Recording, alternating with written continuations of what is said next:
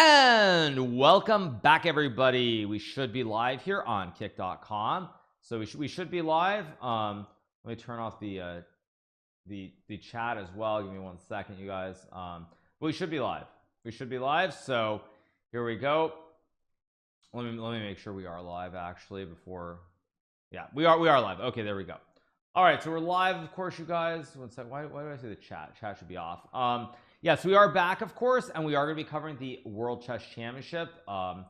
Here we go. We should have the players. They're going to be sitting down at the board very, very soon. That's more than 5 seconds. Yes, you guys. So we are back. We're live. We're streaming here on kick.com/GMHikaru. So I hope you guys are enjoying it. Waiting for moves here in game number 8 of the World Chess Championship.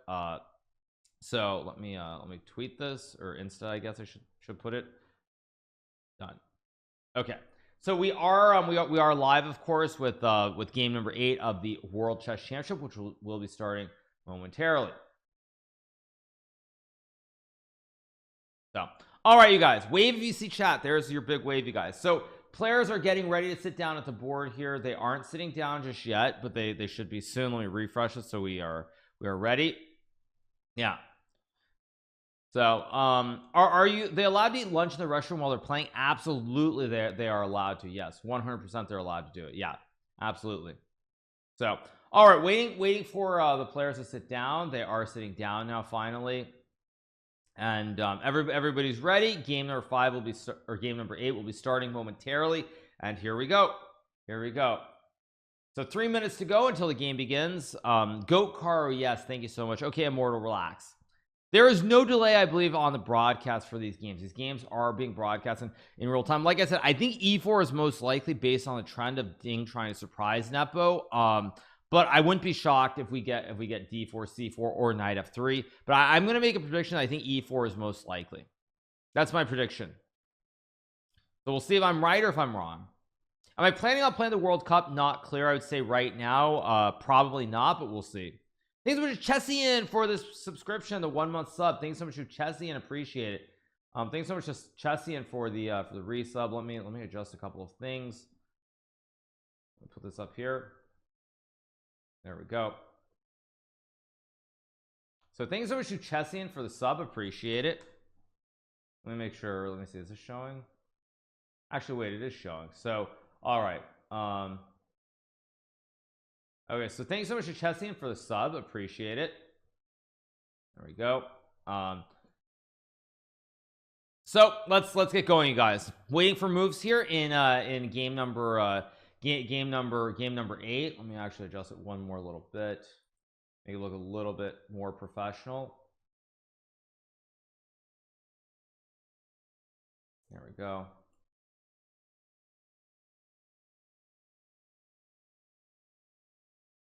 All right, so waiting for moves. All right, let's see. Actually, they went to a different scene, so let me adjust my cams as well. Change this just a little bit. Yeah, 1 second.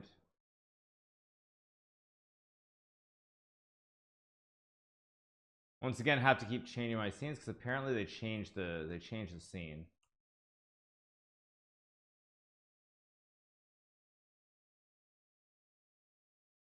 One second, there we go. All right.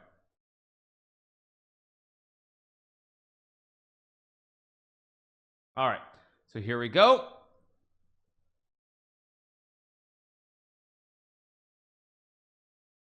Where was I last game? I wasn't covering. Oh, we get E4 on the board, but is E4 going to be the move that does he keep it or not? We'll see. So what is your nutritional regimen like for preparation for a tournament like this? I mean, I haven't played a World Chess Championship, but I would say that in general, let me turn on all this, by the way. Wait, let me turn this on. 1 second, there we go. I would say that 1 second, do we have it? Okay, here we go. All right, there we go. All right, we have d4 being played on the board in game one. Now, I thought e4 was most likely for a surprise, so I'm kind of curious what Ding's idea is to surprise Nepomniachtchi here. We're going to get e6, of course. All these moves will be played very, very quickly. I'm somewhat surprised by this, like I said, because I don't know how exactly Nepo intends to, or not Nepo, sorry, Ding intends to surprise Nepo. Why is Jan wearing the same shirt? He's probably tired. Okay, we get knight c3, so we're gonna get a Nimzo Indian, which is what I thought, and we're gonna get e3 f3, I assume, or maybe g3 if he wants something sharp. I did think the Nimzo was a possibility though, so I'm not horribly shocked by this. Let's see. Now e3 f3, queen c2 is probably the flattest one. E3 or f3 are the sharper approaches, so he plays e3. We'll get either d5 or castles. Let's see which one we get from Nepo here. Ding did not lose last time with d4. I think he did. Yeah, he won with the English and he won with the London system. Oh, London was d4, but again, not a traditional system. It was the London system, and he played c4 the previous one to win as well. So okay, e3. We're gonna get either d5 castles or b6. Now I myself have played this variation many times. When I was about 15 16 years old, I used to love this b6 line and play knight ge2. I had many games from both sides with this position after b6 knight e2. Nowadays black normally plays d5 or castles. C5 is also a move as well, but let's see what Nepo chooses to do. Now Nepo is thinking here. No, he's not. Okay, he castles. All right, so we get castles. Now white can play a3, bishop d3, or knight g2, or bishop d2. These are the four moves. You can put bishop d3, you can go bishop d2, you can play a3, or you can play knight g2. Knight f3 also playable, of course, but probably not one of the best moves. You convinced me to literally make an account. Awesome, that is great. Thank you so much, Nukon. So he plays a3. So okay, this is going to get very sharp. You're going to take and go c5. Now, a certain player by the name of Hikaru Nakamura played this against Gukash D in the Chessable, in the Airthings Masters, the online tournament. So c5 and knight c6 is probably the sharpest way to play this here. You can also play knight c6. You can also play d6 and e5 as well. So we're going to see what happens. Never heard of him. Yeah, we've never heard of Hikaru. He's just this random chess player. Nobody's heard of him. So anyway, let's see. Once again, a big shout out to everybody who's watching. I hope you guys are having a fantastic morning, afternoon, evening, wherever you are in the world. We are, of course, covering the World Chess Championship, game number 8. So let's see. Self-damage, yeah, you have these hanging pawns, but you want a gigantic, you want the jumbo center. You'd love to get this position with the jumbo center, and then like knight g3 or even g4, for example, something like this, where you develop the bishops potentially, and you've got this massive center of pawns, and very easy to play for white. Yeah, very easy to play. Yeah, I guess I'll refresh to make sure we're not behind at all. Let me refresh the page. So let's see. Again, I do like the choice from Ding here. I think it's a good surprise attempt. So thus far, pretty good. Yeah. White doesn't fiat Cheeto. No, you don't fiat Cheeto here. You don't. Yeah, you don't fiat Cheeto here. Yeah. Will Ding play faster today? Hard to judge. I mean, I think a lot depends on the opening. Now I expect Nepo to use a lot of time in the opening. I don't expect Nepo to be moving instantly. You can play e5 here. Knight c6, knight a5 is another thematic idea here. Like, you'd love to get this position where you play against the hanging double pawns here with the knight on the rim. So say white castles b6, say rook e1, and bishop a6, and suddenly white has all these problems due to this weakness on c4. So yeah, waiting for a move here. Let's see what Ding is going to do.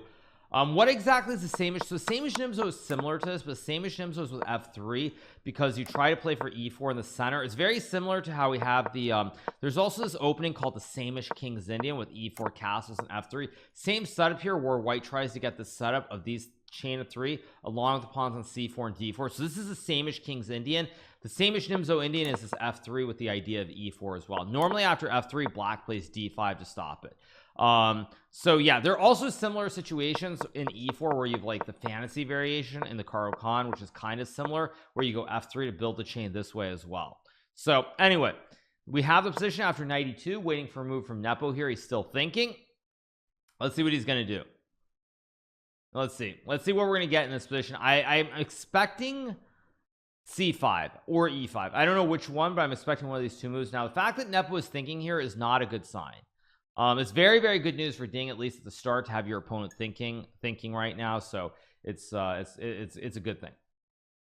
Why is black already much better? Black is not, well, I wouldn't say black is much better when you let the computer get depth. But the point about this line is it gets very sharp. One of the most common themes in this is you end up with some position like this, where you actually go e4 here. You're willing to sack a pawn in the center to get this great op with the bishop on b2, or even potentially something like this where you sack this pawn and you try to go like knight h5 and attack on the king side. So Ding is taking big risks this game. This game he's trying to go for broke here. And I think considering the match situation, it makes sense. That being said, Nepo is taking a nap at the board. He is asleep. He is asleep. He looks fast asleep. No? Yeah, he does look asleep, if I'm not mistaken. Let me see. I think there's, yeah, he looks completely asleep here.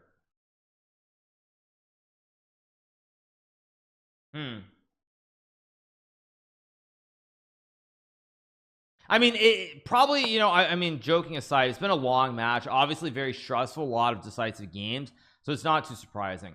Would you fake think whereas you have prep? I mean, up to some point you can use a couple of minutes. How's it going, Amamat? Great to see you coming over from Twitch. I would say maybe like 5 minutes ish. You can think. You're not going to really use more than 5 minutes, but I would say that about 5 minutes is generally about that amount of time.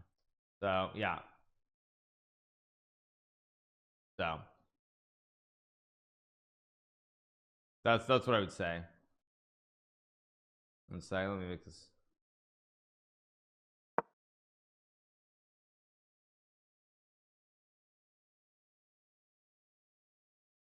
Yeah. All right. So c5 played, knight g3 played, pretty standard. Wants to go bishop d3, develop the op on this diagonal, wants to castle, and he wants to go e4 and f4. So you'd love to start pushing p here. So for example, something like this, b6, you want to go like e4 and maybe even f4 here. Try to push really fast on the king side, or even something like e5, bishop g5, and knight 6, even f4, knight h5, and it gets very, very dangerous very quickly. So this is what Ding is hoping for. This is the dream. Yeah, do you get the same or near the same viewership? Well, I mean, it takes much more time building up the audience. Obviously, at this hour, it's very difficult. But yeah, we've gotten up to about 6,500 the last couple of streams we've done on the World Chess Championship. So if the game gets really dramatic, I assume that it's going to pick up. So we'll see though. At the end of the day, I've said before, like, you know, viewership, it's great and all, but there are upsides, there are downsides as you have when you have too many viewers. A lot more trolls, a lot less cozy. And things of that nature. Of course, there are other things too regarding what? Okay, it's okay, you guys. We're gonna have a fun day. That is not a move I was expecting. Okay, that's not the move I was expecting.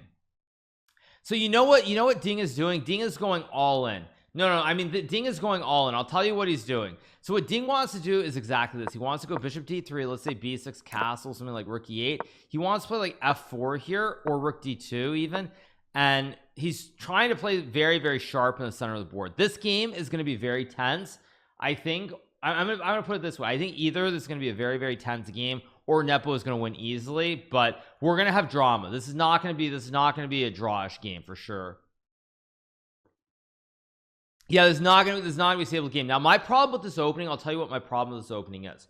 My problem with this opening is that I feel like we're gonna get to a point where if Nepo plays something thematic and human that Ding is not prepared, he could kind of not know how to play this like a 3500 computer, and he could just fall apart.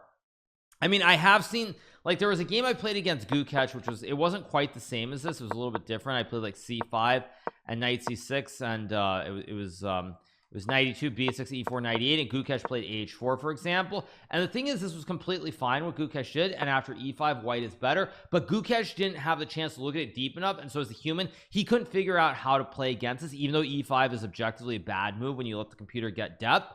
And so that's my only concern about this, is that if Ding gets what he wants, where this is prep and he can blitz 10 more moves, I think he's got great chances. But if Nepo comes up with a human idea that's not the top computer line that Ding hasn't looked at, then this could be bad very quickly, but we'll see. Ding is always trying to get out of prep. That's what it does seem like, but I think there's going to be a barn burn. I expect Nepo to use probably at least 10 or 15 minutes here. That's my guess. Yeah, another lab experiment. I don't dislike the lab experiment here simply because at this point I feel like you have to surprise your opponent. I don't have chess base open, so I don't know if rook a2 is a novelty or not, but nonetheless, yeah, nonetheless, this is gonna get very sharp. Esports chess, you qualify. I did qualify for the next leg. Yeah, idea I assume is very simple, that you want to go rook d2 here at some point, and maybe just take and win a pawn. Although even this doesn't look super attractive, frankly. It might be connected to something else. It might be connected to something like might be connected more that you want to play something like f4, and at some point you want to later swing the rook. Now this position you can't swing the rook, but it's probably something like this, for example, where you can swing the rook maybe to f2, something like this. Anish says super novelty. I mean, I don't know if it's actually a novelty, but I've definitely never seen it before. I mean, I've seen this position up to this position after knight g3, knight 6. I have not seen rook a2 before though, so I don't know if it's a pure novelty or it's been played in correspondence chess or not, but I like the idea. Yeah, the only problem is, again, what is the idea after b6? Is it to play rook d2? Is it to just follow normal plans? Like, because you still do need to develop unless you're gonna play something else. Yeah, I mean, I don't know if it's a good move. Objectively, I think it's probably a bad move. I don't have my supercomputer or access to my supercomputer on this computer, so I'm gonna open up Sessa. Let's see what Sessa says. Yeah, Sessa says queen a5 is better for black. It says queen a5 is minus 0.1. Yeah, but my guess is that a lot is going to hinge on the next like 3 to 4 moves. Very critical moment. I would say is if Nepo can play a couple of moves quickly and Ding does not have an instant reply, Ding does not have the line memorized by heart, I think Nepo is going to do just fine. If Ding is able to blitz out 4 or 5 more moves very quickly, I think it's going to be very tricky. Now the thing is, queen a5 is the move that the computer likes, which probably means that Ding is completely ready for queen a5. Okay, so we get b6 being played. Now b6 looks like the standard human move. And let's see.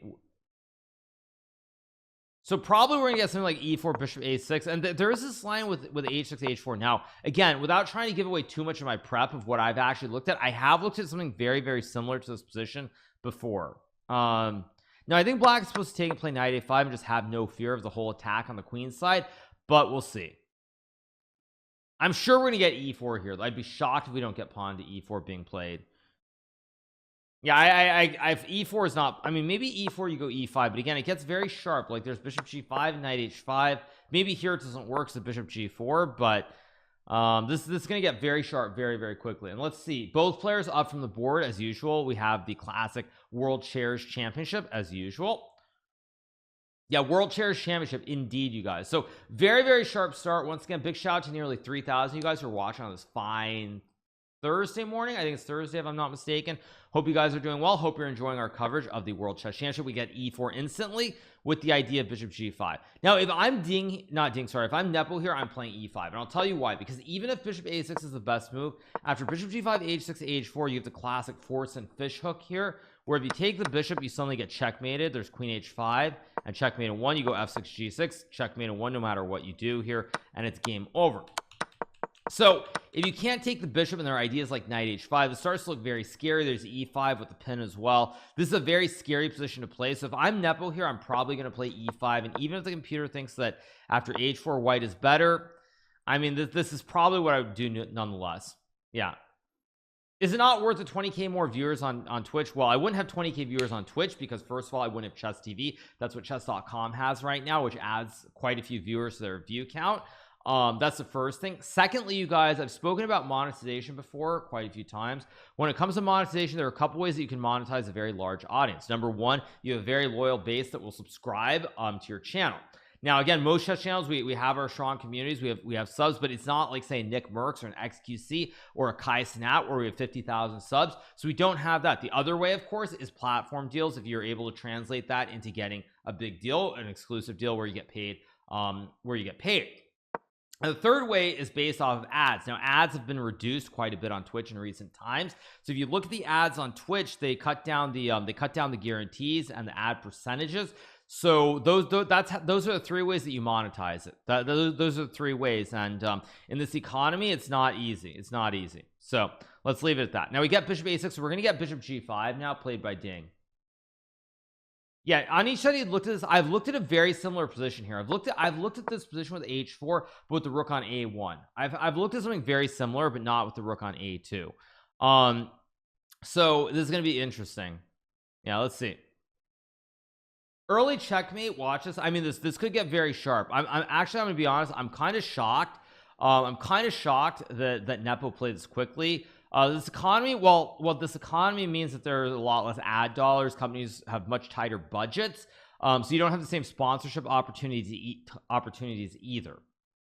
So yeah. So anyway, back to the chess. Here we are. Just my little 5 cents for the day.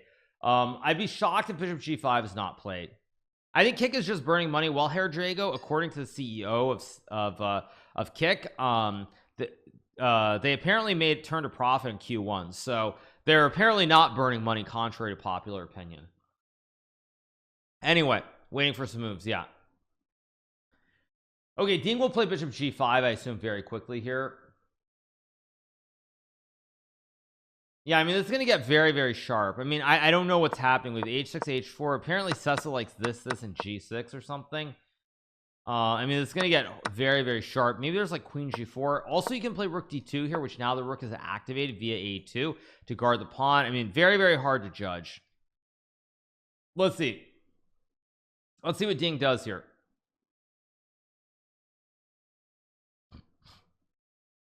Waiting for a move. I expect bishop g5. If not bishop g5 here, I'm going to be fairly disappointed.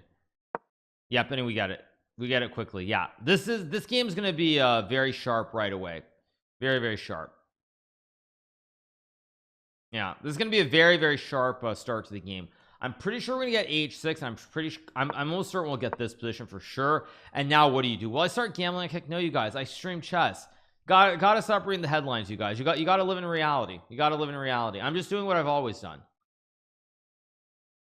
But I will say it's exhilarating. It's exciting to have the chance to grow chess on Kick, to start something new from fresh. You know, a lot less viewers here at the start, trying to bring chess to the masses. So pretty excited, actually. Pretty excited. So let's see. We get h6 played instantly by Nepo. Now here's what I'll tell you guys what's going to happen here. Either Nepo has actually looked at this line in depth, and Nepo knows exactly what he's going to do here, and it's going to peter out very quickly, or Nepo is going to be in a world of hurt and probably be lost very quickly. I think it's going to GJ McKay for the sub. Thank you so much to GJ McKay. Once again, I can only stress you guys, if you do want to support me as a content creator, you do want to sub to my channel, I do get a 95-5 split here on Kick, so I get $4.75 out of every $5 that you spend on a subscription to my channel, whereas on Kick you only get 50%, which is $2.50. So big difference. Why do they keep walking off? I think we're gonna get h4. Like I would say 90, I think 90% chance we get h4 here. Sub revenue, yeah, you get 95.5 on Kick. You get 50-50 on Twitch. Yes, on Twitch you get 50%. You get $2.50, and here on Kick you get $4.75. Oh, did I say the order wrong? Maybe I did. But yeah, I expect h4. Thank you to Erringer for the 5 gifted subs. Thanks so much to Erringer. We're on the road to 2,000 subs, by the way. We have 1870 right now. So thank you so much to Erringer for the 5 gifted subs. Let's try to get to 2,000 by the end of the stream.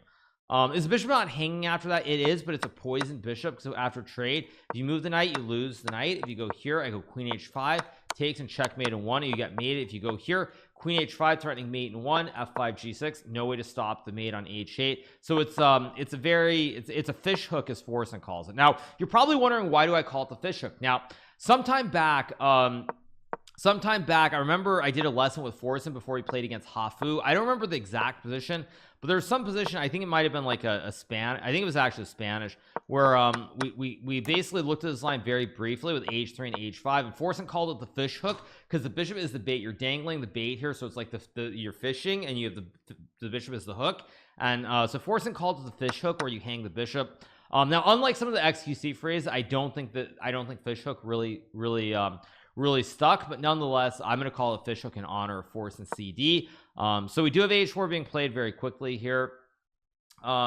So this is going to get, I think the idea behind rook a2 now reveals itself, which is that the best move is takes g6, takes rook d2, and you guard the pawn with the rook in the center. So you have the classic right triangle, of course. Now very hard to judge what's going on here, but let's see, a lot is going to depend on the next few moves. If Nepo is in preparation, he's going to be completely fine here and still blitz out like 5 or 6 moves. If Nepo is out of preparation, Nepo is going to be in for a world of hurt, I think, in this game. So let's see what we get here.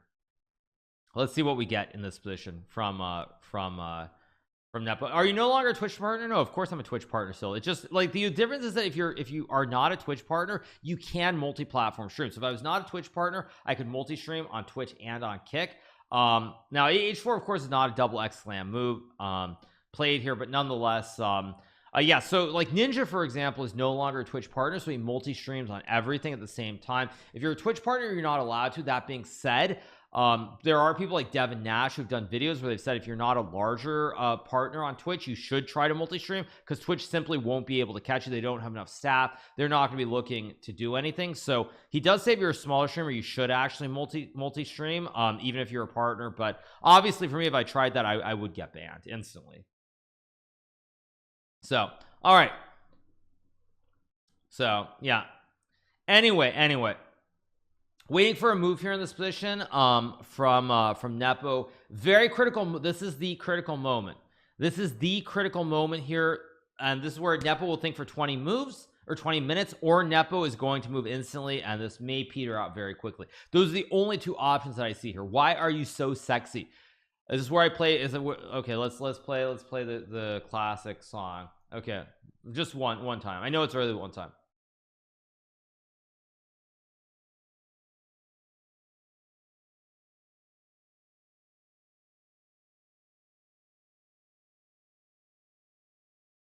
There you go. There's your song.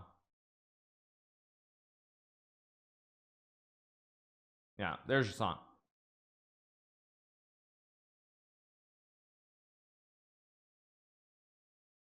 All right. Anyway, back to the game.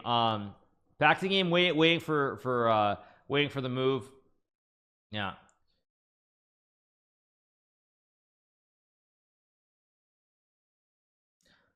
Move my head, exactly. Is it normal to show your seconds at World Championship match? Sometimes not. It just depends. Thank you, Low Cash, for the gifted sub. Thanks so much on Low Cash. Appreciate it.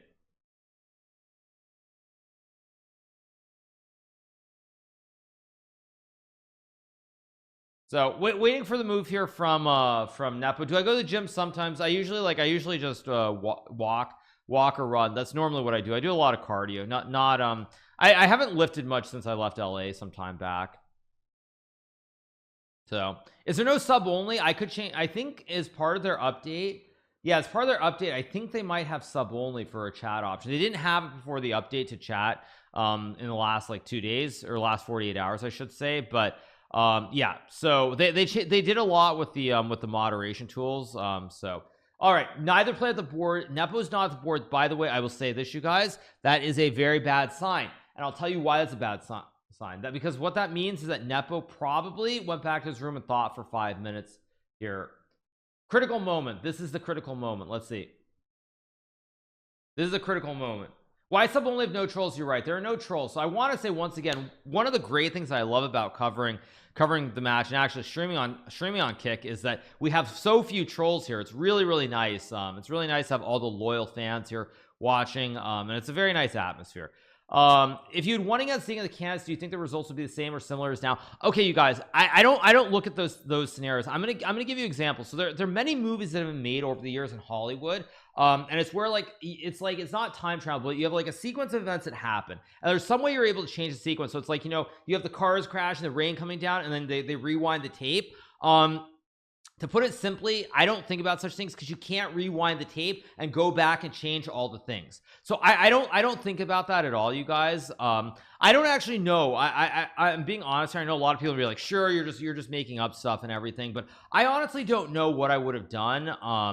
I don't know what I would have done if I had not lost that game against Sting. I also don't know if Magnus would have played the match or not played the match as well. Like, that is a big question mark in my mind. I still do believe in my heart of hearts that if I had finished second place, I think Magnus would have played the match. I will say that. Again, I know Magnus has said certain other things, but I fundamentally think that he would have played the match.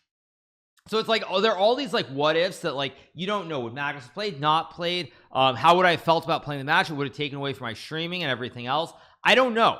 I don't know, like there are all these different things that are part of the equation that really you have no idea. Now Nepo is thinking here, bad sign by the way. As I said, two options. Nepo moves fast and he shows that this is still preparation, or Nepo starts thinking. The fact that Nepo is thinking is a bad sign.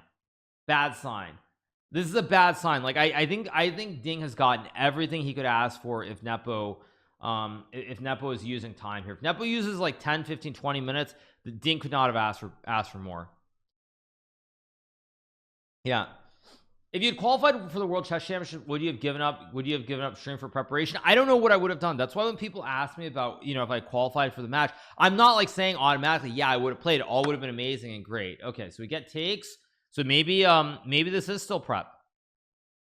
Maybe this is still prep. I'm watching you from Italy during university lessons. How's it going, Pietro? Buongiorno, come stai? So after hg5 you go g6, takes and takes, and I think that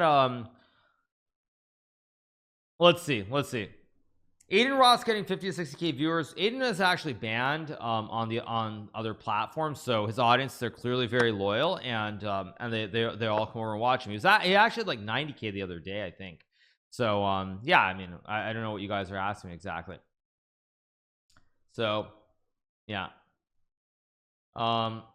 anche io mi chiamo Pietro, se ti chiami Pietro guardi cara, che divertente. Anyway, as I was saying, we get g6 played by Nepo. We'll get g takes f6, queen takes f6, put pressure on the pawn on d4 here. Why was pawn to h4 brilliant? I don't think it was a brilliant move. Again, the chess.com, I'm actually gonna give you guys another hot take while we're at it. I'm gonna be honest, I think chess.com introducing this whole system of like this exclam, double exclams, question mark, and double question mark is total bologna. I'm just gonna say it outright. I think it's total bologna. I think it's a way of trying to actually get the lower rated players to think like they played some really great moves and keep them like hooked to the game of chess, where they keep wanting to go on the site and play more. So maybe I shouldn't say that, but that's my hot take for the day, is that I think that it's on purpose by chess.com, so that like someone sees like an exclam or double exclam move, you're like at 1500 players, oh man, I made a double exclam move, yeah, let's go, next game, let's keep playing, come on, let's go, I'm so good. So I think that it's on purpose by chess.com to try and hook people. That's pretty obvious to anyone over 1600, I'd say. Okay, yeah, I just know I've seen a lot of double exclams, a lot of questions, and double question mark moves that to me are not correct. It's not, the system is not correct.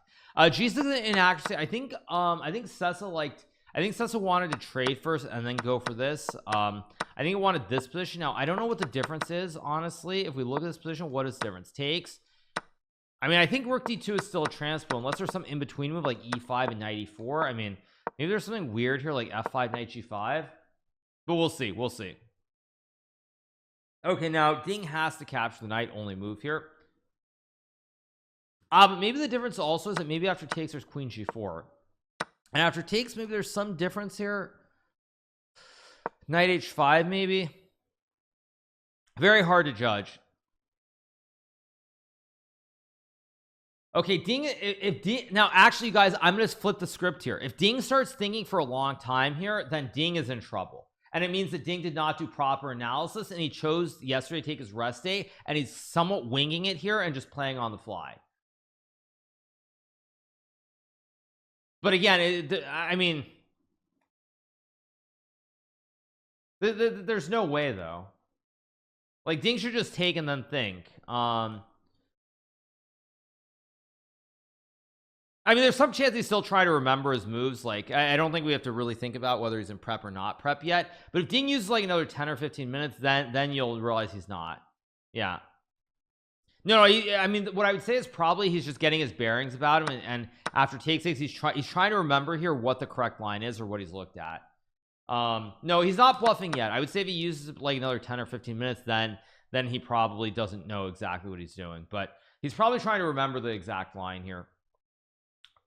Let me change the songs, by the way. Okay, there we go. All right. So it's bad for white if white takes. Yeah, I mean, but you don't have other moves. Like queen f3 would be a nice move, but after knight h7 you can't get the queen and do the double stack right away on the h file. So I think you have to take. So probably what Ding is thinking about like, what is the difference? Because he probably remembers that the black is supposed to trade first and then take and play this one with the trade having occurred on d4. And so the fact that Nepo has not done the trade in this position, he's probably trying to remember what the difference is versus trading and not trading on d4. If you ever come to Munchen, let me know. Absolutely, yeah. Turn off slow mode. Okay. Yeah, let me see if I can. The slow mode activated. Let me try to figure out how I turn it off.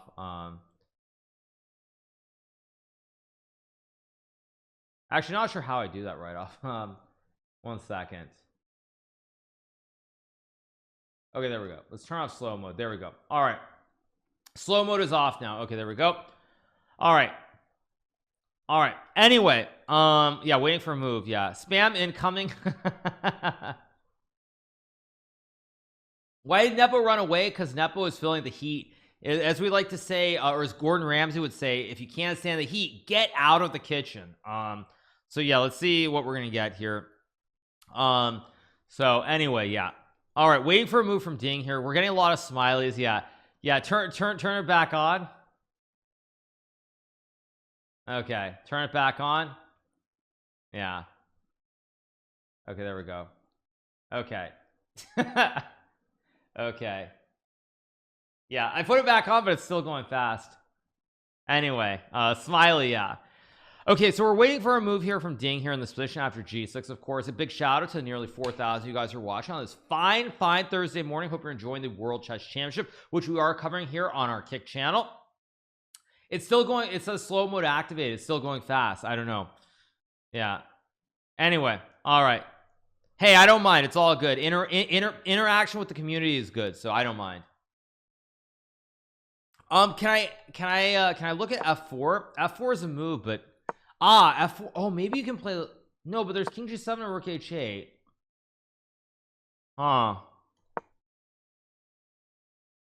Wait, let me look at Sessa. Does Sessa actually recommend it? Let me see what Sessa says. F4. Oh, actually, you guys, Sessa says f4 is minus 0.29. f4 must be the best move. Sessa says f4 is minus 0.29. F4 needs to be played here by Ding, creating the classic wall, the Great Wall of China with the pawns of the fourth rank. Yeah, actually F4 has got to be the move. Now what is it? Wait, but what is the difference? Is there a difference here? I'm trying to figure out. Takes. Is F4 losing here? I'm actually gonna look on Sessa. Let me see. Takes. Okay, so actually F4 is the move. Let's see. Ding is thinking for a long time here. Yeah, F4 is apparently the best move. I'm looking at Sessa, which is a supercomputer, and Sessa says that after F4 it says minus 0.29. So even though you guys are seeing this position as being winning, the supercomputer that has much more depth and many more cores says that F4 is actually barely better for black. Yeah, so I think if Ding remembers F4, he's got to play it. But actually, you know what the problem is? I'm betting that Ding has an idea that takes might not be right, but he's not 100% sure. So maybe that's why Ding is thinking here, because he knows that taking the knight is probably not right, but he's not sure if it's F4 or it's something else. So this is gonna be a very, very spicy game.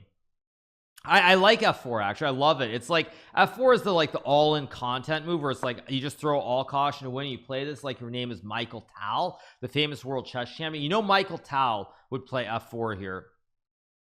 The point of rook a2 is still very unclear. I thought the point was that basically to go rook d2 and guard the pawn in the center. But yeah, I want to see F4. I'd love F4 on the board here. Yeah, Michael Tal would play F4. He's a famous world chess champion. How's the match going? Could get extremely spicy after F4. Black is up a knight here. White has a Great Wall of China here on the fourth rank. White also has an open H file. Very, very scary position.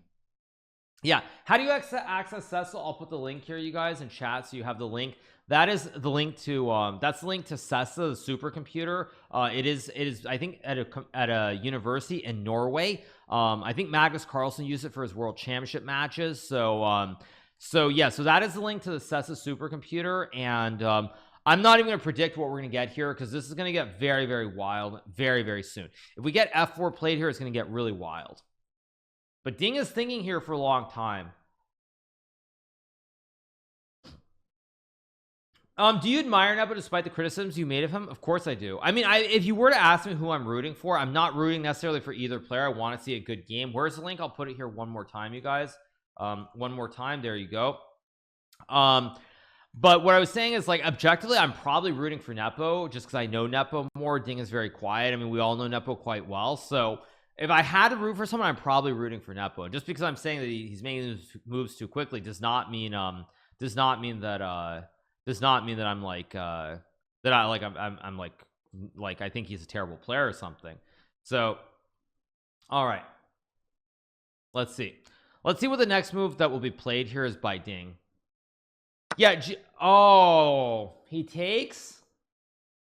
Oh, thank you, Shoot Rugal, for the for the subscription. Thanks for Shoot Rugal. Thank you so much for the sub. Appreciate it. Very disappointed. This is not what I wanted to see. I wanted to see F4. This would have been very interesting if F4 had been played. Would have been really, really exciting. Okay, Nepo will take, and Nepo probably, by the way, is breathing a sigh of relief, because I think if Ding had blitzed out F4, Nepo would start to feel very uncomfortable about the position. Link is not showing. Well, you can just copy paste it. Just copy paste it into a new browser tab. Yeah, I mean, F4 is a hard move to find, but now we're also going to hit the next moment of truth. Does Ding play Queen G4 quickly here? Does he play Rook D2? What does Ding do? But Ding used a lot of time there before taking.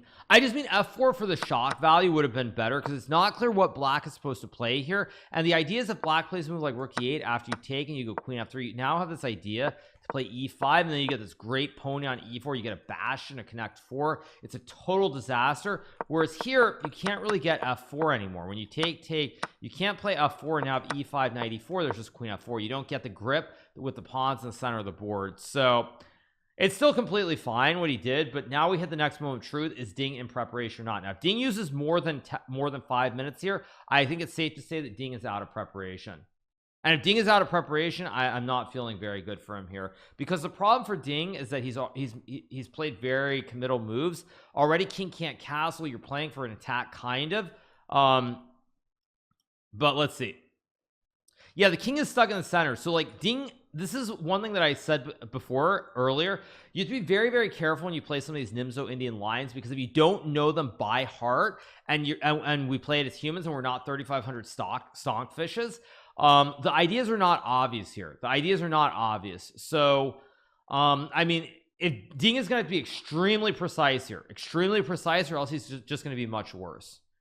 And Ding is not 3,500. None of us are. So very, very sharp situation. Best move here is apparently Queen G4. Not a hard move to play, but if Ding does not know that Queen G4 is the best move, even C takes D4, it's not obvious why this is okay with F4 and Rook F2. It's very hard to play this. This is very much not Ding's playing style either. I cannot stress that enough. Ding is a guy who likes quiet positional grinds. He's not a very aggressive wild child like Richard Rapport. So I don't know. We'll see. Ding needs to move though. Ding does need to Ding needs to move quickly. If Ding doesn't move quickly here, I'm gonna make a prediction. I think Ding is gonna lose this game. If Ding uses like 15 minutes here, I think Ding is gonna lose this game. This still should be prep though. This still should be prep for Ding. If this isn't prep, then it's going to actually confirm something that I already kind of suspected, which is that Ding is kind of winging it. Like his choices are all over the place and he's just picking and choosing, and he hasn't really mapped out the match from the get-go. That's going to be my conclusion if he uses like 15 or 20 minutes, because I felt like the French was very much on the fly when he played it 2 days ago. So if he's not in prep here, I would start to believe that very strongly, but we'll see. If he was still in prep, he would have played F4. Well, I kind of wonder, like, again, we'll know in the press conference, but I kind of wonder if F4, if after the game he goes back to the room, if F4 wasn't actually the move in his file. I do kind of wonder, but we'll see. We'll see what's going to happen here. Change the song.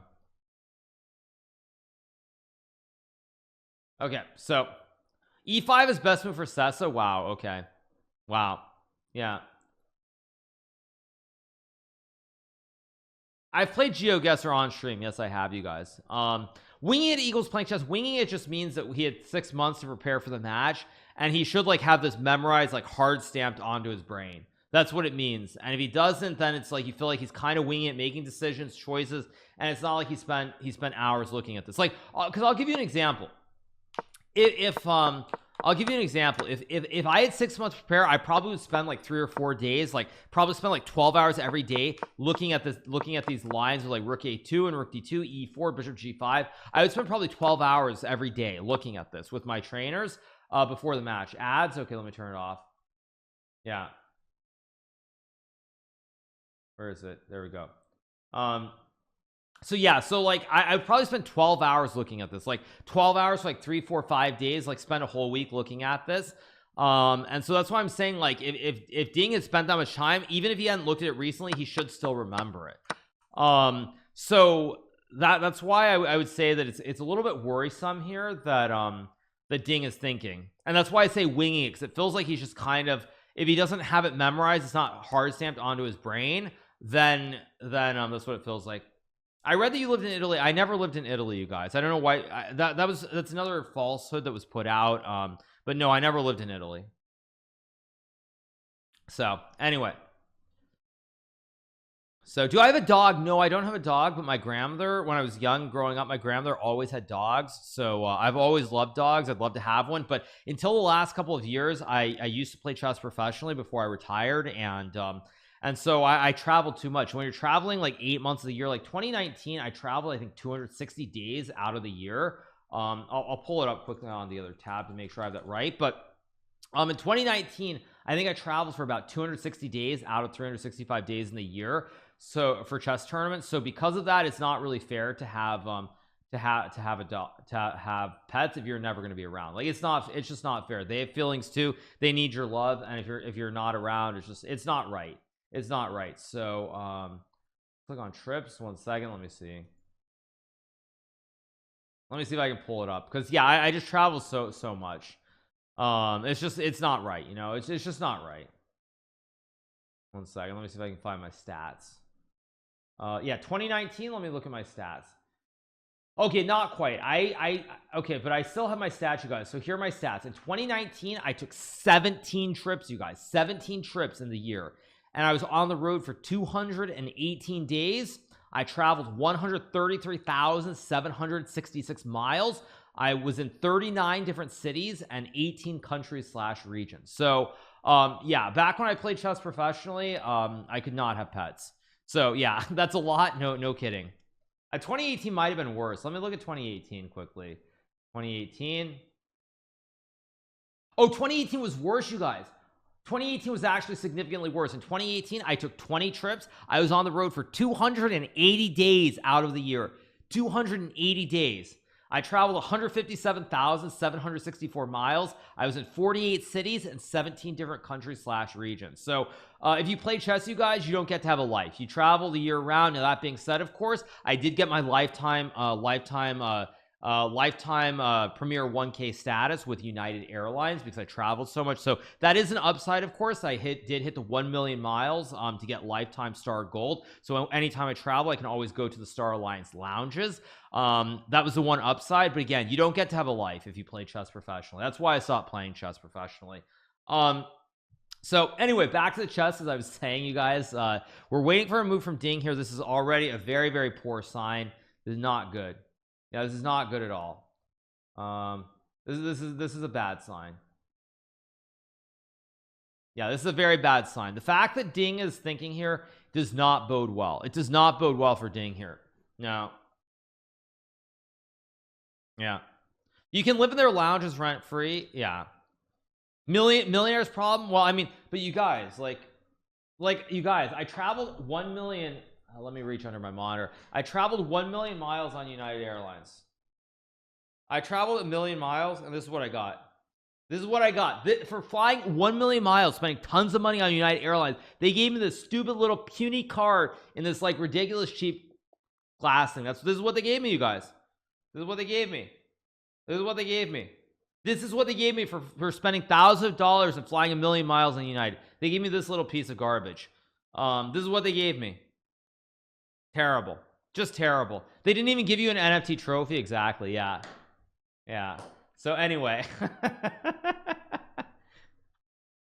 I mean, I guess I should be happy because they also gave me these like these cheap coasters as well. But I mean, come on, like, come on. Yeah. Anyway, then how do chess professionals who have a family manage everything? It's called generally sacrifice. That's what it's called. So yeah.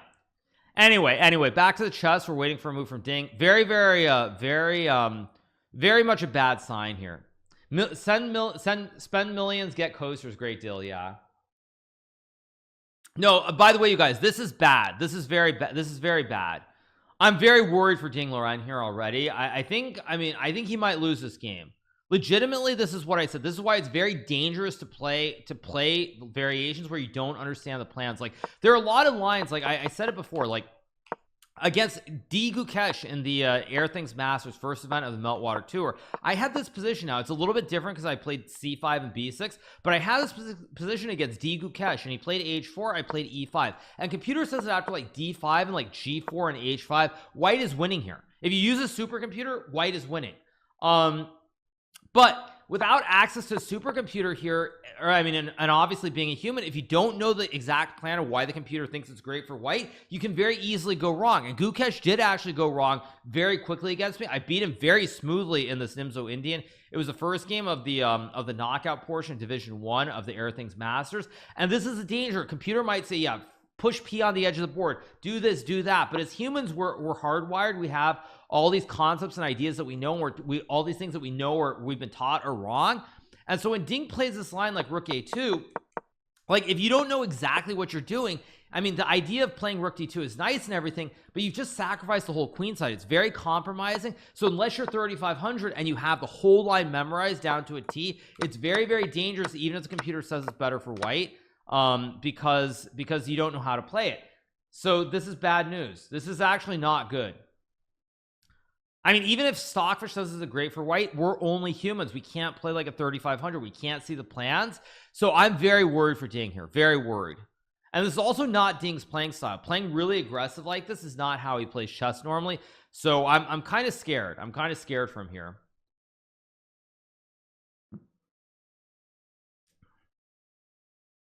I mean, maybe knight h5 is a move with queen h5 and rook h3. But there's probably knight e7 and knight g6 here. I mean, I'm legitimately concerned. By the way, this also proves something else to me that I said before. I think Ding is winging it here. He might have looked at this line, but he clearly has not looked at it super deep. Now, I will give you an example. If this is Fabiano Caruana, who is a great chess player, one of the great champions of our time, he would never play this unless he had this memorized out to like move 20. He would know exactly what he's doing up to move 20. So like against Fabiano, I'd be very scared because he'd still be blitzing. Ding is kind of winging it here.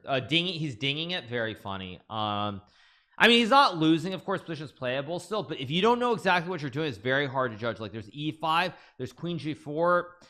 Again, as a human looking at this without knowing the engine about, I mean, obviously I do know, but if I didn't know the engine evaluation here, I wouldn't really know what to do. Because like on first glance, you look at this position, you're like, uh-oh, I'm down a pawn, I'm just losing. And even e5 and knight e4, like if you don't know that this is playable, there's no way you can play this because it just looks horrible. You just lose. So I don't know. I don't feel good about this. Not everyone is Fabiano, no kidding. Yeah.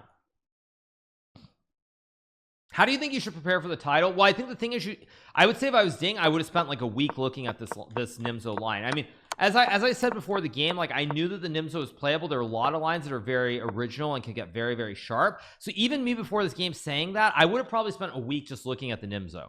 I would have spent like 3-4 days just looking at this A3 line, trying to come up with ideas. But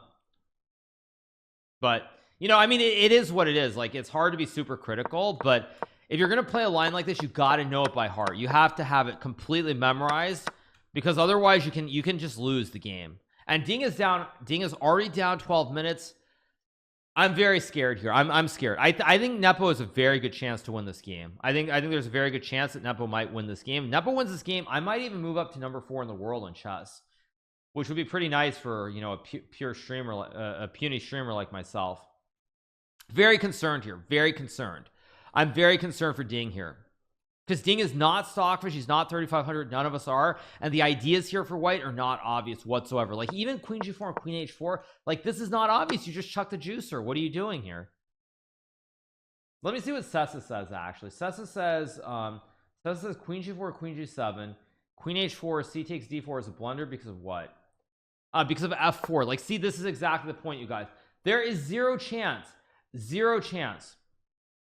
Okay, they're showing random tweets. Let me turn it off. There is zero chance that a human here, without knowing it, can just push P. Like, you just sack the house on the queen side and nobody cares. It says takes and rook to H3, and then knight H5 and rook G3. Again, yeah, if you don't know this is a human, if you don't know this is the right line, 0.00% chance that any human can play this. I mean, it's just ridiculous. I mean, it's just yeah, this is just ridiculous. Just rook H3, knight H5. I mean, this is stupid. Yeah, I mean, there's no chance, and this is why you have to be really careful as a human trying to play computer lines, because Stockfish could be like, oh yeah, just F4, rook H3, nobody cares. And by the way, this is why you play rook A2, because it stops C2. So for example, if you get this position, let me just set it up here. Yeah, if you get this position with the rook on A1, you can go C2 and queen C3, and you probably win the game. So basically that's why you play rook A2. You play rook A2 because obviously 10 moves down the road it stops the C2 idea. And like, yes, I mean, again, this, when you see things like this, these concepts from like the computers, you start to think, what the heck, why are you even playing chess? Like, what even is the point of chess anymore when it's so completely dank like this? So he goes E5 here after a long think. Okay,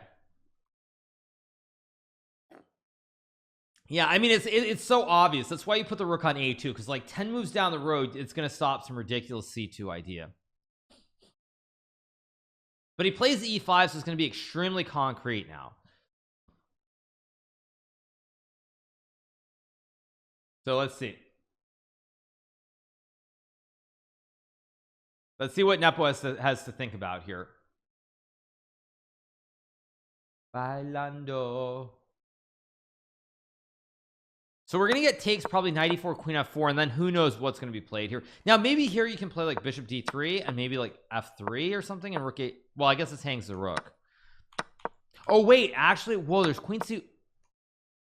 What the heck is this? Okay, I don't know what this is. Okay, this can still get incredibly sharp. Very dank. Nepo's probably going to think for a while. He'll probably take an after knight e4 think for a while. Have I ever played tournament China? Yeah, I played a US China match in Shanghai in maybe 2004, I think it was. Yeah, that's why humans will never defeat computers ever, not even draw. Yeah, I mean, it's way too dank. Like, honestly, I feel like a computer could play e5, it could play queen g4, it could play almost any move here, and it with the white pieces, and it would steamroll us. It would just beat us. It was soundly, not even, it wouldn't even be close. We just get steamrolled off the face of the earth. Nepo probably should tank here. I mean, I guess the queen g7 just instinctively feels wrong, though. It doesn't feel like the right move, because there's queen f3, knight e4, knight f6. So Nepo might take and then think, but we'll see what he does here.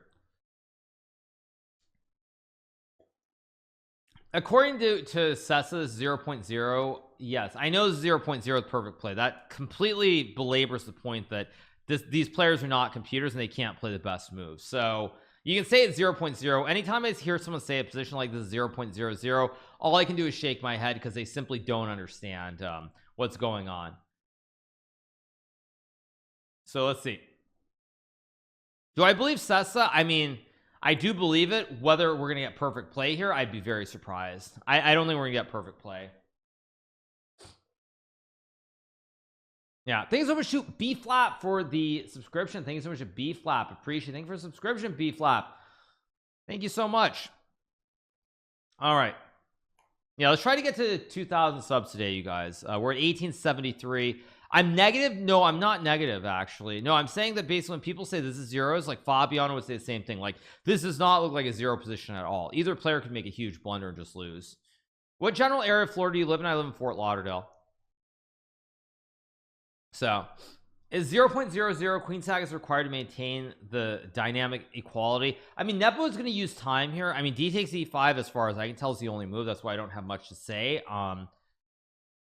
Yeah, I think Fabiano said chess fans are really good at reading the eval bar. Yeah, I mean, of course.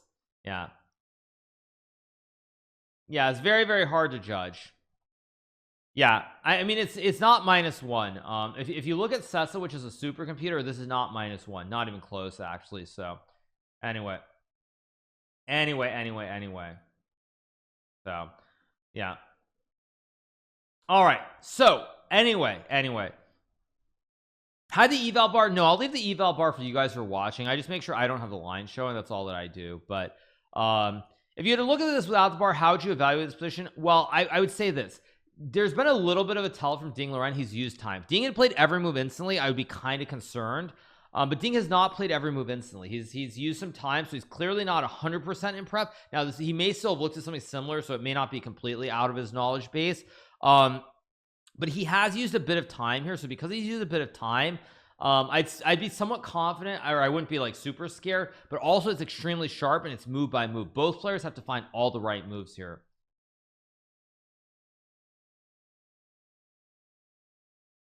So let's see. Here, I mean, if I was in prep, I'd much rather be white. Out of prep, I don't know. I don't know if I think it's just pure calculation at this point. I want to sleep, but I don't want to miss this. Yeah, it's not easy at all. Not easy at all. But I'll tell you something else. Also, something else that I'll tell you guys is that if this was Magnus playing the match and not Nepo, I will tell you this: Magnus is very good at smelling rats, or smelling the rat, I should say. And Magnus would have already been smelling the rat, and he would have been looking for something that's not an all-out attacking situation here, in this position, if Magnus had the black pieces. Where Jean tried to play very principled. Let me refresh the page. But Magnus would have smelled the rat, and he would not have gone into this crazy all-in sharp position at all. He would have avoided it very early on. With maybe something like e5, one of the older lines where white doesn't get to like just push everything and go way up the board. So that is another thing that like about Magnus, he's very good at smelling the rat, and he's just like very good at sensing when there's something is the force is disturbed. When there's like a disturbance in the force, Magnus is very good at sensing it. So that is another thing. Like Magnus will just like, he'll sense it, and he'll sense the disturbance, and he'll just dodge anything that's like an all-out attack. So anyway, so waiting for a move from Nepo. Now queen f4 is also maybe a move, although I think knight h5 might be winning for white, maybe not, but this looks very scary. So I expect takes or queen f4, one of these two moves probably. Yeah, although queen f4 also has knight e2, maybe like even f4 and then g4 and some kind of like double stack on the h file. Maybe hard to judge. Every other move is losing except for d takes e5. Yeah, I mean, I think d takes e5 is the only move, but Nepo is thinking here. He's using his time. I'm drinking my coffee, you guys. That's what I'm drinking. I would lose with both sides. I mean, it's a very tough position to play. Good morning from Copenhagen. How's it going? Great ear. Thank you so much. Once again, you guys, I hope you're enjoying this experience here on Kick. We are ads free, so no 9 unskippable ads. You can turn it on, just watch it without any issues. Also, additionally, if you guys do want to support me as a streamer and you sub to the channel here, out of the $5 that you spend on your subscription, I will get $4.75 as opposed to $2.50 on Twitch. It is a 95-5 sub split here on Kick versus 50-50 on Twitch. So if you do want to support me, make sure that you do subscribe, and I will be getting the vast majority of that money. 2,000 subs on Kick equals 4,000 subs on Twitch. That is actually completely accurate. True. Why did I subscribe as ad-free? Because you subscribe Fried Liver because you love the content. You love me as a content creator, and you want to support me. You want to see me do well in life. So that's why you subscribe. So thank you. I appreciate it, Fried Liver. Thank you. All right. Oh yeah, I forgot exactly. Yeah. So all right. Waiting for moves here. Queen f4 is inaccurate. I mean, I expect Nepo to take, but Nepo is thinking here. Yeah.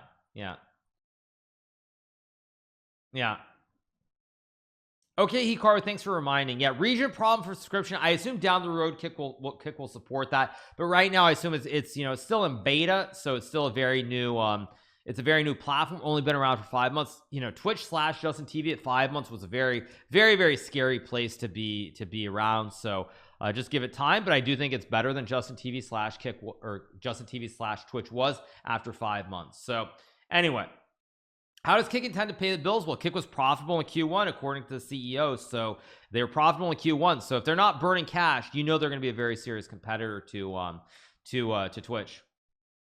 Justin TV was worse than Guantanamo. Okay, now that's a little bit far, you guys. That's probably a little bit too far. Thank you, Ravi Boy, for subscribing. Thanks for Ravi Boy. That's probably a little bit too far. But anyway, anyway.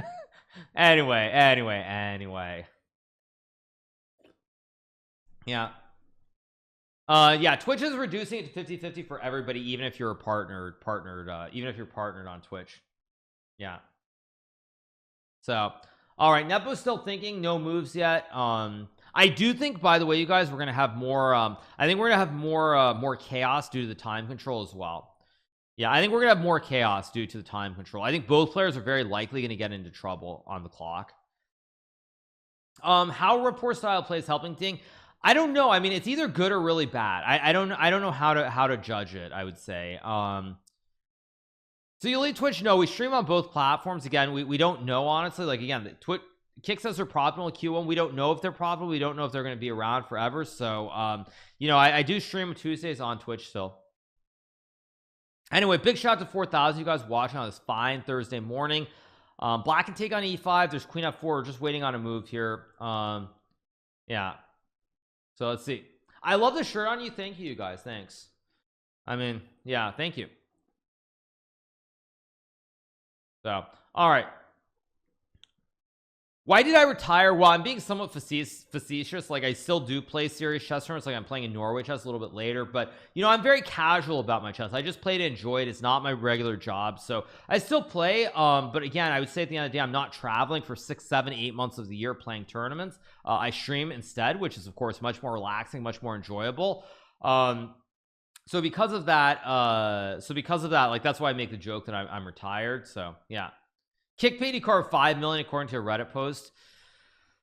Yeah, thank you for that. Thank you for that. It's just like the false news article saying I'm worth 50 million that are passed off as fact. Exactly. Yeah. Thank you. That was exciting. Exciting stuff. Yeah. So anyway. All right, waiting for a move from Nepo here. D takes E5. D takes E5 is probably has to be played. Yeah. Have you actually ever considered commentating without the engine? Well, I don't have the moves on, you guys. I have the moves turned off right now, so I don't know what the engine is saying are the best moves, but I do know that D takes E5 has to be the best move. I try not to have the moves on in these critical positions because then it just clouds your judgment. You're not really looking at it as a from the human perspective. You're just looking at it from the computer's perspective, and when it's zeros, you're just like, it's zeros, easy draw. But this is not a zero position at all, not even close to zeros. So all right, anyway, yeah. 4K viewers, Hikaru, you're great to grow the culture with Kick rather than just being aided or trained, so I'm with you. Yeah, I'm doing what I can. Nepo is using a lot of time here, so Nepo is very clearly out of his preparation base here. Now he's looking for the side. He's doing the side look. He's doing the side look, so he's trying to recall. He's basically thinking about a position in his mind about 3-4 moves down the road. That's what he's doing when he looks to the side. He's looking to the side, so he's thinking about a specific position a couple moves down the road. He's like, okay, it's kind of okay. Yeah, that's what he's doing.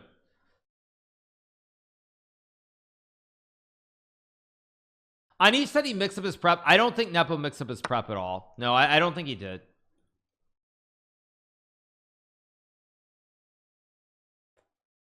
Okay, D takes E5 played. Critical moment again. I assume we'll get 94 quickly. Yeah, I don't think he mixed up his prep. I don't think he did. I don't think he mixed up his prep. So let's see. So is white winning? I think this game is going to be, every move is critical. Let's put it that way, you guys. So stay tuned in and keep watching our stream because every move is critical. Basically, if one player makes one mistake, which is one wrong move, they are going to lose the game. If Nepo makes one wrong move, he's going to lose. If Ding makes one wrong move, he's going to be much worse. So I think Anisha's saying Hikaru would be a better challenger. I don't believe he says if you can give me a Twitch clip of that, I'll watch the clip, but I don't believe that. I don't believe that. What? Okay, well, now who confused their prep? Now who confused their prep? These are wanna be a GM Levy for subscribing to me so much. Yeah, like I said, you guys, every move is critical here. I don't think this loses the game, but every move is critical for both sides. Every move.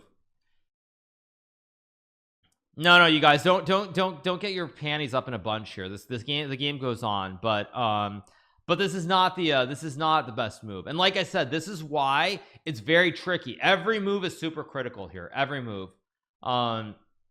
Every move is critical, so don't just trust the bar just because. Anyway, yeah, still a game. Of course it's still a game. Yeah.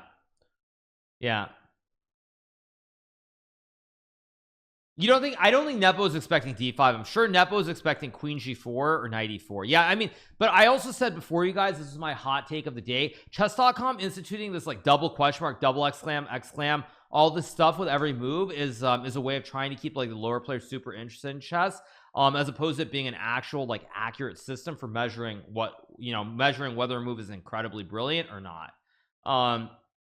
So okay, well, it's game on. I assume the moves are knight a5 or knight e7. Again, I don't have the lines turned on. I mean, knight e7, knight e4, queen f4 looks okay.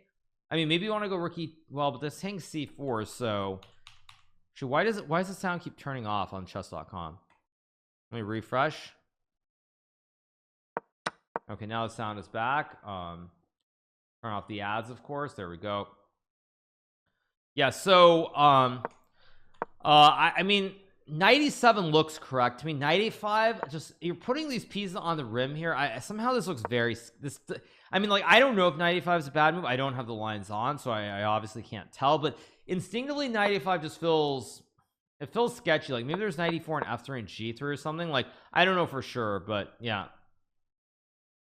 Did I talk about Ding's possible lead chess training accounts? No, I didn't. Yeah, so anyway, wait, Hikaru's really on kick? Yeah, of course we're on kick. So let's see what we get here. Rook d8 is the move. Okay, rook f or a. Even that is tricky. Like which rook? Is it f? Is it a? Like I don't even know. Let's see. Let me turn on the lines. Okay, it's f d8 basically because this creates oxygen for the king to run as well. The king is loose. We'll see. We'll see what we get here. But again, like I think this game can go any which way. I don't think there's any, it's not clear cut at all. Yeah, I don't know. Let's see. Sessa says rook a8 because the chess.com weak engine says rook fd8. So let's see. Yeah, but yeah, this is very critical. If Ding loses this game, I think the match is effectively over. I don't think they're bailouts either. Did I see the tweet from Invicta? No, I didn't. I didn't see her tweet.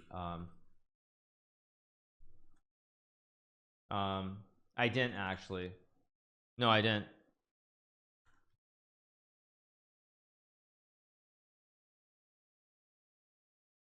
No, I didn't see her tweet. But let me find it.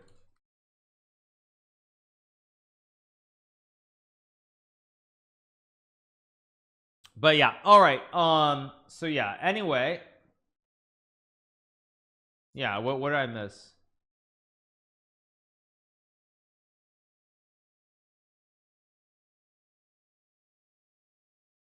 Ah, there we go.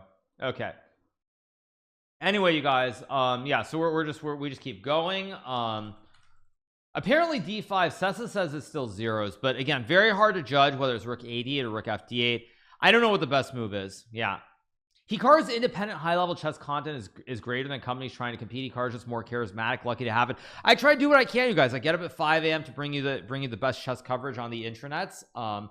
So it's what it is. Again, I think this speaks to why I did become a very strong chess player, because there's this thing called dedication to your craft. And of course, nowadays I've moved on from being a pro player and I'm a streamer. I try to show the same dedication to streaming that I did to chess. So yeah, it's what it is.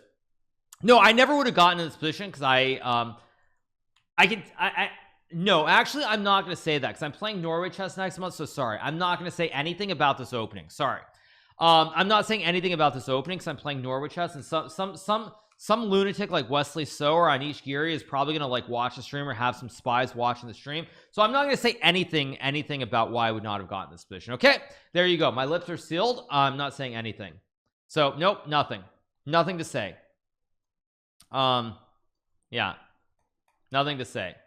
Yep. Hikaru remembering is also a professional chess player at times. Yeah, someone like Wesley So or Anish Giri or their seconds are going to watch, and they're going to hear what I say about this variation, and they're like, he said this about this opening, we're going to play this against him in Norway chess. So I'm not saying anything here about other lines, but yes, this position never would have happened if I was playing the game. Let's leave it at that. So chess.com, by the sound keeps turning off on the move, so let's keep going. Just mislead them. Exactly, mislead them. Yeah, rats in chat. Yeah, exactly. Rats, like I'm talking about like Magda smelling rats, and you guys are talking about rats who let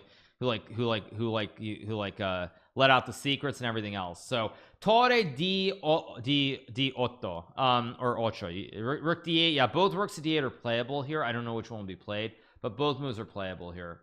So we'll see which one will be played. Giri's salivating at drawing this against Hikaru. Yeah. Nebo is lower on. Doesn't this position smell like a 3-result game? Yeah, all 3 results are in play. White can win, black can win, draw. I mean, draw is probably the hardest to get to, because the problem is white has made so many concessions in his position that either like, because even endgames here, white's going to be down a pawn, like due to the imbalance of material. Unless there's some kind of random repetition, I don't see any world where this ends as a draw. I think white wins or black wins. I don't think there's going to be a draw. Very, very hard to see this being a draw. So yeah, so I guess also the idea here is after rook d8 maybe you have rook d2, and makes some sense. So let's just see what Nepo does here. Who's more likely to win? I mean, as I said, I don't think you can say either player is more likely to win. I think it's going to be every single move is important.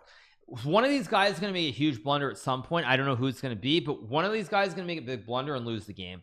Probably the next like 5 to 10 moves, I honestly want to say. If both players are able to play best moves for another 10 moves, I'd be stunned. I expect like massive blunder. Someone's going to make a big blunder. I just don't know which move it's going to be on. Yeah, I don't know which move.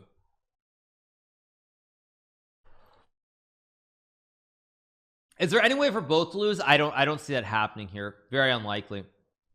Very, very unlikely. You hope Ding wins. I mean, Ding winning would obviously be better. Okay. Ding obviously winning would be better for the overall match situation. Will he actually win? Unclear. Okay, let's put it back on. There we go. Turn on the cams again. Do I have it anywhere? No, I don't. Okay, let me adjust this scene.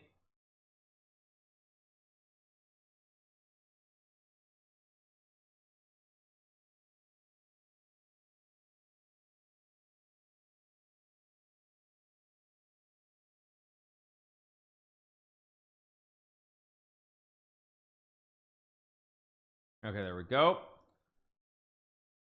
All right, so why would it be better? It would be better if Ding wins, just because there's more hype. That would make it 5 decisive games in a row. Where do I have this shirt from? I think I bought this at I think I bought it at Kohl's or TJ Maxx. I forget. I think or it might have been Ross. It might have been Ross stores. I'm not sure, but I think I bought it one of those 3. I don't remember which one, but yeah. Nepo looks pretty calm. I mean, Nepo has to be calm here. It's a very tricky position to play. And one second, I need to sneeze.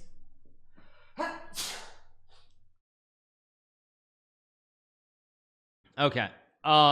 So yeah, $7 t-shirt. Yeah, $7 exactly. Yeah, totally.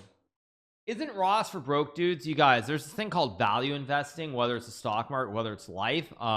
It's called value investing. You don't have to spend $500 on a shirt. Like, I was watching this show on Netflix. It was this random trending show about money. Like, it was a top 10 on Netflix last night, and they had one of these women on the show, and she's like, I just spent $500,000 every single year on clothes. Like, and it's just like, excuse me, what?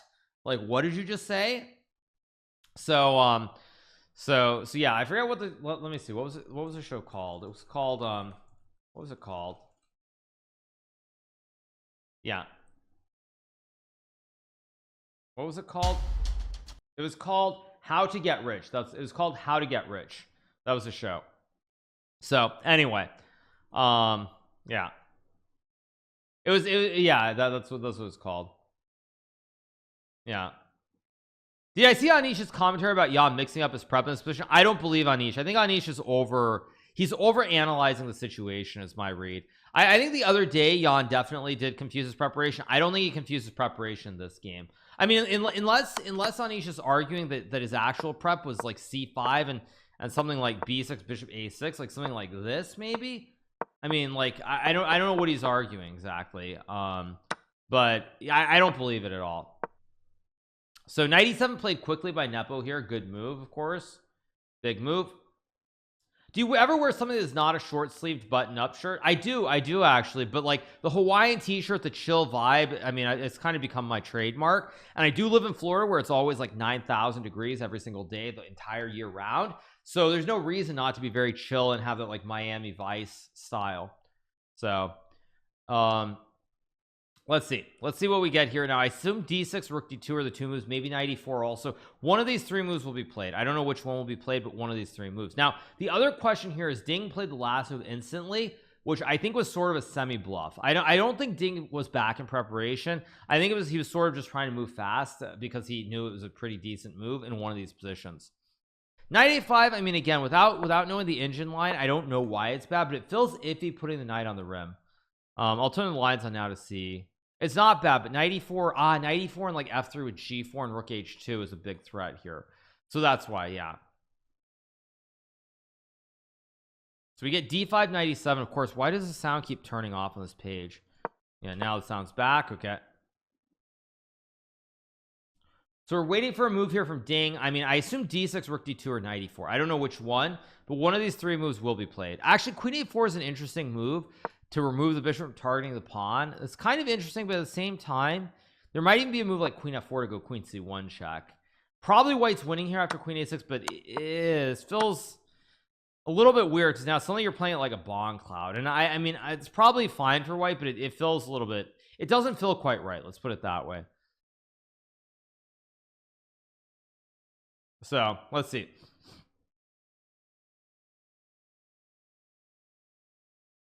I've gotten used to seeing you wear shirts when you wear a t-shirt doesn't feel right. True. Yeah. It's interesting. Hikaru and Anish complete opposite in the commentary. Anish thinks Ding was just deciding how much risk he should take in the big think. Really? Wow. I mean, I don't agree. I'm telling you, I'll tell you why I think Anish is just wrong. And the reason I think Anish is just wrong here, I mean, he could be right. Obviously, I could be completely off my rocker too. But the reason I think Anish is completely wrong is because I don't believe for a second that Ding would not have blitzed out these moves. He would not have spent half an hour to get to this point if he knew this line by heart. You do not have multiple variations that you've prepped in this line. Anish is completely overestimating this, which also might speak that actually speaks a little bit to Anish's general trend of why he always sees the boogeyman. He gets scared and tries to make draws, because I think he's over analyzing. He's thinking that like Ding has like literally looked at every single variation of this position without knowing your opponent goes into this line. There's no way you can look at this line 20 moves deep in multiple variations. I don't believe that for a second. Oh, Anish isn't saying any of this. Chat is trolling you. Oh, are you guys actually being serious? I hope you guys are like, I hope I'm not getting trolled.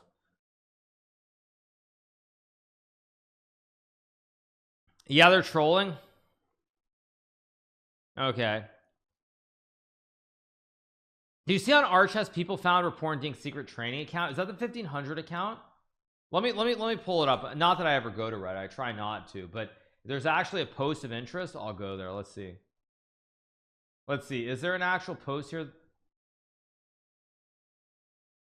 Oh, Leech has accounts between two 1500s, one of which is 2700 Bull and Blitzball, Ding, Nepo Game 8. Exactly, they were created on the same day and have played only each other.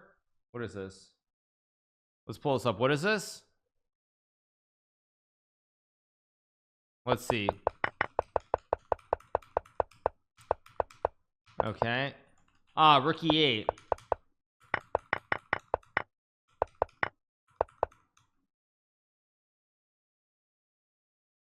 Interesting.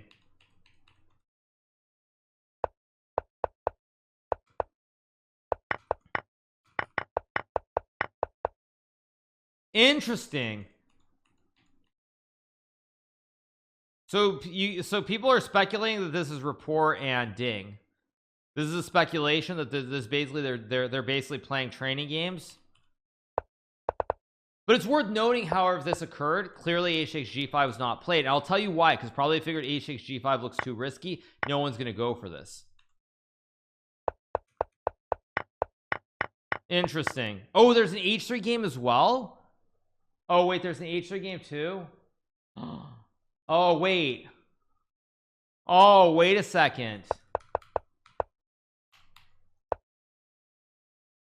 Oh wait a second. Oh, so then yeah, there's no doubt. Oh, there's no doubt. So this means all the Russians are going to be literally looking at these accounts. They're going to be combing through these accounts and the games they've played. Why on earth would you do this?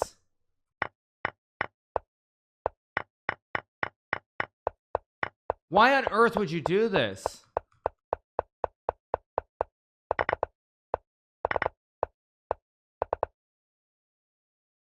No, this is horribly sloppy.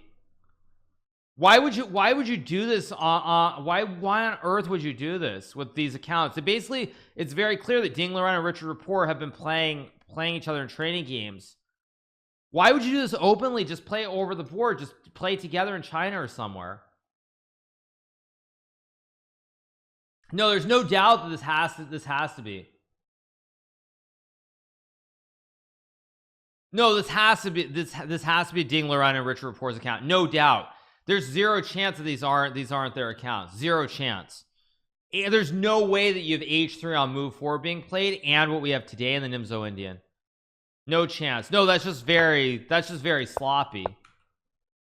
So if they played other games against each other in random Nimzo lines or other things, no, there's no way it's a bluff. He's playing this in the World Chess Championship. This is not a bluff. Yeah, this is not a bluff. That's horribly sloppy.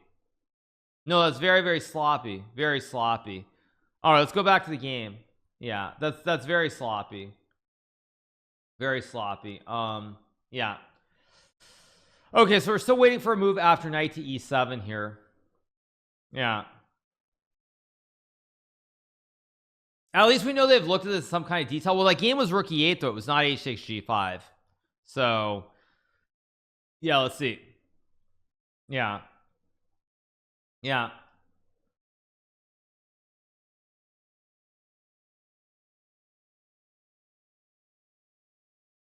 Yeah, amazing stuff. That's wild. Actually, it's wild that you would do this.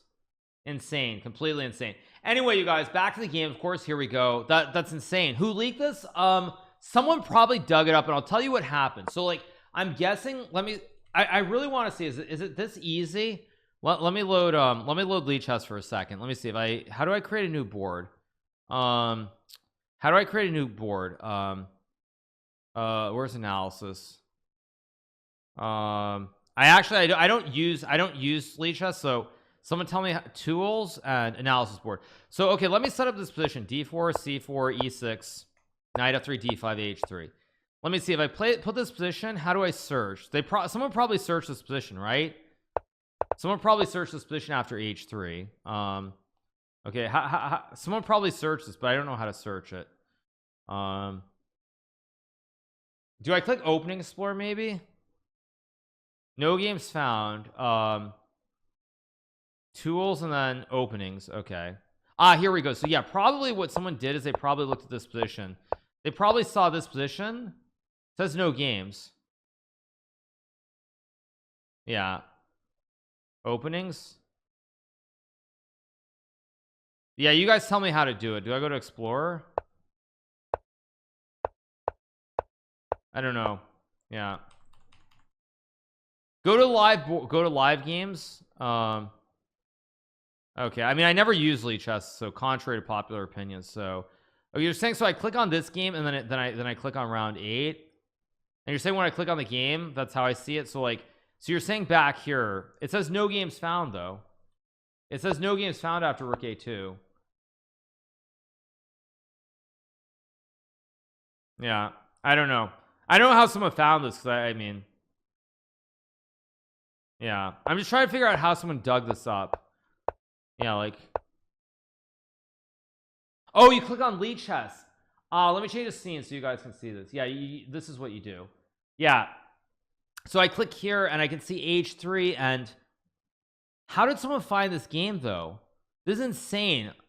Okay, let me see if the other one is easier. Someone must have been a genius. How did they find this?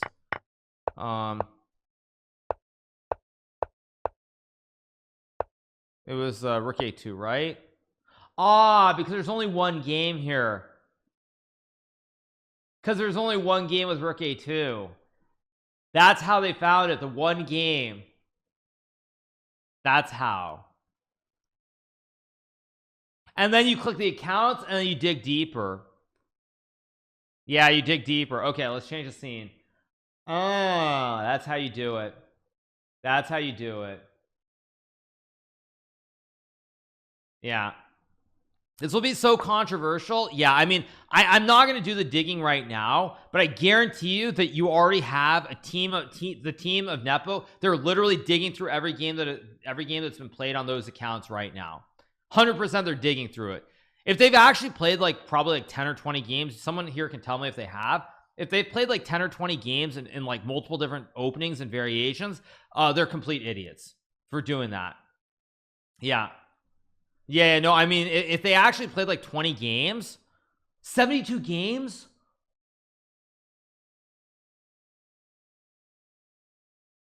Oh, you cannot be serious. If someone has a link to the 70, if there's like a list of 72 games, I can take a look. Oh my God, you can't be serious.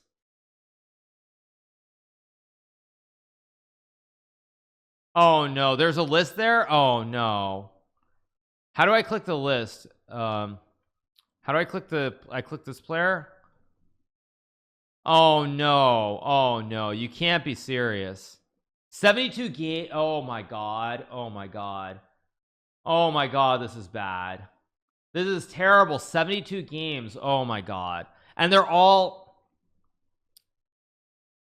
okay. Let's see, what are the openings? Let's take a look at these games. What are these games? Okay, so we get an h3.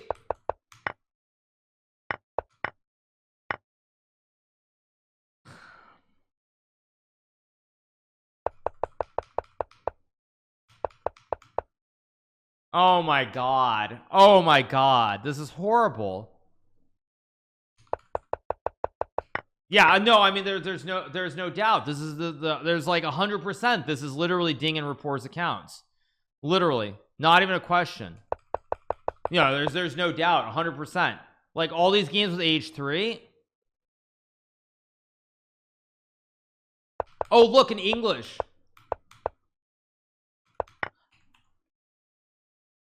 I mean, the order is different here. Queen c2 is played, but the game was e3 bishop b4 queen c2, right? I think this was the game. Yeah, I mean, okay, so now like Ding can't play queen c2 on move 4.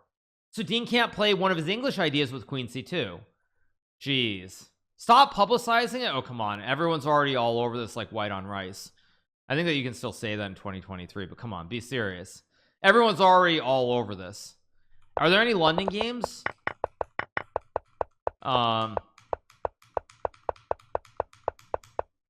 No, this is horrible.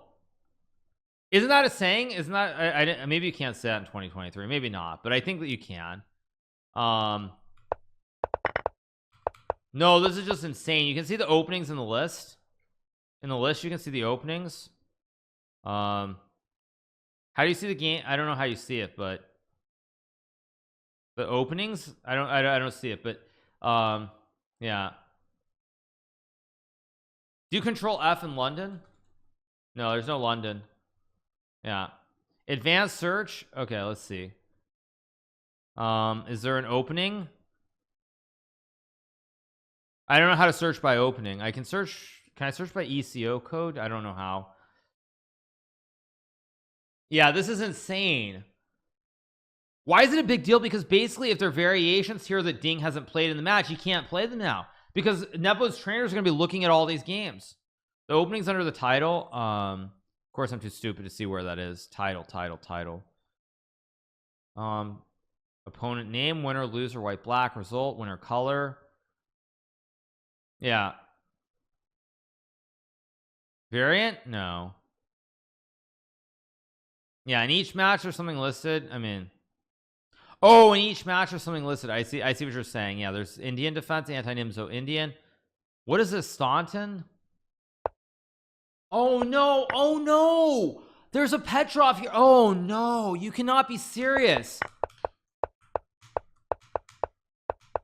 You cannot be serious. How on, oh my god, I'm gonna lose my mind here. This is literally like this is one of the main lines in the Petrov. Oh my god, you cannot be serious. You cannot be serious. No, I mean, I'm sorry, there's like 99.99% chance that this is 99.99% chance that that this is Ding report. There literally, there's no way. They played age 3 a bunch of games. This is a Petrov, which is literally one of Nepo's main openings. He had this in the candidates tournament. Oh my gosh, this is unbelievable.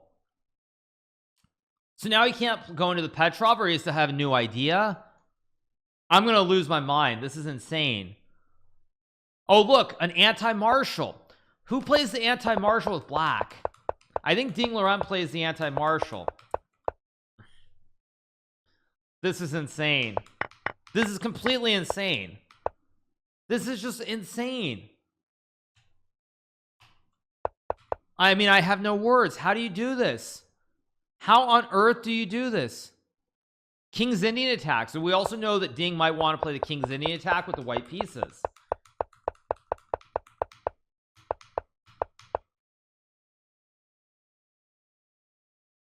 I'm gonna lose my mind, you guys. I'm actually gonna lose my mind. This is insane.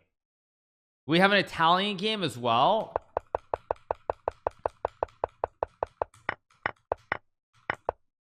What is it? Can someone explain? Basically, we're seeing Ding's preparation for the World Championship match. Oh my gosh. Oh my gosh. This is unbelievable. It's unreal. 3 knights variation, the Nimzo Indian. So also we know that Ding could play knight f3 now.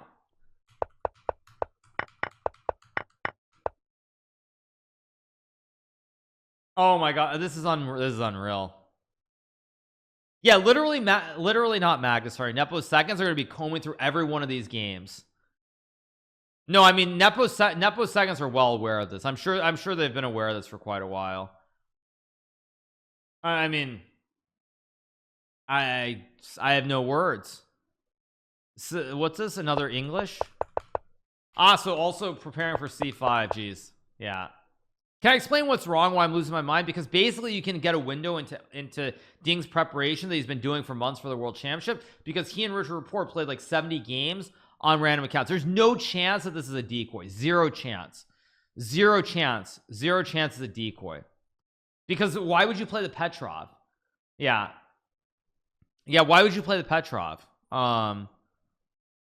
Rui Lopez Berlin defense. Now I wonder if this, so this means Ding maybe also is intending to play the Berlin as well as the anti-martial potentially. Probably his backup idea is to play a Berlin defense. Wow, just wow. English open symmetrical variation. Okay, yeah.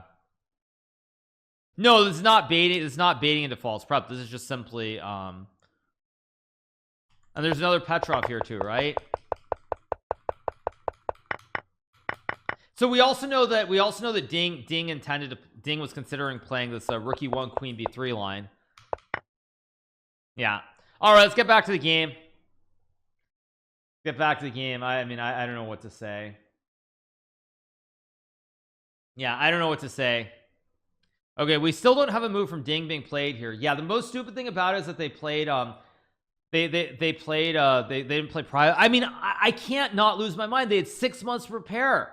How is this found? I'll tell you how this was found. The reason this was found is because today's game is this specific position.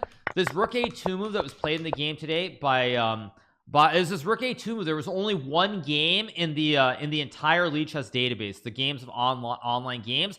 And so someone saw it, and then they looked at both accounts, and they suddenly saw 72 games. They saw this 4h3 line played like 10 games.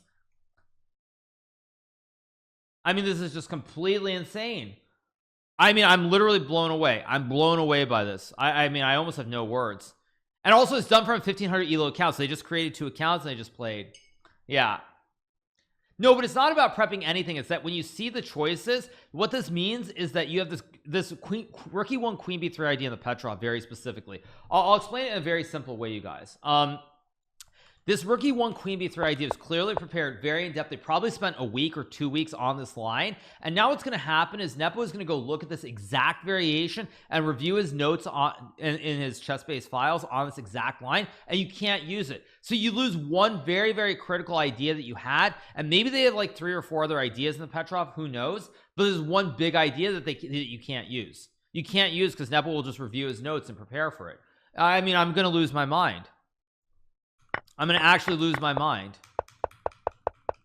And by the way, the reason that I know that this is them is because this is actually like, this is hardcore mainline theory. This whole line with this knight takes c5. I mean, I've looked at this line myself. So, oh my gosh. And also, you know why it's stupid? It's because now I'm going to change the scene again so you guys can see it. The other reason this is incredibly stupid is because, like here again, look at this position, only one game between these 2 players, and I'm pretty sure these are all the best moves. I think I might have even actually seen this position already with bishop b6 and knight d4. Yeah, complete disaster, you guys. Yeah, complete disaster. I mean, I really hope they don't ask Ding about it in the press conference, because Ding is going to totally have the he's going to have a WTF look on his face if they ask him about it. I mean, if they ask him about the press conference, he's going to have the what the fridge. He's going to have a what the fridge look. He's going to be like really disturbed. I mean, it doesn't change the match, of course. It doesn't change the match right now. But if Ding doesn't win this game and he gets asked the question, it's like, if he loses and gets asked the question, it's gonna be like explosion. What are we talking about? Basically, we're talking about the fact, those of you guys who are just tuning in right now, and I noticed our view count went way up because people are very curious about this. What we're seeing here is we're seeing the fact that Ding Liren and Richard Rapport played 72 games on random lead chess accounts with their actual world championship preparation for this match. The reason that I'm like 99.99% sure is because there are multiple games with this h3 move. This h3 move is not something that you would play against each other many times out of nowhere. There's zero chance Nepo would play this, and we have at least 5 or 6 games with h3. It's 99.99% sure. No, I'm like 99.99. You have this, you have the Petrov, which is a Nepo line, you have anti-Marshall, which is another opening that Ding plays. These are all openings that they played. We have the exact line with rook a2 that's been played today in this game as well. So this is probably actually, it wasn't this game, but we have maybe it's not on this page, but yeah, we have anti-Nimzo. No, this is h3, sorry. But yeah, it's just prep 101. I mean, you just can't have this out there. So now what you have is you end up with a situation where we know that we've looked at this rook e1 queen b3 line at Petrov with d4 against Nepo. We know that there also are English openings. Like Ding has already played the English, and now there's symmetrical English. There's also this queen c2 line that we saw in one of these early games. Queen's Gambit declined. Oh no, this is the same thing, sorry. But yeah, we've seen just about everything that's happened. We've seen Englishes. There's Berlin, anti-Marshall, Petrov, Nimzo Indian 3 knights variation. By the way, now Ding probably can't play the 3 knights because now this is out here too as well. So probably can't go knight f3. I mean, it's just a disaster. Total disaster. Is there a London in here too? Let me keep scrolling. If there's a London in here, we know for sure. Is there a London anywhere in here? We have a Sicilian defense Najdorf. So this Najdorf, you know what this means? Probably Ding and Rapport like, okay, maybe Nepo will play the Najdorf and we're gonna play h3 against Nepo.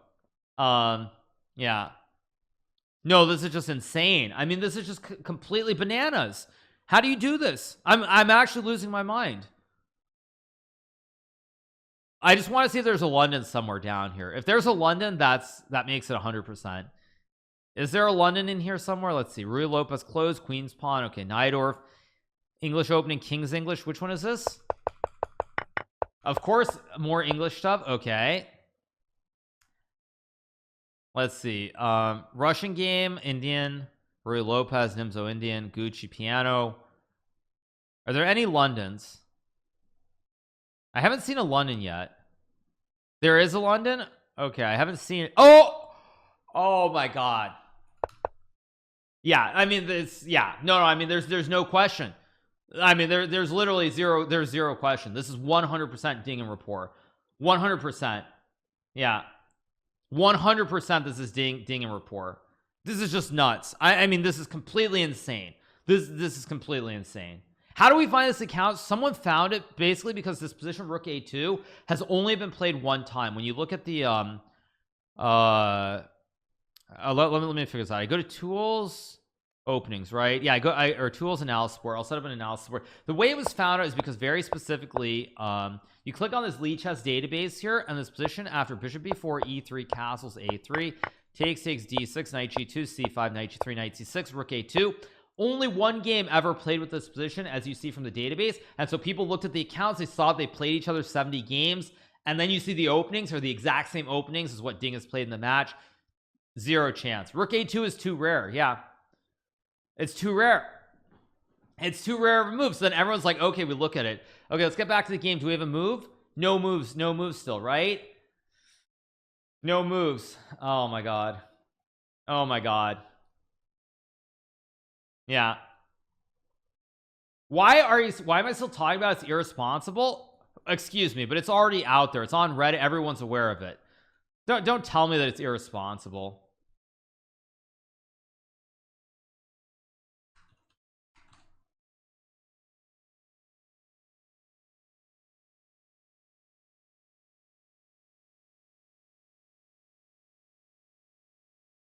Yeah, I mean, come on. Like you're literally blaming me for this. Like, I mean, give me a break. I mean, are you guys for real? You can't be serious. I mean, come on. Unbelievable. Yeah. Grow up, people. Grow up. All right, so we're waiting for a move from Ding here. There's like there's knight e4, there's d6. We're waiting on a move from Ding here. Yeah.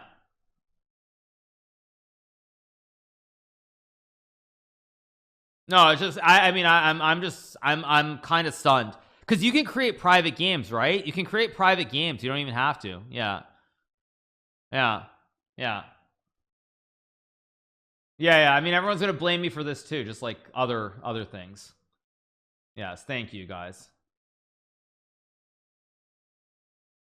Okay. Anyway, let's see what Ding does. Ding is deep in the tank here. He's thinking for a long time. There's d6, there's knight e4. There are other moves too. Yeah.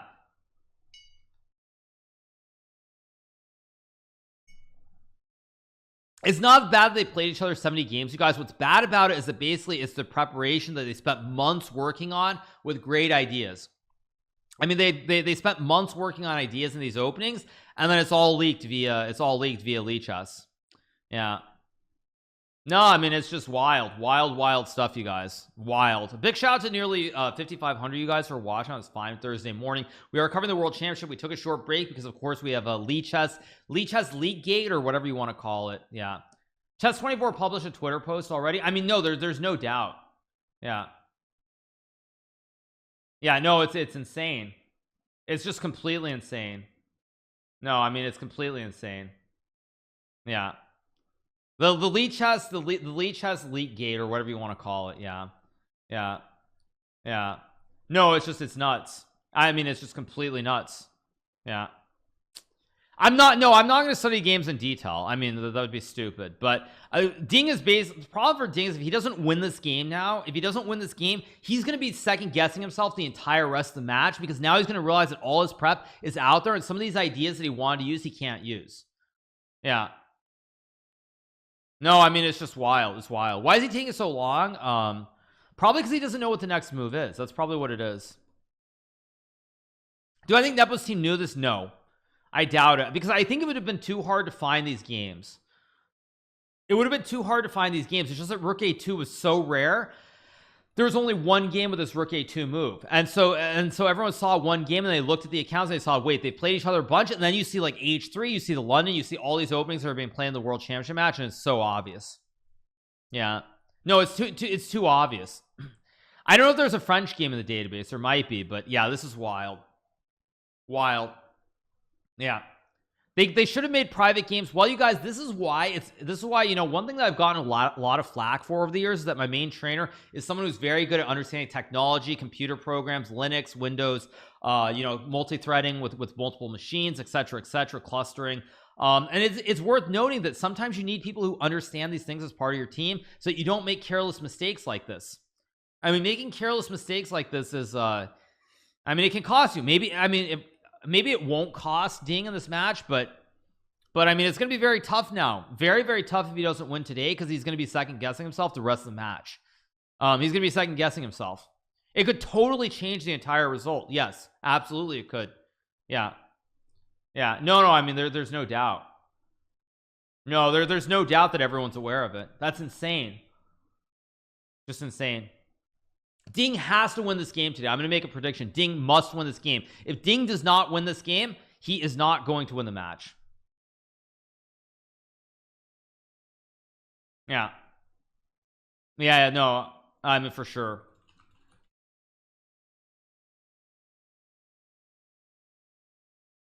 For sure.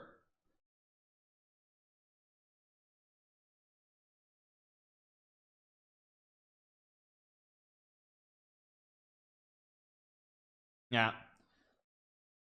So, I mean, I mean, it's just, yeah, it's brutal. It's brutal stuff. Waiting for a move after 97. Again, we're covering, of course, we're covering this World Championship game number 8.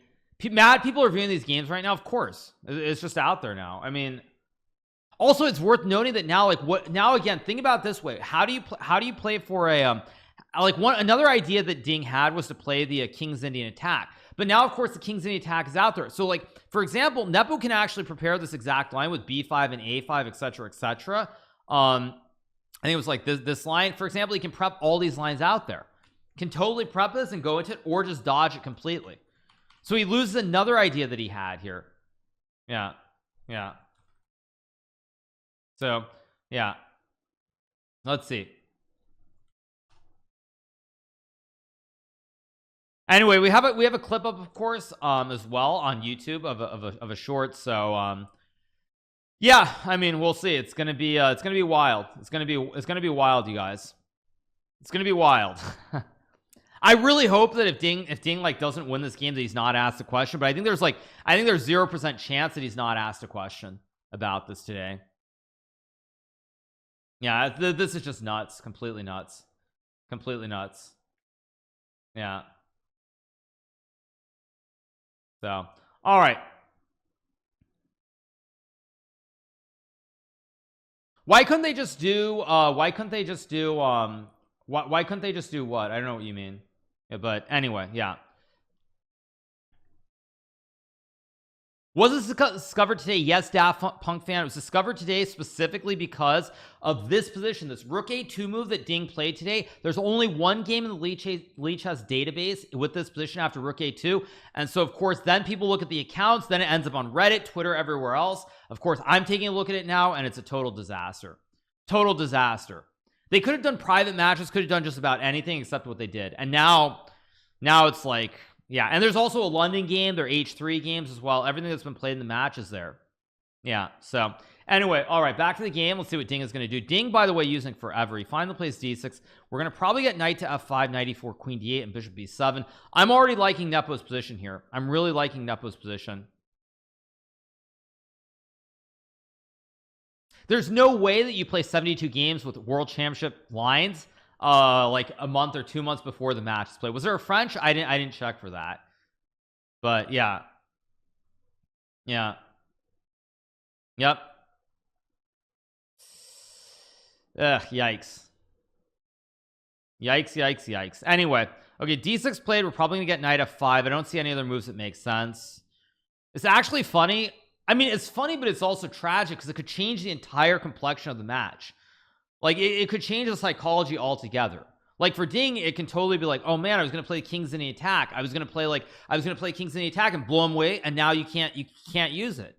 The Tarrasch games, I mean, yeah. Fabiano is scrolling through the games right now. Oh, is Fabiano on chess.com scrolling through them? Let me see. Is he?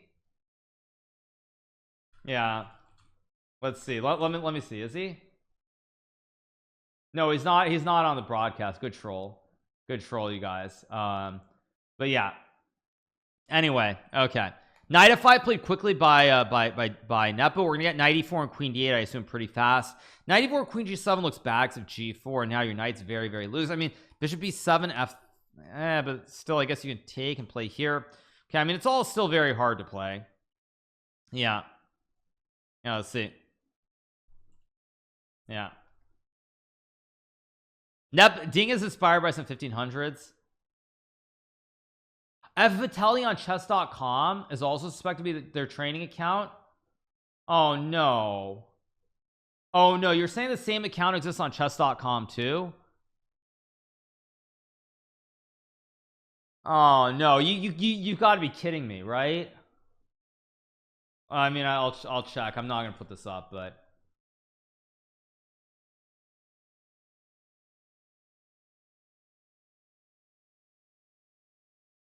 let me see. I assume it's a troll, but I'm gonna check. Let me check. Member slash. I assume it's a troll, but let's see. Let's see. Is it actually a troll? No, it's a real account, but the ratings are very low.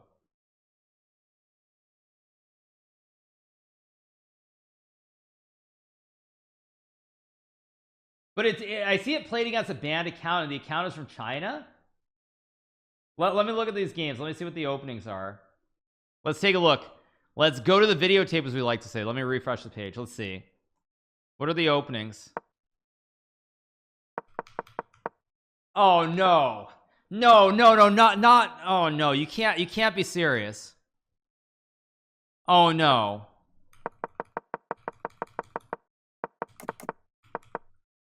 No, I mean, please don't tell me.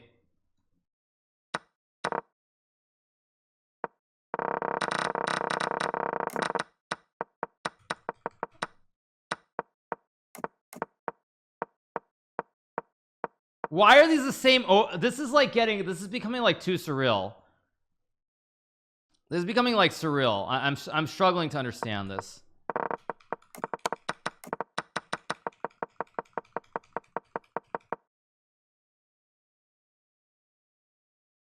This is like bordering on insane, actually. Let's see, what is this game?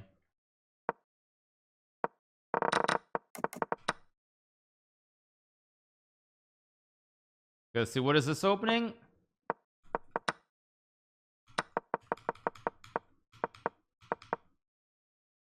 Also, you guys, as someone who's actually played against Nepo many times, Nepo does play this e5 knight line with h5. I think I even beat Nepo in this opening in St. Louis in one of the Rapid and Blitz events. Hi.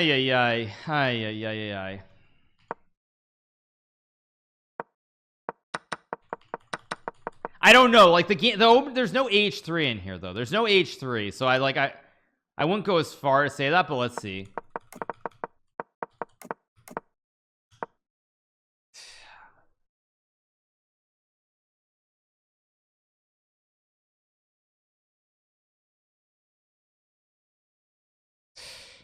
Jeez, what is this?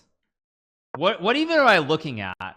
Like, what am I even looking at? February 8th? What is this game?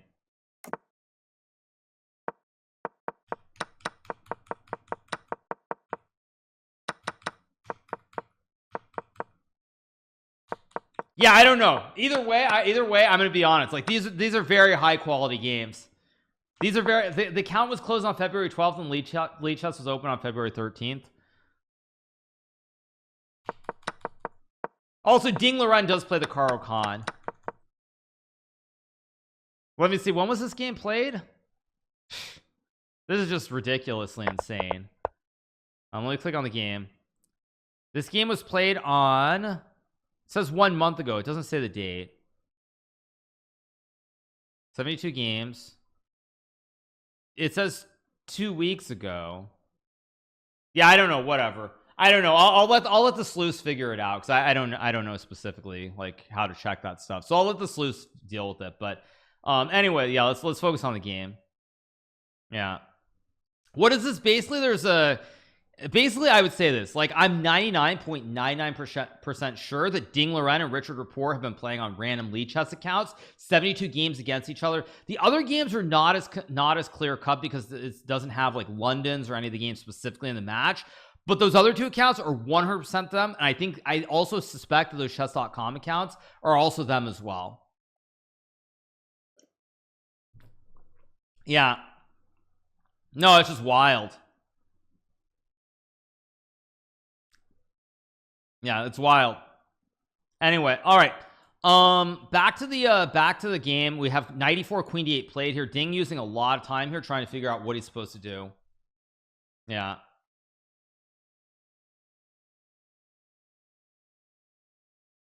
Yeah. Wild stuff, you guys. What can I say? I mean, just wild. Yeah, and also one of the accounts got banned by chess.com because they played like a friggin' 2800, obviously. Yeah, it got banned because it's like it probably the algorithm shows this guy's playing like as a 2800 player, like a Ding Loren or a Magnus Carlsen or Jan Nepomniachtchi. It's like, well, okay, if it's not one of them, then who can it be? But lo and behold, it actually is one of them. So it does make you actually believe it actually, like, even for me, makes me more confident in the chess.com and chess.com software. It does actually. It does. It makes me, it actually, like, it shows how good the chess.com software is that that like they flagged the account looked weird, but it does turn out that it is in fact one of them. It does turn out that it is one of them. So it's like okay, it shows like it can only be one of like these like 4 players. It's not. So yeah, so obviously they must be cheating, but it is, lo and behold. Yeah, who knew? Yeah. Yeah. What this means, if Nepo had an insider chess.com, he knew the opening? No, because the account never would have been banned if they knew that it was Ding Loren. So anyway, yeah. All right, back to the game. We're waiting for a move from Ding Loren here. I don't like his position here. It's probably still okay, but bad bishop compromise pawn structure. You're down a pawn, bishop b7 incoming. I think Nepo's going to win this game based on the time situation. Yeah, I think the time situation is going to doom him because like queen g4 is an obvious move here, but I think just king g7 and rook h8 and black is completely fine. I mean, yeah, it's not good. It's not good. Yeah, this is insane, completely insane. I really don't even know what to say. Yeah.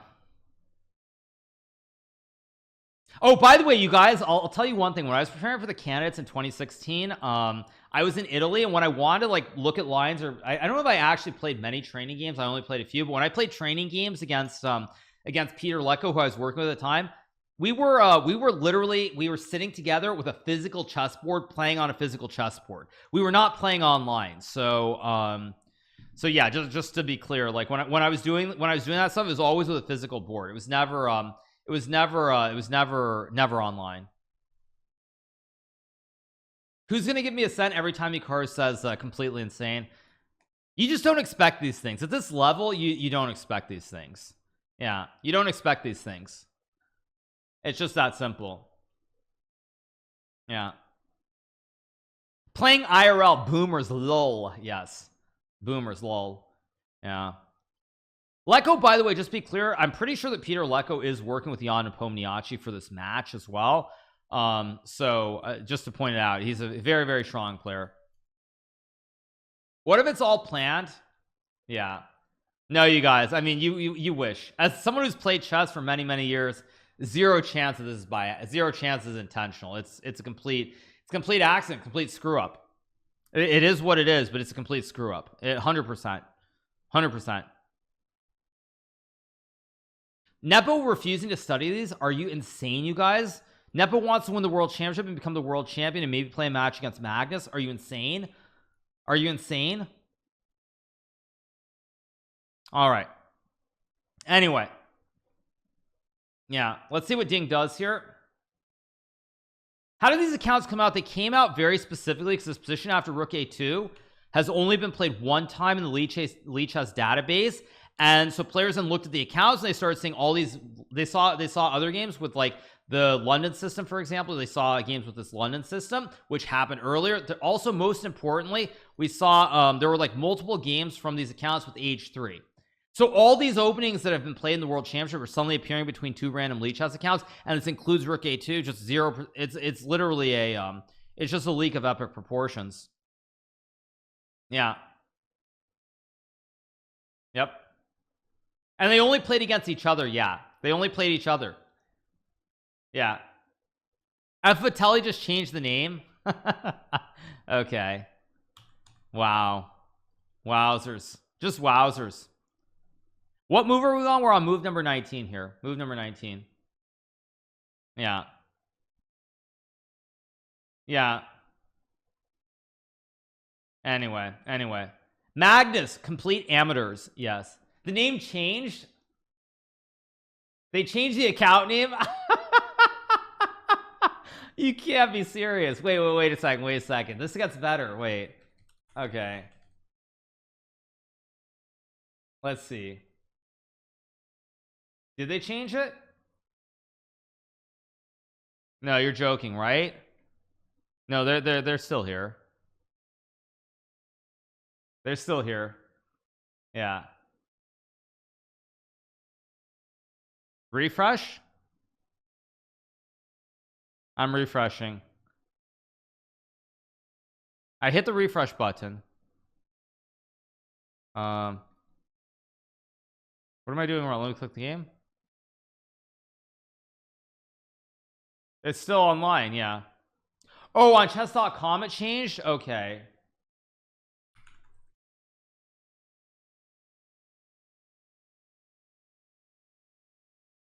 Oh, man.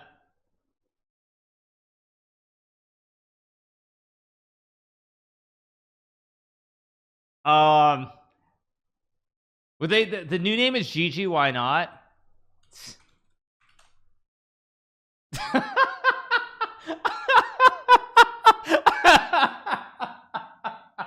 Okay, okay, like, okay, well, okay, yeah, this just gets better and better by the minute. GG, why not? Yeah.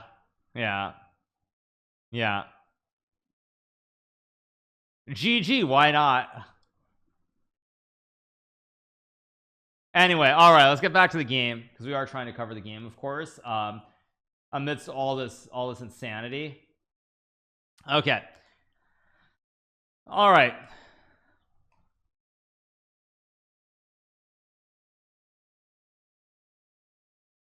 Yeah.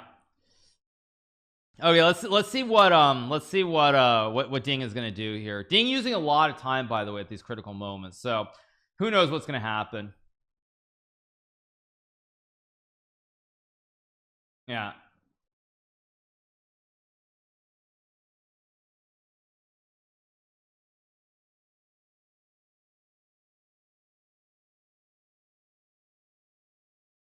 So, anyway,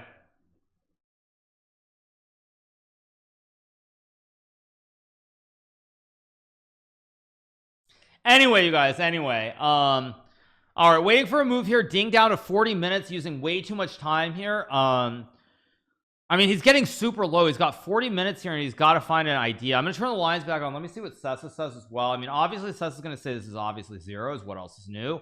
But apparently you're supposed to play queen e2 and rook d2. Now this doesn't look very human to me at all. If I'm thinking about this position, I really want to go queen g4 and attack, but after king g7, I don't know what your next move is. So we'll see. Yeah, we'll see. We'll see what happens here.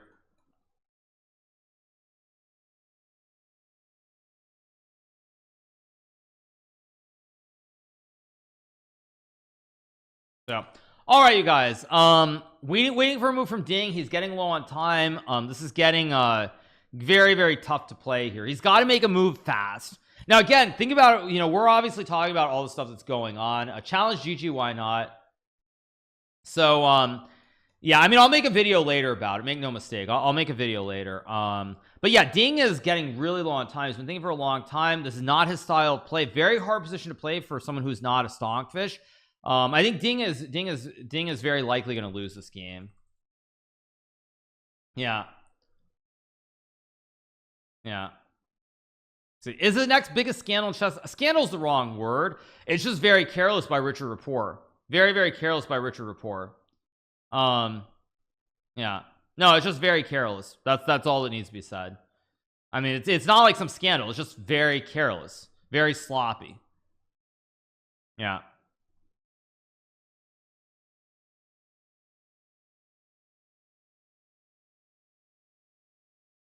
So we get queen to d3 played, idea queen h3. Okay, now this is a logical move. Still guard the pawn, queen h3 ideas. We're going to get king to g7 played here, I assume.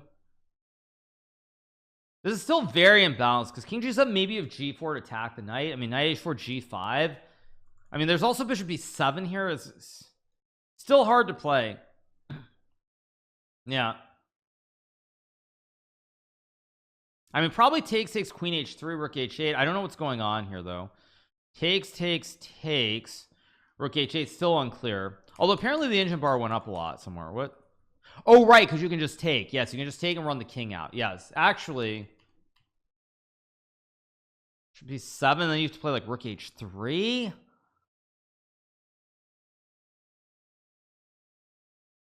I mean, it's getting very dank.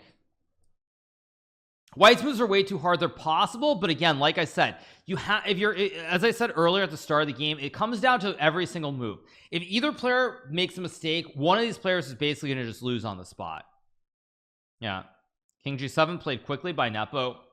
Yeah, Ding is super low. He plays g4. We're going to get bishop b7, of course.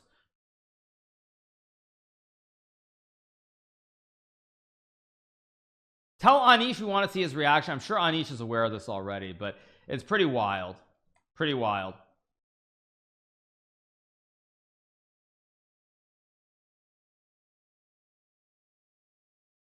Let's see.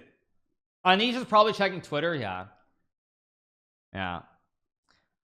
You want rook a2, rook on h2. Yeah. So g4, I mean, bishop b7, maybe f3 also to create the double stack. Again, hard to judge what's going on because takes, you have f takes e4, takes rook h2, but maybe black can play a bomb cloud and run the king back.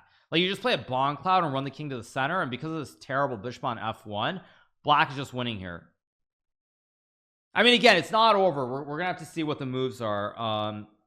But bishop b7 will be played here pretty soon. What happened to the title of your stream? Or covering game 8? What do you mean? What do you mean what happened to the title of my stream? I don't know what you're saying, but anyway, you guys, we are of course covering the World Championship. Hope you guys are having a fantastic Thursday morning. As always, in the world of chess, there has to be some big new developments, so hope you guys are doing well. Yeah. Okay, bishop b7 I mean is like the only move here. If you go knight h4, I mean, even queen g3 looks horribly scary here with queen e5. So I expect bishop b7 to be played fast by Jan, and then we'll see. Bishop b7 f4 is also maybe a move. That's true, but there's knight takes d6 here, and takes bishop h1, rook h2. I mean, even rook h8 here should be winning for black. Yeah. Let's see. I'm sure we'll get bishop b7.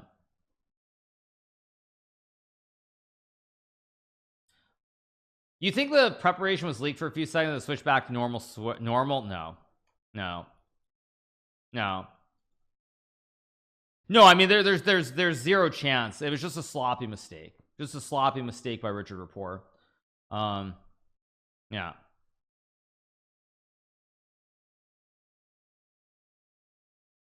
Yeah, bishop e7 played fast, and now ding again. Ding again under pressure on the clock. It's very scary, very hard to play too.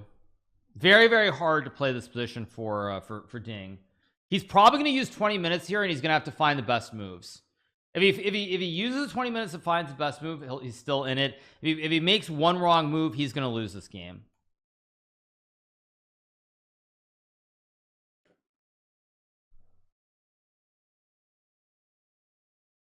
But yeah, anyway, all right, you guys, so still covering the game, 38 minutes, hour 13 here, getting very spicy very quickly in this game. We'll see what Ding is going to do.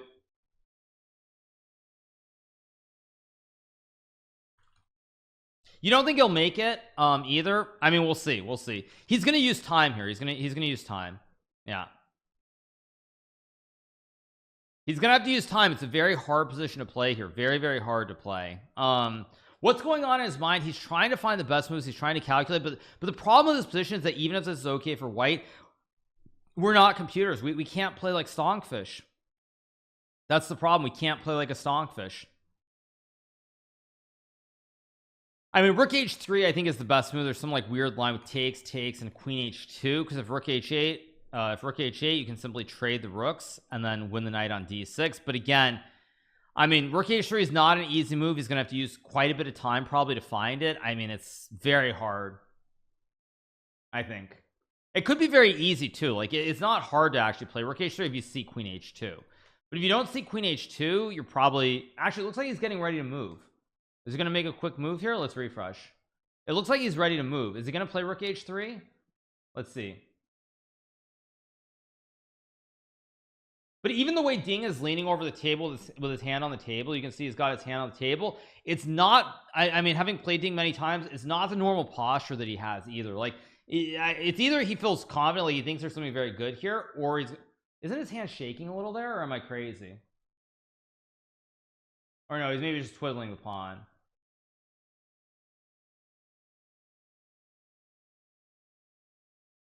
Yeah, he's gonna play it. He's gonna play rook h3. He does it. Yeah. So now there's bishop takes e4. There might be knight h4 as well. d7 was best. Yeah, I think rook h3 is a good move. I mean, I don't know. Knight h4, g5, rook h8, queen g3 starts to get very sharp and dank here. Hard to judge. I mean, there's takes in knight d6 as well.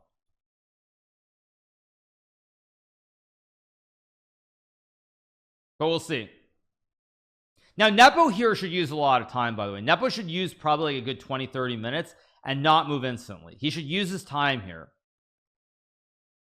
Like, even this position is probably good for white, but even this is not simple with the pawn, all these pawns. But we'll see.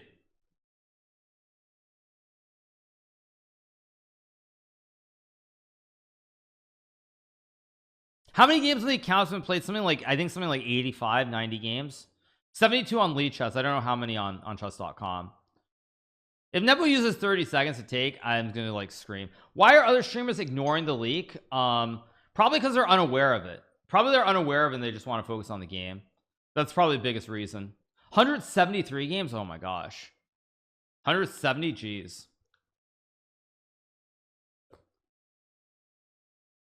Yeah. Insane. So, all right. Knight h4, bishop e4. Apparently rook h8 is also a move, right? Yeah. That's a lot of games. If Jan uses like 10-15 minutes here, I think he should still be fine. If he plays another quick move, I'll be worried. Yeah.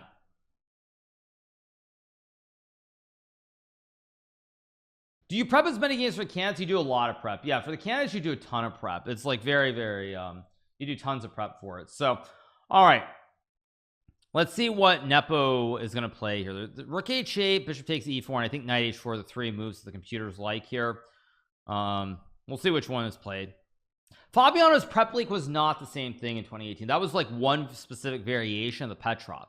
This is like literally games and specific lines, so a little bit different, but we'll see. We'll see what we get here from Nepo. Yeah, like Fabiano's was a screenshot of a very specific line, but it wasn't anything like major. It wasn't anything major. FIDE stream commented on the prep leak. Aha, okay. Yeah. Anyway, Nepo with an hour 10 on the clock. He's got plenty of time to think here. Can play knight h4. He can play rook h8. Again, match is not over. Let's be clear. Like this, we do have a game going on, which is very very important. The accounts are banned now on Lichess. Really?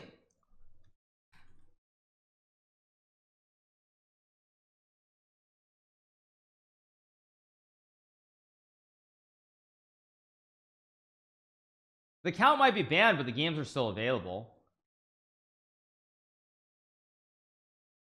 Games are still available. Yeah, I don't see it. Yeah, I see the games. They're still up. No, I mean, you can't do that, actually. I mean, that's like, that's not really acceptable. And I'm sure by now the games are all downloaded anyway, so it wouldn't matter. Yeah. Yeah.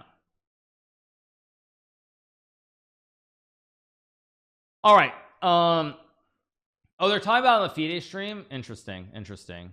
But all right, waiting for a move here from Nepo. Yeah, rook h8, knight h4, bishop e4, the three moves here.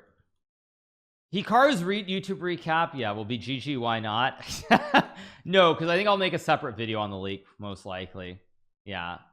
No, I mean, yeah, it'll be separate. But anyway, you guys, back to the game. Big shout out to 6,000 you guys who are watching on this fine Thursday morning. Who found the accounts? Basically, someone found it. I think they published it on Reddit. The reason the accounts were discovered is because this rook a2 move, there was only one game ever played on Lichess with this move, and there's only one game ever played with this move. And so based off of that, people looked at the accounts. They suddenly saw this h3 move. They saw London, every opening that's been played so far. Yeah. Yep.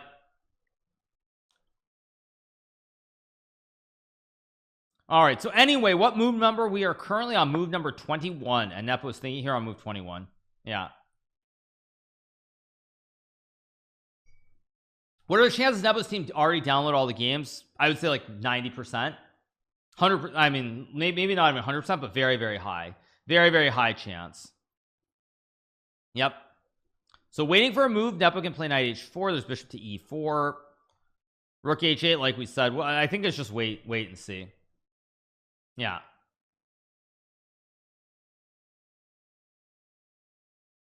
What's so special about the rook move? Oh, there's nothing special about the rook move, but it's just a move that it's just a move that allows you to take the knight, because before, if you take here, now there's a problem with this pin of the knight and the rook. So that's the big issue here. So that's why rook h3 is a good move. Also, you can play f3 and do the double stack on the h file. But we'll see. Yeah. The viewers went from 2K to almost 6K after talking about the account. Stop lying, FIDE. We were already at 4K before that. Stop lying. Anyway, let's keep going. We got bishop b7, rook h3 played here, and we'll see what the moves are. There's bishop takes e4, knight h4, and rook h8 as well. So we'll see. Yeah, I mean, you guys just making up stuff. Like, what, you're gonna suddenly find some way to blame me for this too? Give me a break. Well, I study the leaked games. At some point down the road, I'll probably look at them more closely, but not right now. Yeah. Yeah. How does knight h4 works? I think on knight h4, what does white really do here? If you play g5, for example, I think you can just go rook h8 and guard the knight. Now, you do get a knight on f6 here, but there might be like e4 and knight f3 with a classic fork and or potentially a bastion as well. Yeah. Yeah. No one's blaming you but you're not helping. I'm talking about an actual important topic about a mistake that was made by one of the teams. That's covering chess news, and you're gonna blame me for that? I mean, sorry, I'm gonna ban you for that, actually. Sorry, that's just the stupidest thing I've heard all day. Yeah, sorry dude, that's just too much. Yeah. That's just too much. I mean, literally, like, blaming me for that? Are you crazy? Okay. Anyway, let's focus on the game again. Thanks for DMR Gamer Bros for subscribing. Thank you so much. Yeah. Anyway, so Nepo thinking here, there's bishop takes e4, there's knight h4, there's rook h8, multiple options here. Let's just wait and see. Yeah. Not van kicked. Yeah. So all right, waiting for a move here. Let's see what Nepo will play.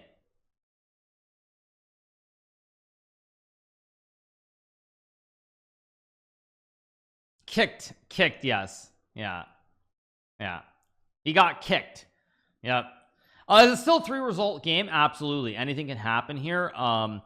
Dean could win, Dean could lose, could be a draw. All 3 results are in play here. I would guess in this position, if you're asking me what I think about this, I think that most likely we're going to get, I think knight h4 is probably the most human move. Bishop takes e4 is possible, but optically speaking, if you calculate this position after queen h2 knight f7, computer says okay for black, but it feels quite scary.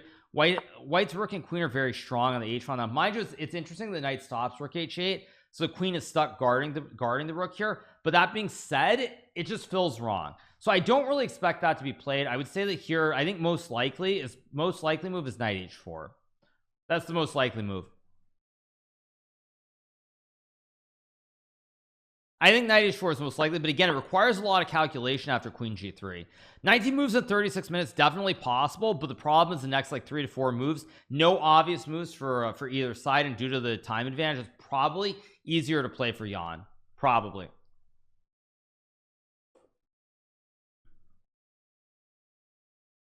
FIDE played the opening in game 4. There were multiple games with that h3 idea, and there were multiple games with the English as well. No camp, sorry, they are back. Sorry, let me change the scene. There we go.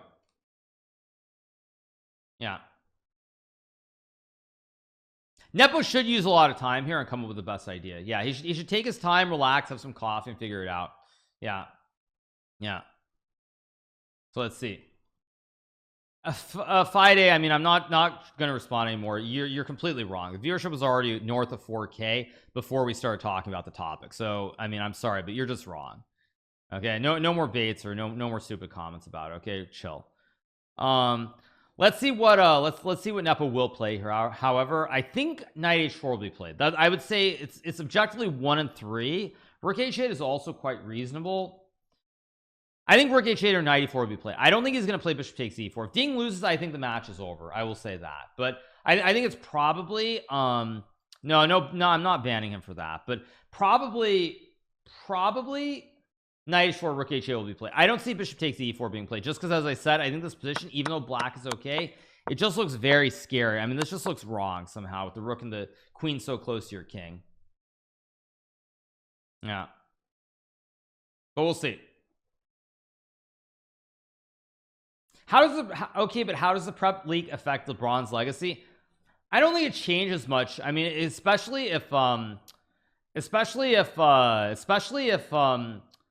Nepo wins, nothing will be changed, because in this match, the players don't know about the leak yet. It doesn't have any impact on them in this game, at least.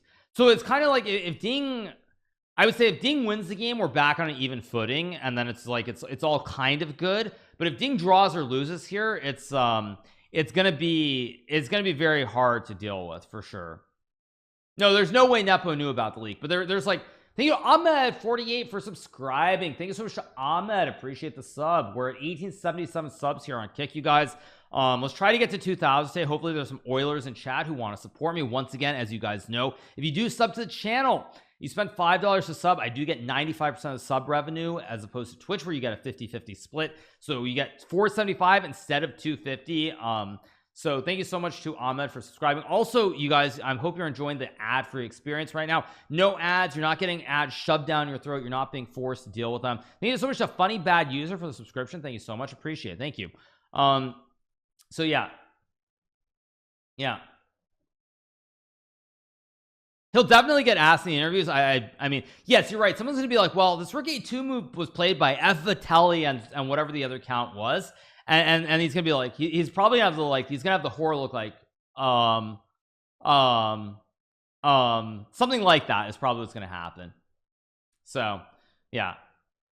Anyway, yep. No, he's Dinkin's probably if he gets asked, he's gonna have that horrified look like what the heck. Thank Gooseburger for subscribing. Thanks so much a Gooseburger. I've never had a burger with goose. Might be good. Anyway, yeah. So Rick H. Whoa, thanks so much to KK Tiny for the 5 gifted subs. Thanks so much to KK Tiny. Appreciate it. Press conference is gonna be really hilarious or really depressing. Probably also true. Yeah. So anyway. Yeah, exactly. Will I cover the press conference? Probably I will actually now. Like I thought I would just end and do a recap, but I'm guessing I probably will cover the press conference regardless because it's probably going to be a very spicy press conference. So anyway, prep takes months. Yeah, the idea here is to play g5 or take the knight. So if you move the knight, there's g5. Try to create the bastion here with the knight on f6 and play rook h7. Eval bar is zeros, but I mean the eval bar is zeros, but again, we're not stonkfish, so we can't play perfectly here. Yeah. No, I mean the real issue is you spend weeks, if not months, preparing these variations. And yeah, it's tough.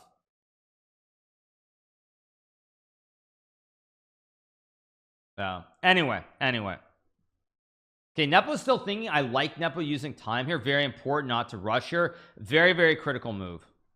Do I think Noterbeck will be a world champion challenger one day? I think Noterbeck, out of all the juniors, if we exclude Gucci, Reza, Firouzja, is hands down the best junior player by far.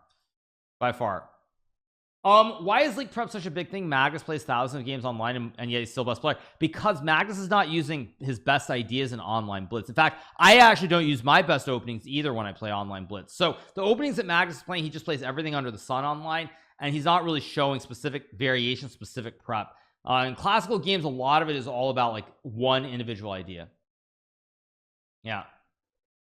Why did I call him Gucci Reza? Because Ali Reza Firouzja attempted to retire from chess and become a professional fashion designer about a year ago. Thanks so much to Papa Babel for subscribing. Thanks so much to Popa Babel. Appreciate it. Thank you. So how did I lose the candidates? I lost Ding in the last round. He played a good game. I made a couple of inaccuracies. He outplayed me. That's life. That's how it goes. So let's see. Rook A2 hasn't moved. Not yet. No, it hasn't.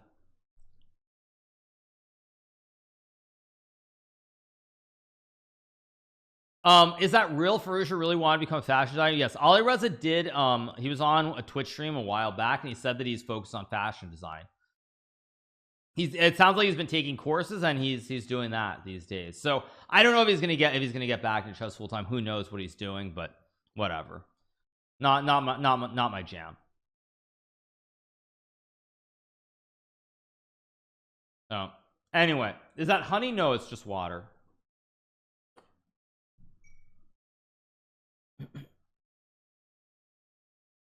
Let's see what Nepo does here. Like I said, you can play bishop takes e4, you can play knight h4 or rook h8. All three moves are playable, but we'll see which one we have.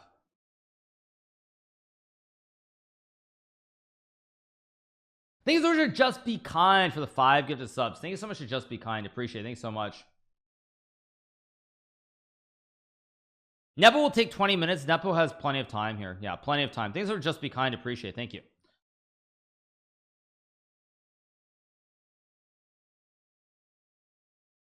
Show the sub count. You guys can see the sub count actually. It's showing right below the cams. Maybe it's too small for you guys to see, but it's showing. Yeah, it's showing. I mean, this is the sub count. It's 8. We have 1890 subs. It is showing. Yeah, we have 1890 subs. So anyway, all right. What country is Nepo from? Nepo is from Russia. He's from Russia. Yeah, 1890 was a good year. Yeah. Whoa, thank you so much to Spaghetti Mustard for the 5 gifted subs. Thank you so much to Spaghetti Mustard. Thank you for the 5 gifted subs. Appreciate it. Thank you so much. 2K subs here is equal to 4 at 3. It's basically like it's basically double. Yeah, it's like 4K essentially. So yeah, thanks so much to Spaghetti Mustard for the 5 gifted subs. Thanks so much to Spaghetti Mustard. So Nepo using his time again. I don't really have a whole lot to say about the analysis. Knight h4 g5 rook h8 is very complicated after like queen g3.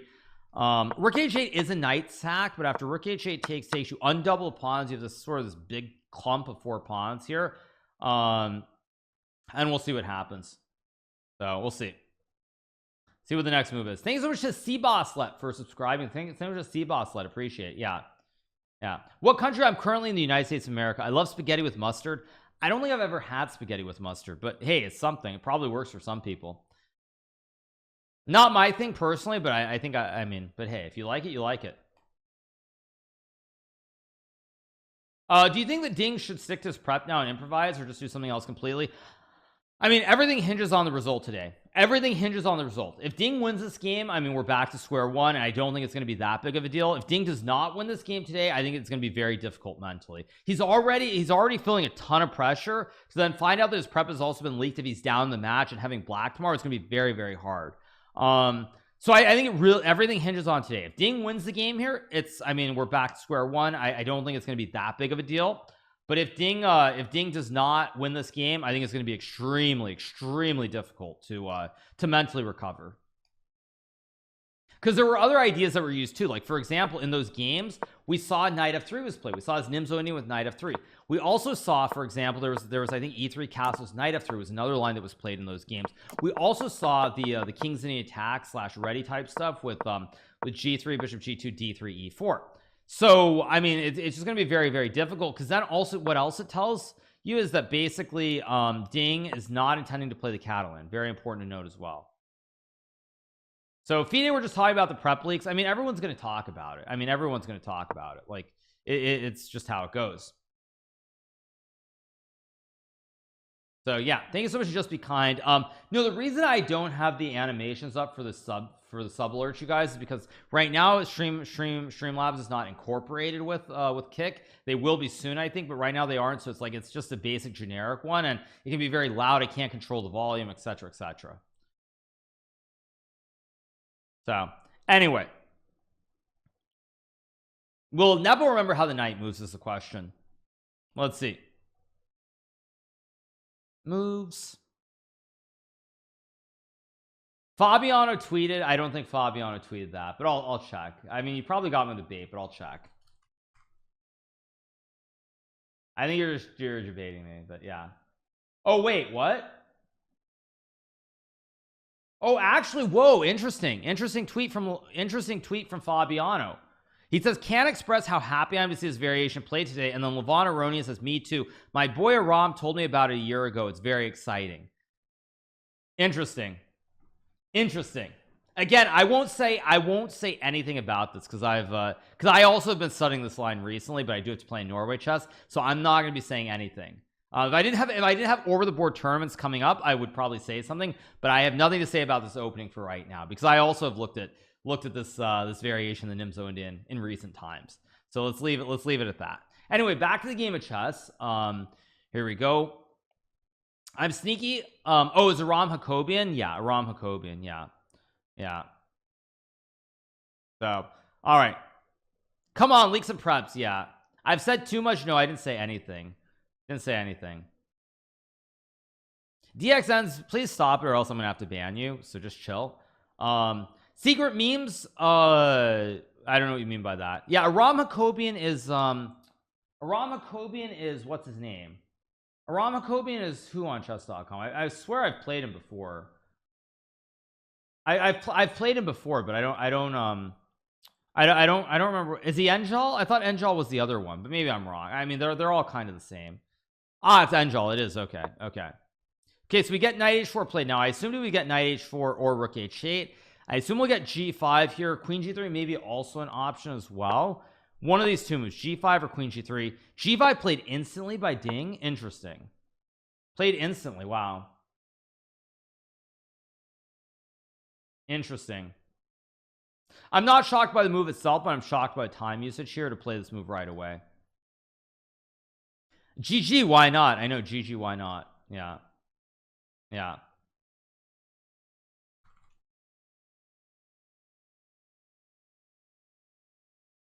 Quick, yeah, he plays the move very, very quickly. Very maybe a little surprised, not crazy, but at any rate, you guys, I am going to take a short break and get some more water. The game is heating up here. We're getting towards a very critical moment. I do think this game is only going to continue to heat up here. I think this game is headed towards a time scramble. It's going to be very, very messy. I don't know if we're going to survive past the first time control. Both players, They're not super low, but very, very complex positions. So we're gonna see what happens. I'm gonna go get some more water. Maybe I'll go get some more coffee as well, and I'll be back in 1 second. All right, what happened? We are back, you guys. I should get a Magus mug. No, you guys, I have my own mugs with my own face on it because I'm just that vain. Which actually reminds me, let's put that song on. That's a good song too. Yeah, here's a good song. All right, let's keep going. G5 played here. How do you take your coffee? I just boiled the water. I have instant coffee. Yeah.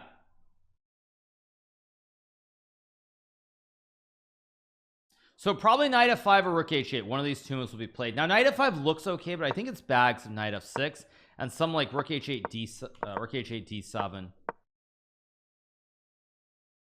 But we'll see. Yeah, it's just instant coffee. I just go get my beans from like Costco, and I heat up some water, and I make my coffee. No coffee machine. I can't afford it, you guys. I mean, do I look like some super high-end haute cuisine, like fancy schmancy person? Come on, I buy my shirts at like Ross and TJ Maxx. Be serious, or Macy's. Come on, let's be honest. Let's be honest. Vain is about you, don't you? Okay, so probably rook h8 will be played. I expect rook h8. Yeah, that's my assumption. Probably rook h8. Imagine Ding wins the world championship with this prep gambit. Maybe bishop takes e4 is not losing. You look like a Costco yakitori fried rice type of guy. I actually was considering making some because I haven't eaten this morning, but it is what it is. So anyway, so yeah, we just keep going. So waiting for a move here from Nepo. Down to 46 minutes. Time is evening out here. Knight f5 is losing. Oh, because you have f4 to. Wow. Whoa, thanks so much to Tucker Vandiver for the 5 gifted subs. Thank you so much to Tucker Vandiver. Thank you so much to our #1 sub gifter. Thank you so much to Tuck Vandiver. So yeah, so rook h8 is actually the only move then, apparently. But we'll see. Yeah, Tucker is back. He's back. So thanks so much to Tucker Vandiver. Appreciate it. We're over 1,900 subs. Big shout out to all you guys. Thank you so much for all the support. Just got here. What is this with Ding's opening prep getting leaked? Apparently this position after rook a2 in this Nimzo Indian, there's only been one game ever played in the Lead Chess database, and somebody discovered it. They then looked at the accounts and we saw 72 games, and the problem with the 72 games played on the anonymous accounts is they all featured openings that have been played in this match. There were multiple games with this position after d5 h3. There were also games in the London system which was played by Ding earlier. So basically the internet sleuths have figured out that Ding and Richard Rapport played a bunch of games on anonymous, I think it was Richard Rapport, we don't actually know, but Ding and Richard Rapport on anonymous accounts on Lead Chess and chess.com as well. And so a lot of the prep has been leaked. There were also additional openings that have not been played in this match that were played in those games too. Thank you, Chat Sapiti for the gifted sub. Thank you so much. Appreciate it. Yeah. Now it is tricky because knight f5 is a human looking move, but knight f5 f4, if you see f4 here, is not crazy. Realize you're in trouble. So rook h8 is the only move. Will Nepo play it or not?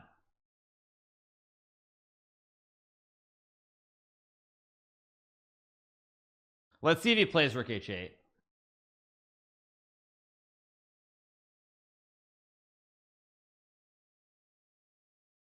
So all right, anyway, waiting for Nepo's move here. Whoa, thanks so much Chessian for the 10 gifted subs. Thanks so much to Chessian 23.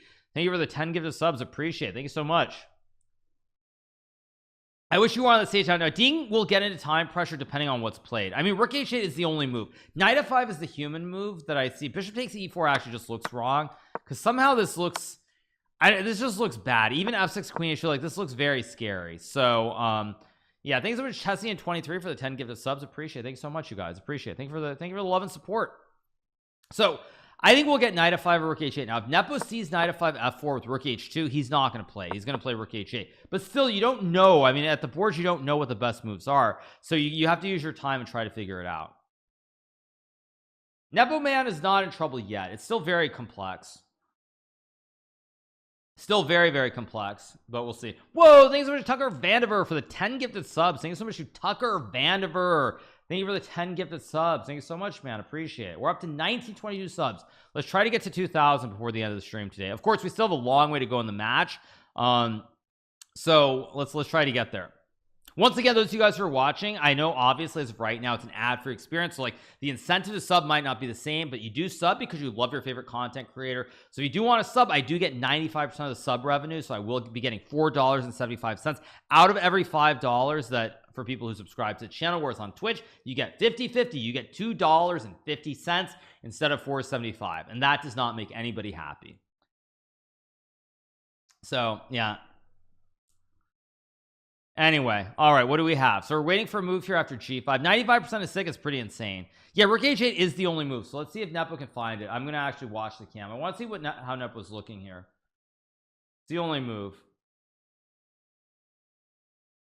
I mean, I will say this, on one hand, I'm kind of hoping that Ding wins the game, just because frankly I think that if he doesn't win this game with this leak, it's going to be almost impossible for him to come back. So on one hand, whoa, thanks for Tucker Vandiver for the 20 gifted subs. So like on the one hand, I mean, like I kind of want to win just because it feels like, to me at least mentally, if he doesn't win this game, I think it's going to be impossible to come back with the leak, and it feels like it's almost only fair if he's in the match. So I mean, we'll see. So on the one hand, I want him to win this game. Thank you once again to Tucker Vandiver for the 30 gifted subs. Thank you so much to Tucker Vandiver. Appreciate it. Thank you so much. Are you going to spend all your revenue on Bitcoin or gold stocks or something? I don't know. Tesla's down a lot. I don't know if it's an attractive buy point, but I saw Tesla was down 7% pre-market. 167. It's probably not low enough for me to buy it yet. 167. What was like 108 is the 52-week low. 167, 52-week high is like 213. It's right in the middle. Yeah, I don't know. I couldn't find the leak on lead chess. If you search the position Rook A2, after Rook A2 you'll find it. So anyway, what would I do if my prep got leaked? I would go to my second, I would yell at them for probably an hour. I would say, you're fired. Or the other phrase I might say is, get to the choppa. One of those two phrases I probably would use. That's probably what I would do.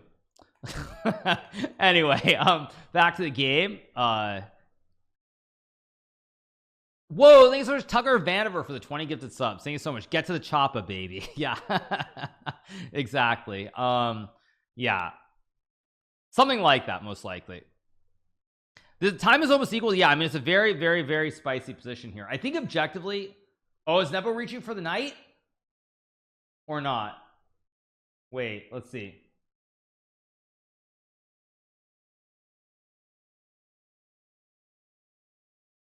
I'm looking to see if I thought it looked to me like Nepo was reaching for the knight at first, but I don't know. Maybe I'm just crazy. Let's see.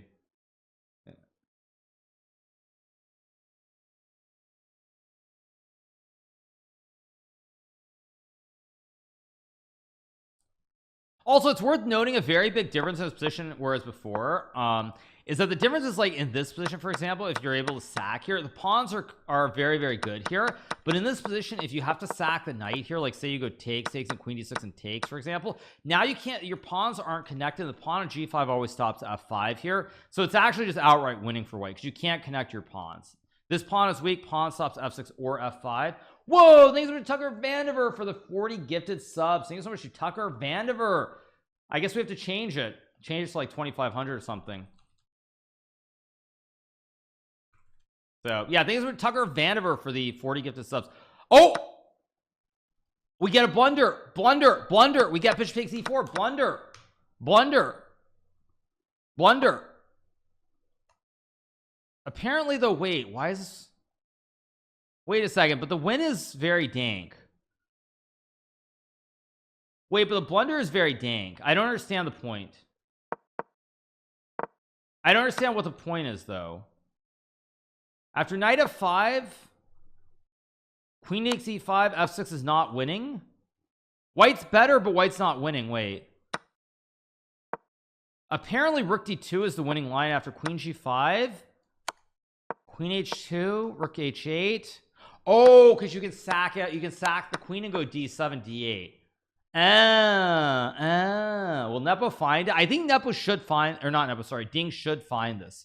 I don't think rook d2 is a hard move to find. It's basically all about the fact of this queen h1 using the h file and queen b7. Of course, it's a classic patented right triangle. That's the main reason this is winning, because you have queen h1 and queen b7. It's all about the right triangle. Like I said, every player has to be, both players have to be very precise, and we do get a blunder. We do get a blunder here. Yep, rook d2 played fast by Ding. Yeah, Ding is going to win this game, I think. Wow. So actually, you know what? It feels like this is how it should be. Yeah, I mean, it really does feel like it, because like the whole leak is obviously accidental. And so it feels really, really unfair if like somehow because of the leak he loses the match like that. So we're going to be back to GG, why not? We're going to be back to square one, even match. So even though his prep is leaked, it's still going to be a tied match. Yeah, even though his prep is leaked, it's still going to be a tied match. Yeah. 6K nights. Yeah, we're just chilling, having a good stream, enjoying ourselves, you guys. Just enjoying it. Having a great time. Yeah. GG, why not? Yeah. It's a good one. Whose prep? Ding's prep was leaked. A bunch of his games that were played online with Richard Rapport ended up being leaked, so it's how it goes.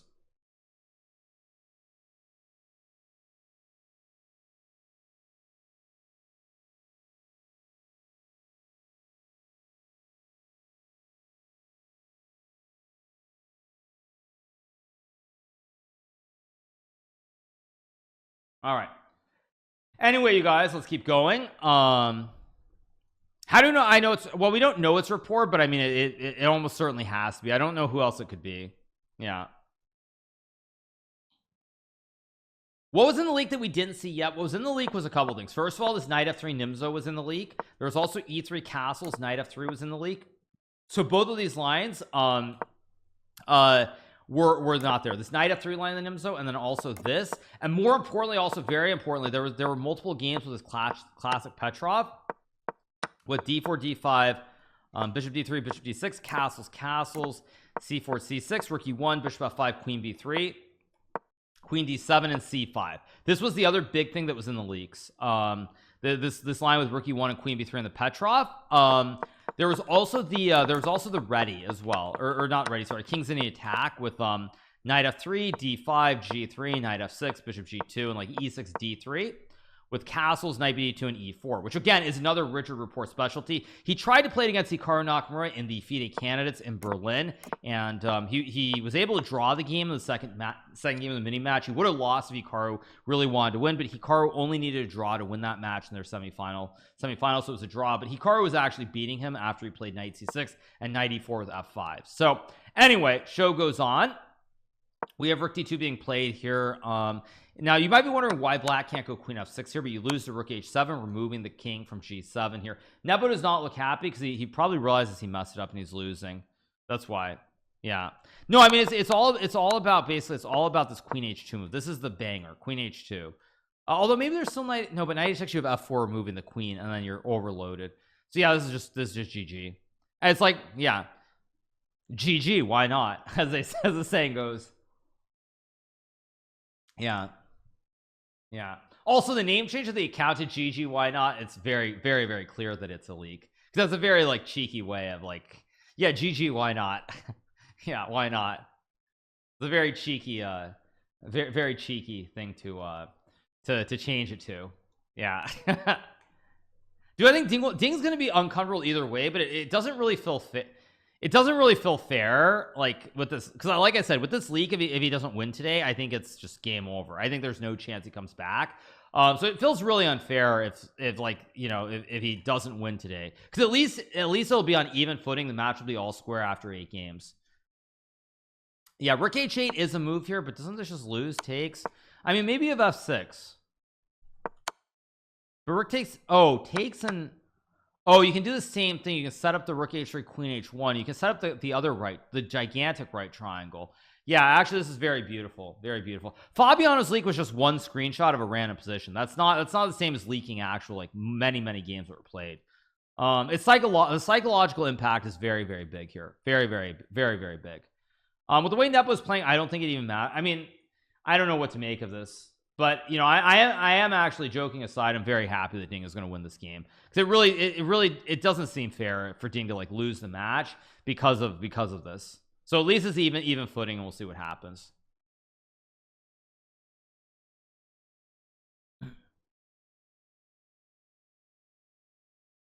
It's a real shame for Ding that he gets to feel great about the win and then gets hit with a leak. That's also true. That's also a good point. But you know, nonetheless, Ding is a pro player. He's had many times of adversity. We all have at the top level. So I'm pretty confident that he'll be fine. He'll be fine.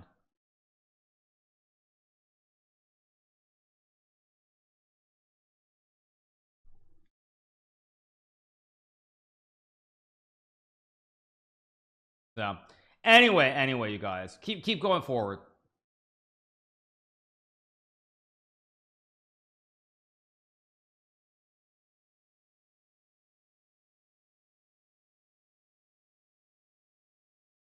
All right, so waiting for a move from Nepo using his time here. He's looking for something desperately, but changes sub goal to 2500. Oh wait, did someone just gift a bunch of subs or something? Or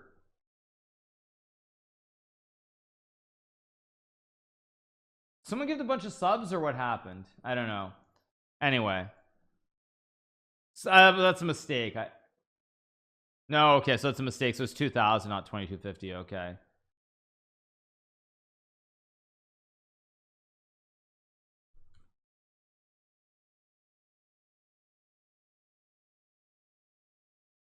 I think I don't think I missed it, but anyway, let me double check.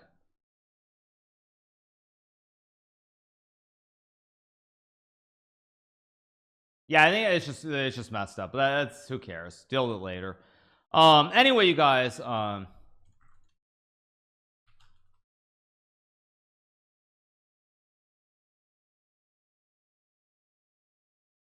right, so waiting for a move. Let me change the music back to something more modern.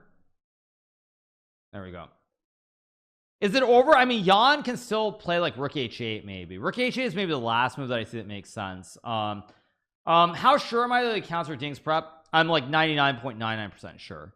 No, there's no doubt that I mean, it's Ding and almost certainly report. It could be somebody else, but I would say it's Ding and report, just based on the strength of the opponent. I mean, the fact is like 2700 and blitz and bull and everything else. It has to be Richard. Yeah, he plays rook h8.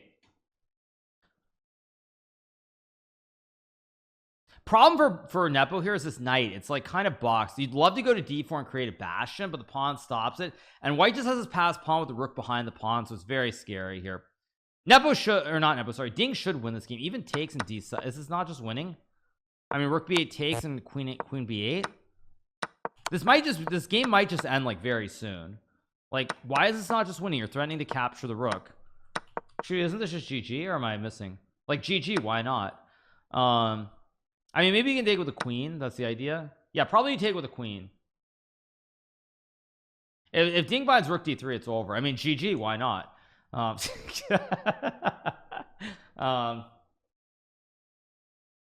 It's just GG, why not? Yeah, exactly.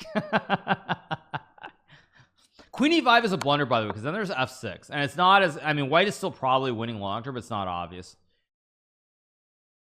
Yeah, bishop takes e4 was a big mistake. I think if I look at this position here, I would have played rook h8. If I was playing, I would have gone rook h8 and tried to survive here rather than keep the knight on the board. That's what I would have done. This is probably what I would have played. I would have just played this and trusted that somehow I can bail out here with all the pawns. But I mean, again, I'm not playing. Obviously, it's hard to be critical because there's a lot of pressure on all the players. I literally don't care. GG, why not? I mean, d7 here apparently is not winning because there's queen c7. Although then you have queen h1. I mean, again, we'll see. He just has, as long as Ding trades the rooks on h8, he will win this game. I'm very confident. That as long as he trades the rooks, he'll win. What is GG? Why not? I want to have dinner. I'm sure everyone's gonna be making. Everyone's gonna have fun with that. Everyone's gonna have fun with that. With that phrase.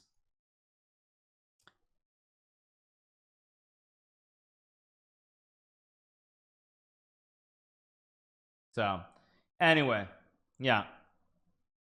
Do I think Rapport will tell Ding on the post game walk? I mean, if Ding is going to be asked in the, I don't think Rapport will say it in the when they're walking, but maybe he will, because I think there's, if Ding wins this game, there's zero chance he doesn't get asked. By the way, so yeah, am I really telling Ding to fire Rapport? No, I'm just saying what I would do.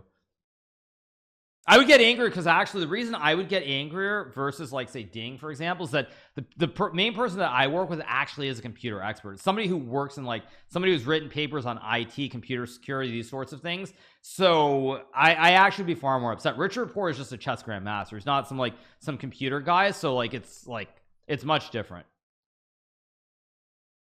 much different.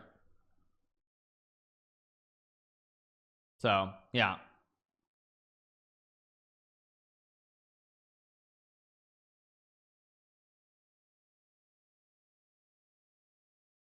Okay, let's see what Ding does. Ding is thinking here now. Ding just has to trade.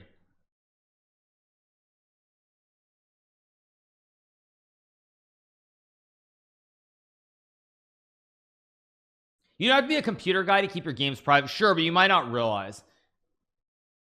Also, it is true that it's very unlucky that this Rook A2 move's only ever been played once in the Elite Chess database. If there were like 100 games here, this would not be discovered, at least not today. But because there's only one game here, that's why it all got discovered.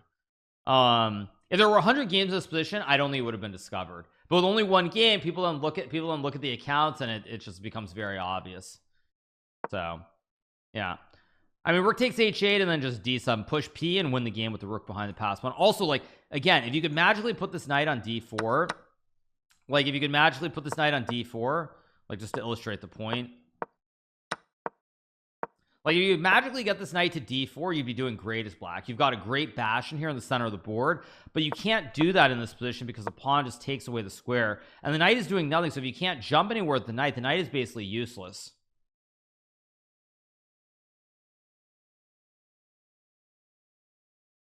Yeah. Hi Hikaru, I came to kick for your streams and you look like you have more fun on Kick. Am I correct? Well, it's nicer with the more chill audience, a lot less trolls, obviously a lot less chat hoppers, people asking stupid questions over and over again. And also it's very exciting because it's a chance to try and build build up a whole new chess community on Kick. So I am actually enjoying it a lot more. So yeah, I am. I mean, Queen takes E5 is the human move, but Rook takes H8 is just the best move by far. The quality of play is solo, it's not great, but I don't think it's, I mean, I don't really think you can blame the players. They're obviously very nervous. They both have a big opportunity that realistically they wouldn't have otherwise. So I think they're both trying their best. I mean, it happens. You can't, having been in the situation, having played the candidates, you cannot be overly critical about the play. But it is one thing that I will say again, like a lot of people get mad at me for being honest about when I talk about Magnus, but it is one of those things that makes Magnus just really good. Is his emotional control is just much better than most other players. It's just the reality. So like I know people are like the quality is terrible, all these blunders and everything, but it really speaks volumes to how good Magnus is, because he's very good at keeping the emotions under control. Whereas I think both players here are like, we've got the chance of a lifetime to win the world championship. The best player in the world is not playing, and so they both feel like they can win. Yeah. Vishy once said the world championship is not about good chess, but about playing chess under pressure. Well, there is a thing that I think statistically has been proven, which is in the Canada's tournament where the winner qualifies to play the world championship match, quality of play in that tournament versus say just a random say Grand Chess Tour event is much lower. It's significantly lower. I think Fabiano in the candidates played like a 2600. And Fabiano, as we know, he's not a 2600 player, he's like 2800. He's like one of the best players of all time. But Fabiano in this last candidates, I think the quality of his play was around 2600 based on the stats. And so like Fabiano, he's not a 2600, we all know that, but at the end of the day, the quality goes way down due to the pressure. The pressure is much different in the Canada's tournament and the world championship match. But I think that's been statistically proven. I think statistically that's been proven that in the candidates, everybody's play goes way down. Anyway,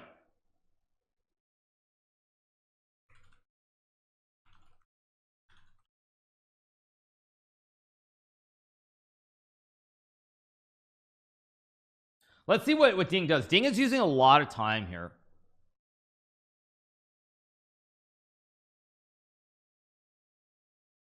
I mean, almost any move wins, but I think rook h8, queen takes h8, d7 is probably simplest. I mean, although maybe this is not so clear. I thought you could go like rook d3, rook h3, but oh, you have queen h2 and suddenly, wow, okay, let's see. Ani says d7 wins on the spot. It doesn't because of queen c7. We already went over this. I mean, Ding has multiple moves here and they all look very attractive, so that's why he's using this time. There's rook takes h8, there's queen takes e5, there's d7. All three moves are very attractive, but only rook takes h8 wins immediately. Everything else, the game goes on, kind of. I really hope that Ding does not play d7 or queen takes e5. I really hope he plays rook h8, because can you imagine if Ding finds a way to mess this up and lose this game or something here, and then he has to deal with the leak? I mean, after he was winning this game, like, it's just going to be too much mentally for him to deal with. So I really do hope he plays rook takes h8. Who am I rooting for? I don't really have a preference in this match. I would say objectively, if I had to root for someone, I'm actually rooting for Nepo, just because of course Nepo is one of the boys. We all know him very well. We've all hung out together. I mean, Fabiano, Nepo, myself, Wesley, like, I mean, we all know each other quite well. So if I had to like pick somebody to root for, I would root for Nepo. But I don't really have a big preference either way. I mean, Ding just isn't somebody who, he's very quiet, obviously doesn't speak English as well as Nepo. But yeah, I would just say that yeah, if I had to root for someone, I'm rooting for Nepo, but I want Ding to win this game. I want Ding to win this game because frankly content, but also it would just feel really unfair if he's basically if he's basically like, he doesn't win this game and then he has to deal with the prep leak and then he's just like mentally destroyed. It doesn't really feel right. It doesn't feel right. That being said, you guys, I'm going to give you guys a good story. So looking through opponents' games on the internet is very useful. I'm going to give you one very specific example. So in the I think it was 2012 or was it 2015? I don't remember. Let me take a look.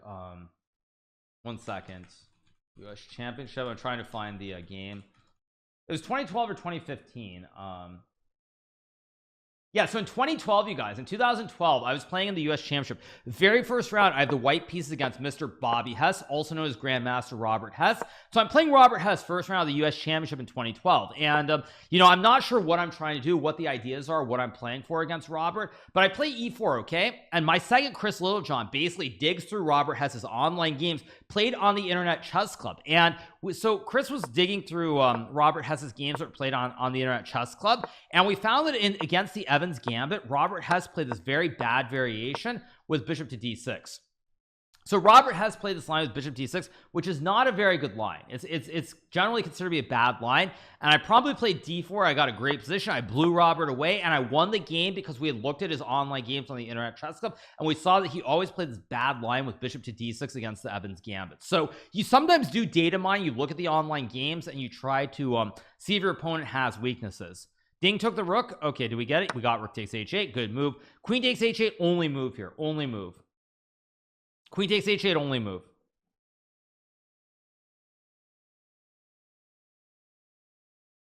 Only move.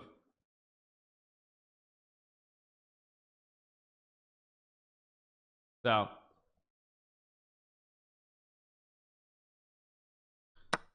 okay, we got queen takes h8 being played here. Okay, d7. I believe that is that the best move? It's not the best move. No, it's not the best move. Wait, it's not the best move. There's rook d8. It's not the best move. There's rook d8. No, because now the computer says there's a trick. There's takes, and there's queen c3, and there's knight d4.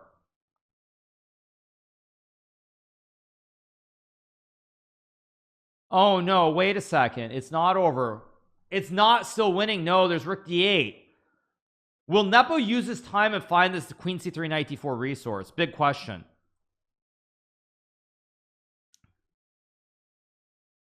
Nepo needs to use his time. If Nepo uses his time, he can still find it.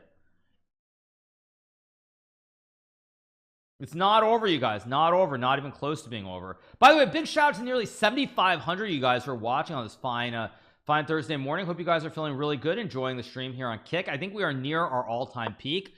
Plays rook d8 fast. Okay, so big shout out to everybody who's watching. Okay, king h7. Yeah, king h7 only move. Also not a hard move to find, because if you go king g8 queen c7, you obviously, although even this apparently is not easy to win. Actually, this is, the engine doesn't give this is cleanly winning either. Wow. I mean, I'm not saying it's not winning, but this is still, it's still a lot of work to be done here. Still a lot of work to be done. Yeah, not easy at all. Not easy.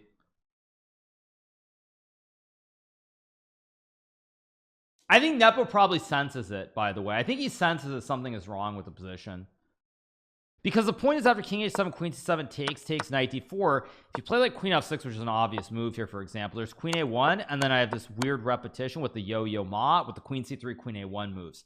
So the best move apparently was after queen h8 to play rook d3. Obvious human move, rook d3, because now you can do that. You can start lifting your rooks, bro. Go to the gym, lift the rooks. You also keep an eye on d7 d8, so it's just a typical dank computer move that wins. But whatever, no human would play it, especially not in this situation.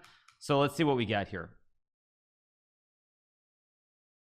So yeah, let's see what we get. There's queen h2 after king h7 apparently, but the problem also is, like, even if you get this position, still there's always queen f8 queen e7, and now you can't dislodge the queen and the rook. Like, it's almost like a blockade. I mean, it's very, very, very, very hard to figure out. Yeah, he plays king h7, but now you go king g7 and queen f8. Like, this is not obvious. No, this game's going on here. This game's going on here. This is not trivial. This is not trivial still. I think we have a long way to go in this game. This game's not going to end anytime soon. Okay, so Ding does the tickle repetition here, and now we'll see, are we going to get queen h4? We're going to get queen c7.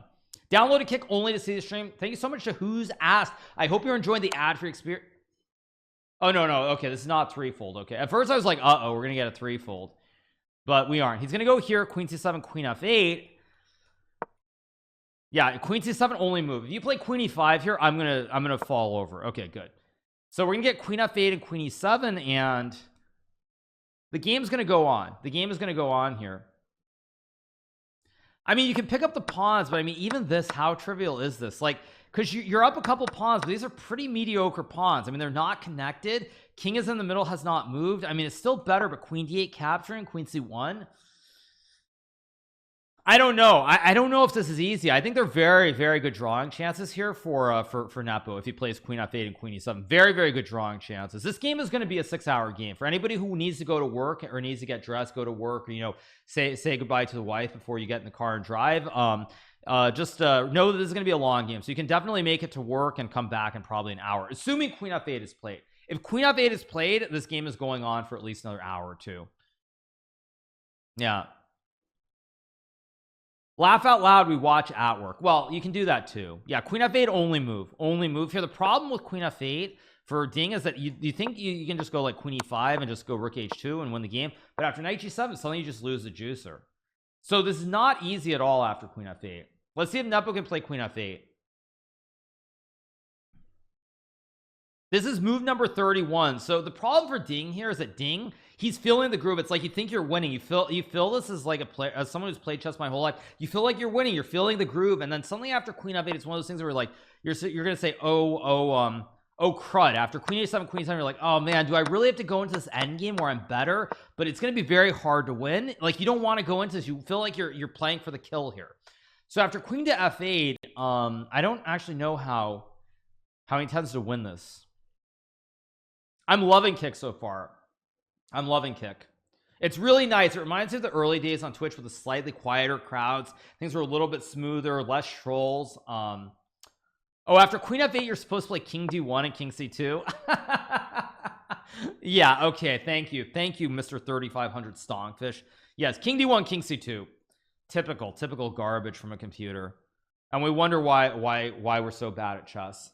Like, there's no way in a million years I would really consider this right off. I might consider it after a while, but it's just nonsense. I don't care if it's a winning move, it's a 3500 move. It's ridiculous.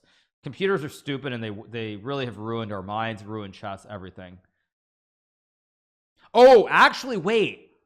Oh, is there actually a really dank idea? Can you actually go for a king walk? Can you maybe? No, I mean you can't though, because you hang. Nah, you can't. I was thinking maybe you could actually run the king all the way up, get the king in. Like some example would be something like this. And I mean I know it doesn't work, but something like this. And then you go here, and then you go like check, and then you go king c7, something like this. Just walk the king all the way in. But again, it's not gonna happen. Not gonna happen.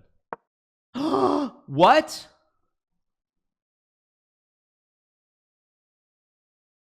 Wait, what? I saw the bar just went to the moon. Wait, so takes check. Let me refresh the page. What? So king d1, you have a repetition, right? It's a classic right triangle, but this does not work. And at bishop e2, you have the other right triangle. Wait a second. So rook e2, let me look at this. So check king back, it's always a draw. Check rook c2, check king e4, takes bishop d3, and queen f6. It should be winning. No, oh wait, no, but there's still queen f2 and there's queen e3. Wait, this is really tricky. Okay, wait a second. I'm gonna go use the Russian very quickly and we'll see what happens. Spicy.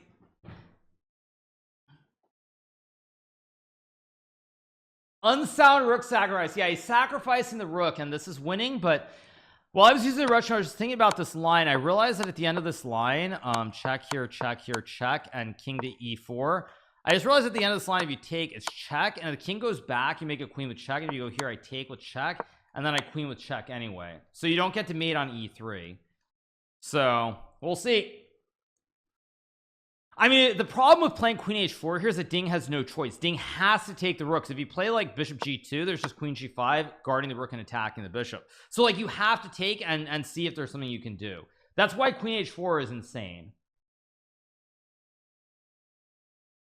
No, you cannot be serious. No, oh my god, no. What? Oh my, I'm gonna lose my mind. What the heck? Queen takes g5, and I mean, okay, now you go king c2. I'm gonna lose my mind. Oh my god, this just gets worse and worse. Oh my gosh, jeez, what the heck? World Championship, World Blunder Championship. I mean, white I guess is still better after king c2. Computer likes it, but I mean now it's like now queen f6, and I mean, or queen e7 even. By the way, like I said, Magnus is somewhere he's going like, excuse me, what is this exactly? I'm gonna, yeah, okay. Also, the problem with this position is you can also just sit now. Like even if I get a7, you can go knight d6 and take. Oh my gosh, it's just GG, why not? It's more like GG, free rook, no thanks, something like that. That's actually the right saying. Yeah. Yeah. No, I mean, this is not easy. After takes, king c2, queen e7, I mean, knight d6 is a threat. I mean, this is insane. Okay, we get king c2. Apparently computer likes knight h4, knight f3, because you cut off the bishop from going to the diagonal. And you have knight f3 here, and then knight e5. Actually, if Nepo finds knight h4 here, I'll be seriously impressed. No, I mean, Ding, the reason that Ding I thought had to find it is because like it's just very hard conceptually to look at this and think that you can be winning with white. I mean, white still has a great passed pawn, but I just feel like what you have to do is you just take the rook, and you just have to trust that there's no repetition basically. But yeah, I mean, it's just absolutely insane what's going on.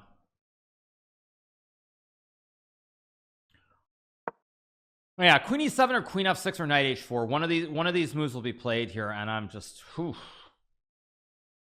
I mean, even here, because even a line like this, for example, white is still much better, but this is not cleanly winning anymore. Like black has a very safe king with the trifecta of pawns. You also, the king is a little bit loose. This is weak. You only have 3 pawns. I mean, I don't know what's gonna happen. I don't know. I don't know what's gonna happen. Nepo's thermostat is full of pure testosterone. Yeah. I know we're gonna get knight h4, queen 7, or queen f6, but yeah. No, the reason that I am disappointed is because this was all very forced. Like you look instantly, you realize this is a draw. You have the yo-yo into the Pythagoras right triangle, and if you go here again, it's the opposite one. It's the double right triangle, 90 degrees, which we all study in school. So you have to go here, check here, and wait a second. Sorry, not queen f7, queen d8. What am I saying? Sorry, I'm just like, what's going on? Yeah, so you have to go rook e2, and then you have to go here, and then you have to go here. You have to go here. Obviously, it's a repetition. You have to go here. All extremely forced. Now, probably got scared of queen d1, but even this is just winning. Wait, no, not here. Sorry, you go king e4. My bad. King e4 here, and after queen c2, you have bishop d3. If queen f2, you check, and queen with me. So I mean, I'm guessing Ding just thought I'm getting mated in one. Like I check and make a queen, and I get mated in one. But you can just take with check. And he had 20 minutes. So okay, what do we got? We get queen e7 played here. Yeah, I don't know. Chess is number 2 for viewers on Kick right now. This is a wild game. I don't even know what to say right now. Another blunder. Yeah. Nepo is playing poker and not chess. Yeah. Now Ding is like, let's play it safe. I have sick prep ready for the next one. King b3, best move, obviously. Bishop g2 will be played, I'm sure, to go bishop c6. But still e5, e4. I mean, also you can create the here. Maybe you can even go knight d4 and create the wooden. Actually, no. Here you hang e5 after takes. But I thought you could create a bastion here to counter the wooden shield. But yeah, I don't know. Anything can happen here. Anything can happen, you guys. Literally anything. Once again, big shout out to nearly 7,500 you guys who are watching us. Fine, wacky, wild, zany Thursday morning. We've had everything here. We've had a very wild game, chock full of blunders. We've had a preparation leak from Ding, Lorraine, and Richard Rapport. It just gets better and better. Yeah, it just gets better and better. We've had the chair championship. I mean, I don't even know what's going on. Yeah, bishop g2, knight d4 is probably what I would play here, because again, this feels very, very safe with cd4. I mean, is this even winning for white after queen a3? I mean, I don't think this is winning for white, by the way, just to be clear. Okay, we got bishop g2, another slight mistake according to the computer. Now here, Nepo should play knight d4. It's a big moment in the game. Will he play knight d4 or not?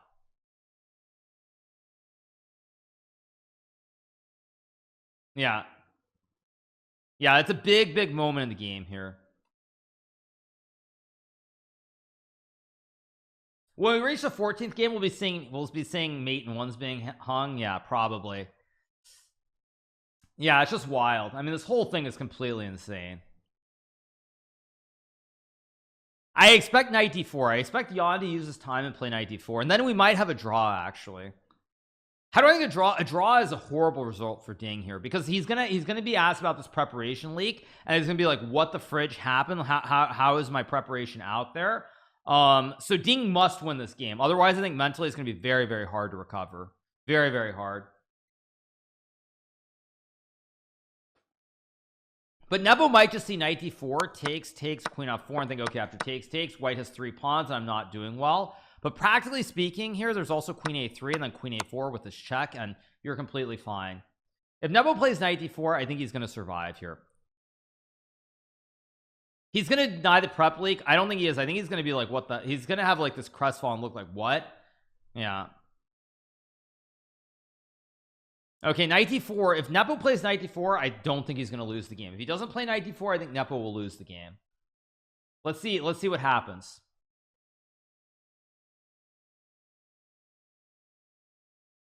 So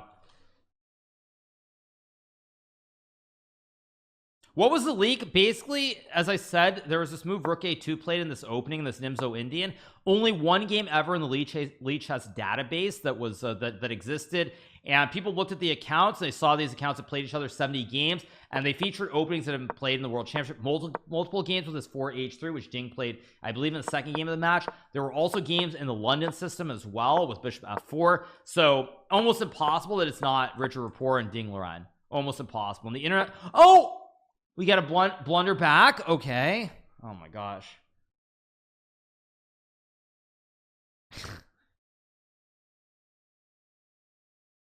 Okay. Yeah, I mean, I kind of give up. I don't know what's going on here.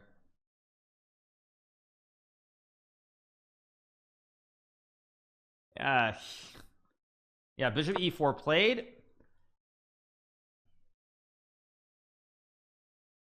I don't even know, maybe knight h6 and knight g4, knight e6 or something. I mean, I have no idea what's going on. He's probably gonna try to put the knight on f6, and who knows what's gonna happen here.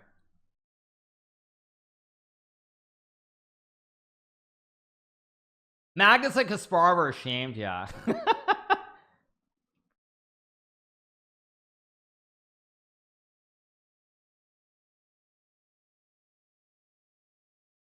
Yeah.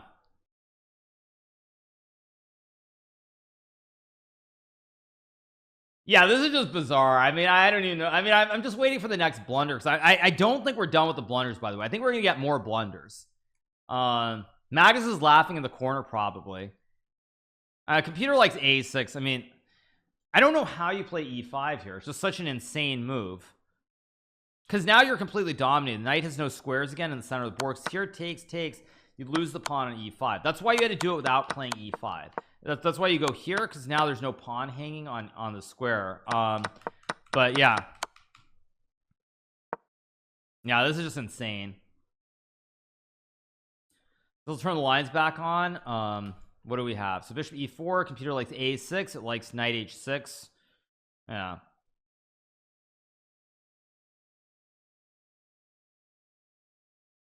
I mean, a6 is the best move, but it's a hard move to play here, because knight h6 is a move, but after takes, yeah, he goes knight h6. So he wants to go knight g4, knight f6, but I think you're too slow with this, because I think white can just go bishop c6, although maybe there's e4 e3 now.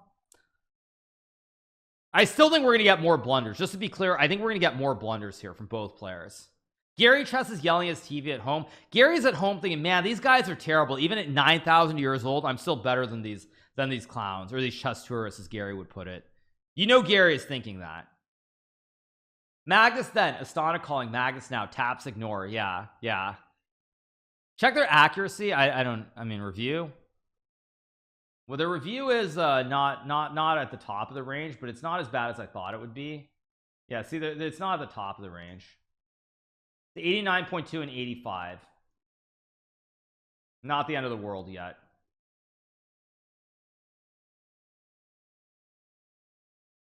Yeah, let's see. I mean, I still expect more blunders. I still expect more blunders here. Before d7 it was 99% for Ding and 85 from Jan. Gary Chess didn't expect this. Okay, knight g4 will be played, obviously, with the idea of knight f6. Yeah, 89 for classical is bad. Yeah, I mean, the question is this e4 e3 really scary or not? Because I mean, I think if you're Ding here playing this line, which apparently is also winning, it's just very, very hard to play, because you're up a pawn, but you have the pawns are split. It's not easy to win. Game's gonna go forever. That's the question. After knight g4 is played, yeah, Magnus, let the clown fiesta commence. Yeah, this is just bizarre. I still don't think we're done, though. I still think we're gonna get blunders. I still think I still think we're very likely gonna get blunders from both players. I don't think we're done with the blunder fest yet. Yeah, like king b3 is the best move here. There's no way Ding plays king b3. He's gonna either play bishop c6 or take the pawn on b6. One of the two. I don't know which one. King b3 is just not realistic here. It is apparently the best move, but with, like, I guess it's not so much that he has 18 minutes. It's that at this point both players' nerves are very rattled. So both players are definitely, their nerves are kind of shot here. So I think we're gonna get bishop c6 and e4, but even this is kind of tricky because there's still e3. There's also like knight e5 and knight d3. Like, you get a bash. I mean, it's still, there still are a lot of tricks here. Like, one example would be, I know the computer says it's winning, but if you suddenly allow like queen c1 coming in here, you could actually lose the game with white. So it's still very, very tricky for both players. I mean, I think I'm pretty confident king b3 won't be played. I think we're gonna get bishop c6 most likely, because also if you go king b3 f5, like, this is winning here, but it still feels a little bit scary with f4 e3. I mean, I know it's winning, but with limited time here, not super easy. Also, king b3 allows black to sack the knight too. Like, there's also this sack, And this is not clear either, because now the pawns are pushing potentially. So I think we're gonna get bishop c6 here though. I'd be very surprised if any other move is played. Yeah, that's my assumption. I expect bishop c6 to be played. Once again, a big shout out to nearly 8,000 of you guys who are watching on this fine Thursday morning, enjoying the clown fiesta, enjoying the chess, the preparation league, and everything else that hasn't been entailed thus far today. Hope you guys are enjoying it. Once again, I hope you're also enjoying the ad-free experience. Very important that you are not getting hit with those pre-roll ads, so you actually don't have to deal with the ads here on Kick. So I hope you guys are enjoying it. All right, waiting for a move here. Let's see, what is Dean going to play? I expect bishop c6. Queen b6 is good, but again, it's like this endgame is still good for white, but it's hard to go into this because you might be winning, but also like a couple wrong moves, and suddenly with queen d2, knight f2, f5, e4, you could also end up on the wrong side of this too. So we'll see. I mean, I'm expecting a blunder from somebody. f3 is maybe a move that gives knight e3. Maybe there's like queen e6. Yeah, f3 won't be played. He won't play f3. So let's see. Let's host somebody with low views on chess. We'll host somebody with low views. It could be chess, could be Fortnite, could be anything. I think in celebration of 420 the challenger smoked up some hash before the game. I don't think so. Thank you so much to Ozzy DGen for the subscription. Thank you so much to Ozzy DGen. Yeah, this is 1-0 or a draw. Yeah, I don't think Dean can lose. I don't think it's a 3-result game anymore. 7K wow Hikaru, this community is growing fast. I mean, it's not a shock to me, you guys. I told you before that like it's just a matter of people checking it out, realizing we're doing exactly what we've always done. So I'm not shocked, actually. I'm not shocked. But this game is extremely hype. Yeah, I don't think Ding you can't hear anything during the game. That would be cheating. You're not allowed to talk to anybody during the game. So yeah, anyway, let's see. Ding thinking here, why so hype? Because it's been a game chock full of blunders. It's been a total clown fiesta. And yeah, I mean, like, because even this endgame, I'm not even sure if this endgame's winning for white, because you have 3 connected pawns. Like, this is very scary with black is just pushing P. Look at these 3 pawns. I mean, it's still very hard to play. How painful is it watching these guys knowing you could have played better? Well, I will caveat it with one very important thing. This is a tournament of great importance. There's a lot of pressure that normally does not exist. Having played in the Candidates, I'm very well aware of it. So you can't be too critical. Can't be too critical. But we'll see. Kick does not have regional pricing yet. I assume at some point they'll have regional pricing. But yeah. So that's copium. No, I mean, there's a lot of pressure on the players. You look at like Levana Roni, one of the best players of all time also, and when he plays the Candidates tournament, he's been number 2 many times. When he plays the Candidates, there's a lot of pressure towards the end of the tournament. He crumbles like a cookie. So like, you have to be fair to the players. There's an insane amount of pressure on them. They're not playing their best. We said before, Canada's tournament, technically or not technically, traditionally the quality goes way down. Players do not play at the same level. It's like what was I gonna say? It's like Fabiano. I think Fabiano the Canada's played like a 2600. Fabiano is a 2800 level player. How is Fabiano playing like a 2600? That's like, be serious. It's because of the pressure. So you can't really be like, oh yeah, like I would play better, I wouldn't make these mistakes, because the pressure would be there. The same pressure would exist if I was playing, although I literally don't care. So maybe it would be easier, since I don't have to worry about the pressure of losing a game, because I just go make a YouTube recap, get my views, and it's all good. And we got bishop f3, which I do not believe is the correct move here. Now knight takes f2 and e4 is apparently fine for black. Ugh. Will Nepo find knight takes f2 and e4 now? It's a hard move to find, by the way.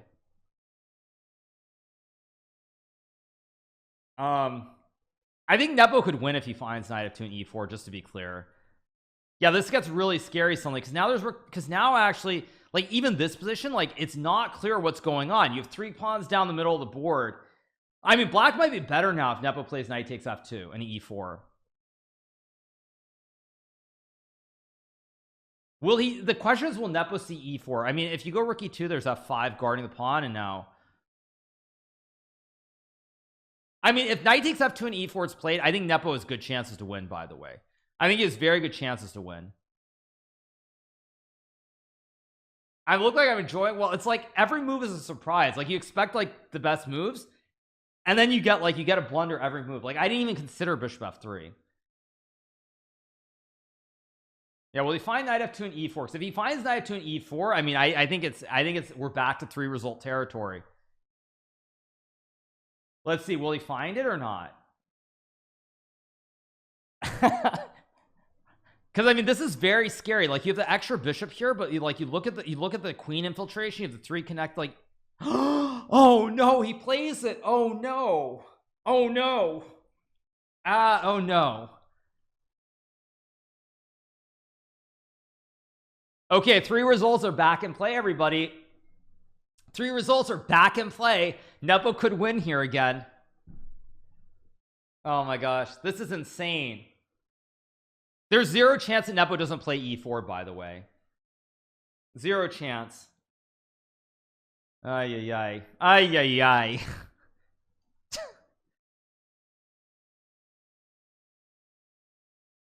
Oh my gosh. So much delay on the cam. Let me refresh it. Okay, let's refresh. This is getting wilder and wilder by the moment. I mean, I don't even know what to say. I'm all out of words, because the problem is it's super obvious after takes like queen a8. You cover, you can create the wooden shield. Like, even this is just very strong with the wooden shield here, and white should win the game. So e4 is not a hard move, and to make matters worse, if you go bishop g4, there's e3 followed by queen e4 check, and you lose the game right on the spot. So yeah, this is completely out of control now. I mean, I don't know what to say. Big shout out to the 8,000 you guys are watching on this Thursday morning. I'm all out of words. I think there's a very high likelihood that Ding loses this game, just to be clear. I think there's a very high likelihood, because e4 is the only move. So Nepo will definitely play e4. And now it's like, I mean, bishop h1 is what the computer likes, but even this position, like, it looks horribly scary with the chain of 3. Your bishop is completely dead in the corner. Your king is much weaker on c2 than the black king, which is covered by the pawns. And I can start pushing p with e3 too. Yeah, I mean, this is out of control. I mean, Ding could play bishop c6, but now knight g4, like, even this, now I start pushing p. I've got 3 connected down the board, whereas here you have the pawn. That's the point. You have this pawn that, like, even if black gets e3 here, for example, it takes you much more time to get the pawns down the board. So ay ay ay, ay ay ay, I don't know what to make of this. Why not rook e2? Because then I just connect the chain. I go f5, connect the chain of pawns. I eat the pawn on d7. And also your pawns are bad too. Like, you would, if you had the pawn on b3, like, to illustrate it somehow, how do I illustrate it? Like somehow, like, if we could magically trade the queens, for example, but I could somehow, I'm just going to set up a position here where I could untangle. If I get the pawns rolling, it's good, but the problem is the pawns here are so bad that I can only create 1 pass pawn, and you can basically bring the king and start pushing p instantly. So yeah, this is insane. The pawns are the problem for Ding here. The pawns. You're home. This is move number 38. Move number 38. Yeah. You're such a good streamer that I could be here on Saturday night. Thank you so much. Appreciate it. Yeah, I don't know what's going on, you guys. This is wildly out of control. I think if you ask me, I think Nepo is going to probably win here, unless Ding is able to keep his mind clear, which I don't think he will be able to after e4. Well, let's be clear. We got to see e4 first. Will e4 be played? This is actually, he still has to play e4. Will he play e4 here or not? The moment of truth. I think he will, but let's see.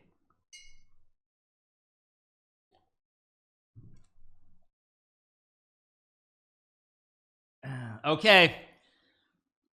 Yeah, he does play e4, and here we go. Stream cam is frozen. Let me refresh it. Yeah, okay, sorry about that. It froze for a second.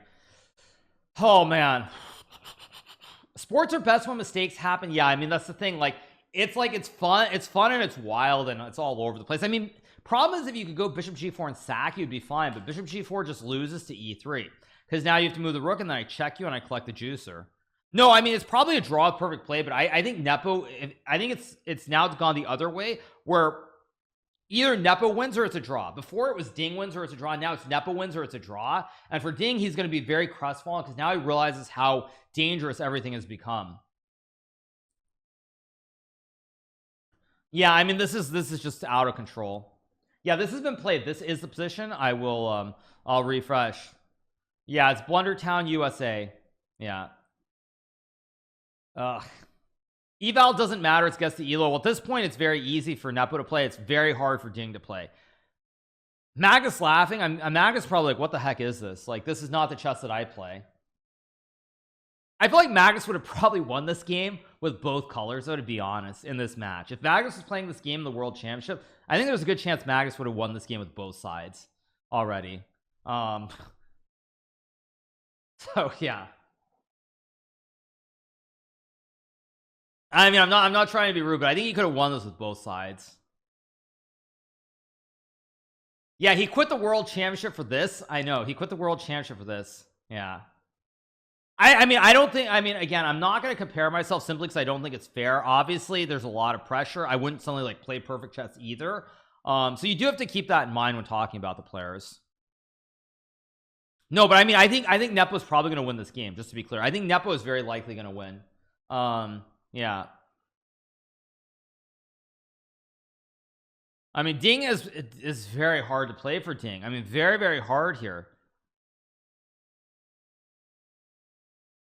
They need to learn to literally not carry. Yeah. First World Championship without Magus in 10 years and it turns into Blunder City. Yeah. Yeah, I mean, it is a Blunder City, but yeah. I'm jinxing the whole match. No, but actually Benjamin's here now. Benjamin actually probably heard about it too, but this preparation league is kind of insane. Ding is frozen. No, he's still thinking. No, but I mean, this is just out of control. He just missed it. I mean, because here, like in this position, the whole point was in this position. If you go bishop c6, it's not even so much about like, it's not even so much about winning. It's that here you're never in danger because you're never going to lose this passed pawn on d7, which is always a huge piece. I mean, it's a huge pawn. It's one square away. Like, you cannot lose this position because of how powerful the pawn is. But now you basically lose, you lost f2 and you lose d7 and you get black 3 connected pawns. So black is just going to start pushing p and your pawns are really crummy. You got the double stack. This is going nowhere. You have a pawn in the way. This pawn can go, but it's very slow getting up the board. Yeah, I mean, this is move 39, 2 moves. Ding will get to time control, but I mean, I think Nepo's going to win this game.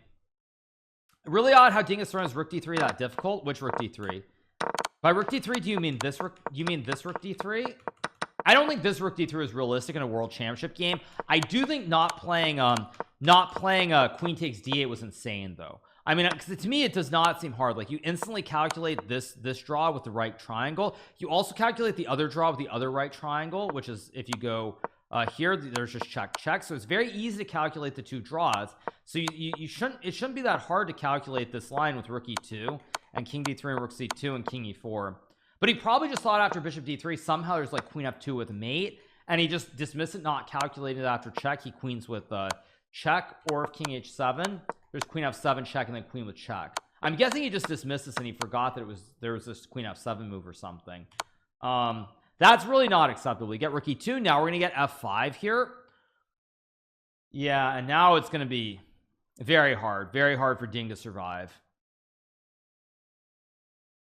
Yeah, I mean, I think Ding is probably gonna lose here.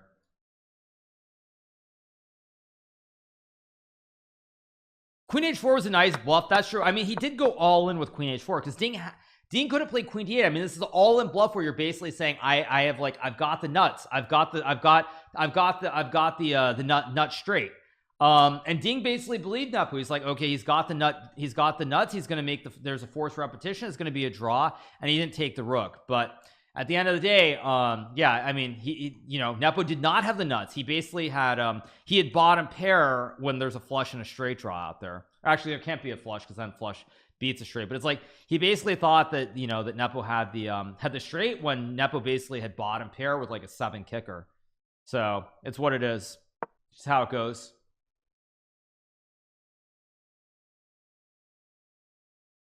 Okay, rook e2 will get f5 as soon as Nepo sits down.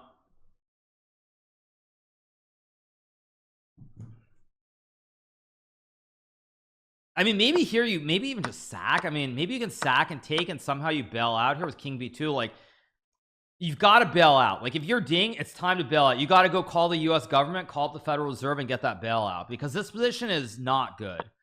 If this game goes on much more with the 3 connected, I think Ding is going to lose the game.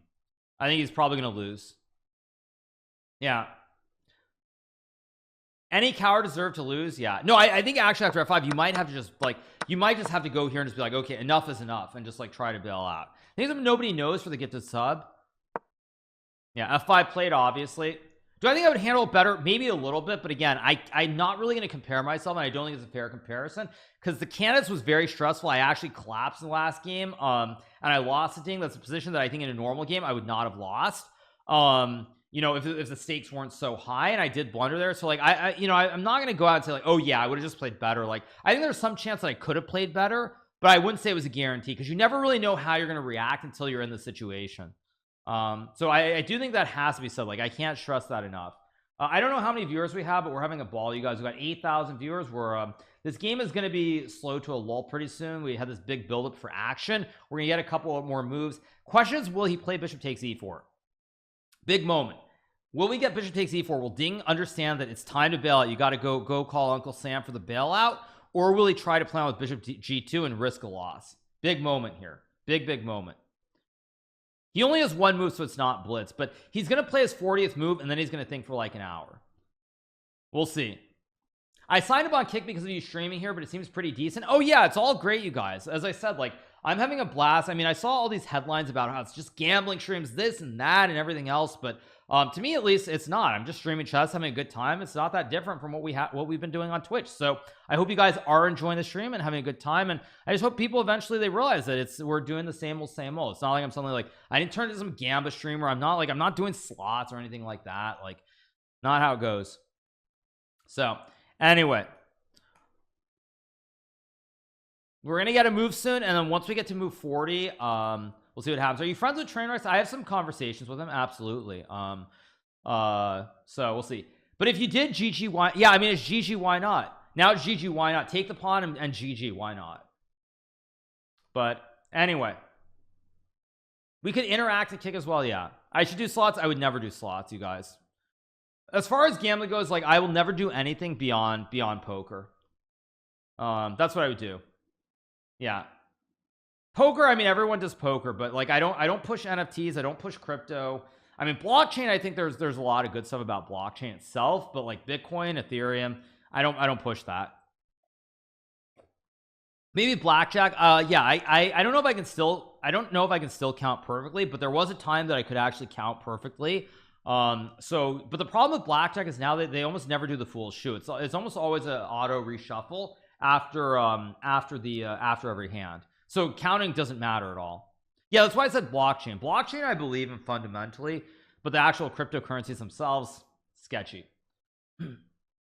So one more move for Ding Loren. Is he going to play bishop? The reason it's a draw is because basically what happens is that after queen e7 king b2, the king is very safe now with the pawns.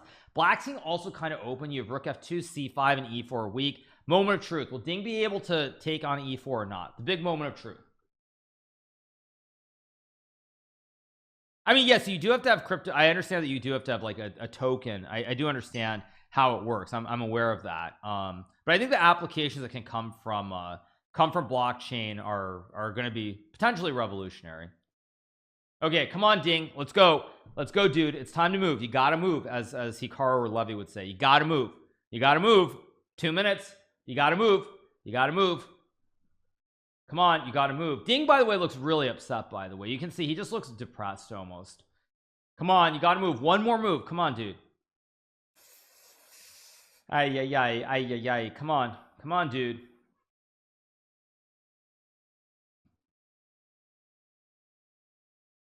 I mean, he's lucky it's one move. It's like 2 or 3 moves he would just lose. Move like Vishy, by the way, I mean, he's not, most people who are watching our stream, including myself, were not around when Vishy was young.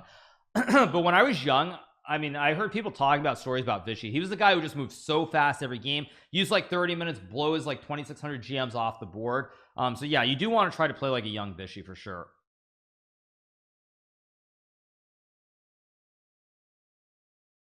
One minute, come on. Vishy just tweeted about the blunder. Okay, let's pull up the blunder. What did Vishy tweet? Twitter Vishy Anon. Twitter Vishy the King. Vishy 64. What did Vishy tweet? He tweeted What did Vishy tweet? He tweeted 37. He tweeted 37 bishop c6 should not have been difficult to find. 37 bishop f3 was quite careless with enough time on the clock. I agree with Vishy. Bishop c6 had to be played, and he didn't do it. So you know, that's why we're here now in the situation where Ding is gonna have to play bishop takes. He's gonna have to play. He's got 30 seconds. He's got 30 seconds. Let's refresh it. Come on, you gotta move. You gotta move, dude. Come on, just go. Come on. Come on. Go. He plays queen takes b6. Okay. Okay. Okay, plays that. We reach move number 40. I'll go use the rush room in a second, but this is yeah, apparently computer wants some rook g2, but this also looks horribly scary after king b2 queen d6 here. And the problem is that basically black's 3 pawns are worth much more than your a pawn. Like this is like super scary here. Like there's like f4, there's g4, king e5. These 3 pawns are mowing down the board, and there's rook a6. Okay, it's still a draw. I mean, why is this a draw? I guess it's a draw because what Sessa wants. How is this a draw? Wants to take, and this is somehow a draw even though black rook d2. Ooh, I mean, maybe this is a draw, but this is, I don't expect Ding to find this. I'd be very surprised if he finds this. Can't stop an avalanche with a priest. Yeah, you have an avalanche of pawns coming at you. You can't stop it with a priest. That is true. Yeah, so we're gonna get queen takes d7, I assume, very quickly by Nepo, and then who knows. Yeah. Nepo is out of the danger zone, just to be clear. Nepo is completely out of the danger zone. The only question is, can Ding find a way to save it?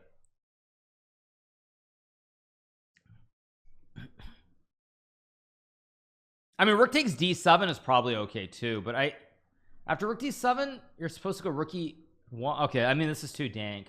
Yeah, I mean, I think Nepo is going to win this game, just to be clear. Queen takes d7 feels right because of the double stack on the file, but we'll see. Okay, takes with the rook, of course, and now Ding will think forever. So I'm gonna go use the rush room quickly, and we'll watch should I watch SpaceX too? I probably should, but I'll go use the rush room. We'll be right back, you guys. Insane, completely insane, crazy.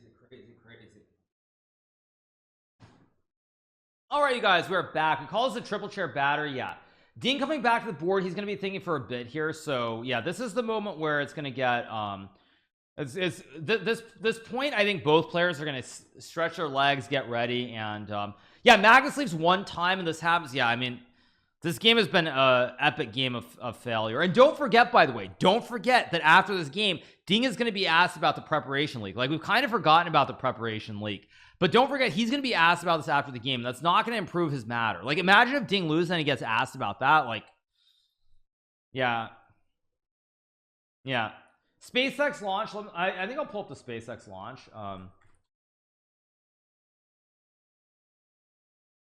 I assume they're live, right? They're probably live, right?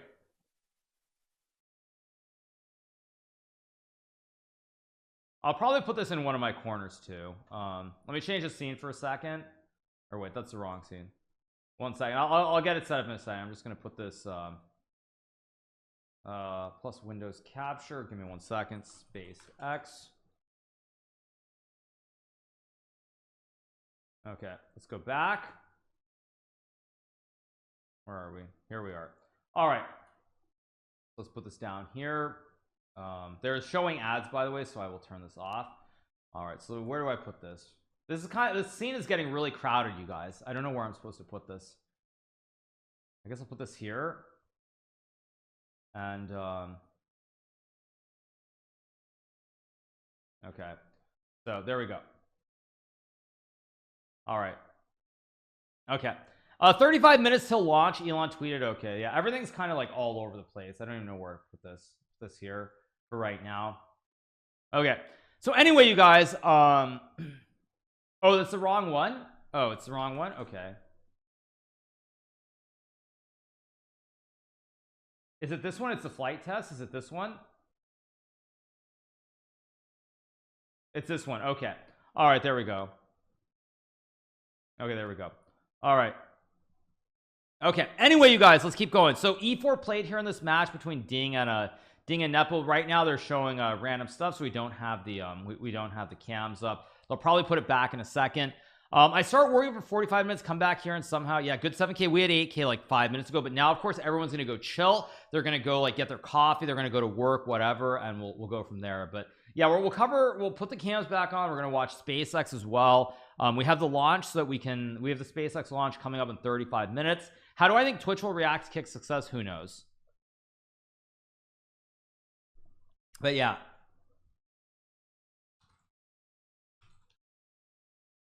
So, all right.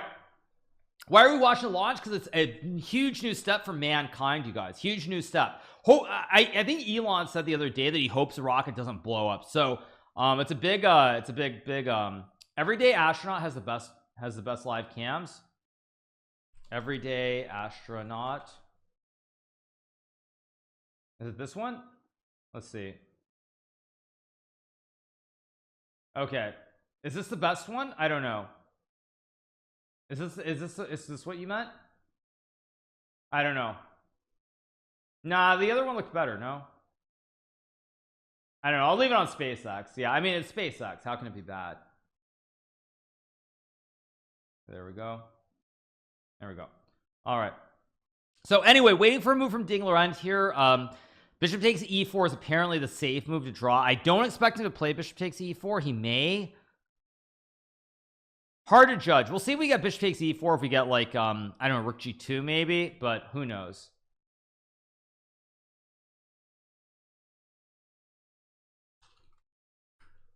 Bishop g2 is best. I mean, we'll see if we get bishop g2. We'll see. Turn off the closed captions. There we go. All right. So anyway, you guys, Ding is chilling. Ding is not going to be in a good mood regardless of what happens. I mean, I don't know what's going to happen. I don't know. Low light and chess, hopefully highlight in space. Yeah, we'll see. We'll see what happens. But anyway, waiting for a move here from Ding. Obviously, we'll catch a SpaceX launch in about 38 minutes. We'll put the cams on whenever they come back. They're still not back yet, so yeah.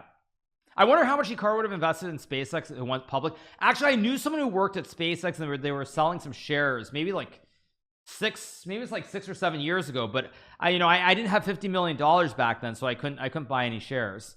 But yes, there was someone I knew who worked who had shares and they were selling some shares. But yeah, I mean, I didn't have $50 million back then, so what was I supposed to do? Anyway, back to the game. Here we go. Wait, you have 50 million? No, of course I don't, you guys. But the internet has decided that I do. So, you know, as much as I'd like to sue for like false false articles and things, that just doesn't work. So it is what it is. Anyway, back to the game. Here we are waiting for a move. Let's see what happens. What will happen in this position? Let's see. Yeah. So if rook g2, there's rook d6, queen c5. No, if you go rook g2, rook c6, queen c5, I have the fossil with rook d2, checking the king and winning the queen on c5. So it doesn't work. That's the problem. 31 minutes till the launch. Still no cams because they haven't shown it. But anyway, yeah. All right. Is bishop h5 possible? Looks like a good move, but there's rook d6 to attack the queen and guard. And if you take, again, Fossil Town USA, and if you go queen b8 takes rook g2, then I have rook g6 and you're just lost because I have all these pawns at the center of the board. So yeah, that's what it is. If Ding takes on e4, he still maybe can still maybe draw the game. But yeah, anyway, we'll see. Can I enlarge the launch screen? I could once the I could, but the problem is we have the actual cams of the game that we're covering, so we're just covering everything all at the same time, so that's why it's kind of hard to do it.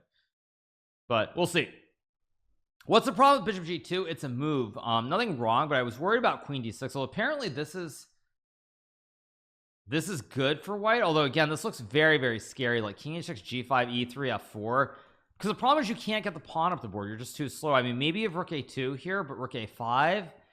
And now again, my king and the pawns are just much better than the bishop. So yeah. No, I mean, it's very tricky to play. So we'll see. Okay, now they're back, so let's turn the cams back on. Go, here we go. Let me lock this in. Okay, there we go. All right, so here we are. Do we get a move here? We got to move queen b8. Okay, so he's trying to go queen f4 here. That's what he's angling for. He's angling for queen f4. That's his idea. So I assume Nepo's going to use a good chunk of time here and try to come up with a good move. And we'll see what he does. Black's pawns are really good relative to the bishop. Now queen b8 I like, because the idea is maybe to go rook h2 and create a checkmate with the classic Pythagoras right triangle here. Can Nepo magically lose? Not really. I mean, as long as he makes sure he gets queens off the board somewhere, no chance. But this position probably will be a draw if bishop takes e4 and rook e4, although even this I'd be a little bit scared because white's pawns are pretty weak here on the king side, and this g pawn is going right down the board. So we'll see. Anyway, 29 minutes till the launch as well, so those of you guys who are wondering, 29 minutes till SpaceX launch. To be honest, there's a bigger hype for the next blunder than the SpaceX launch. True story.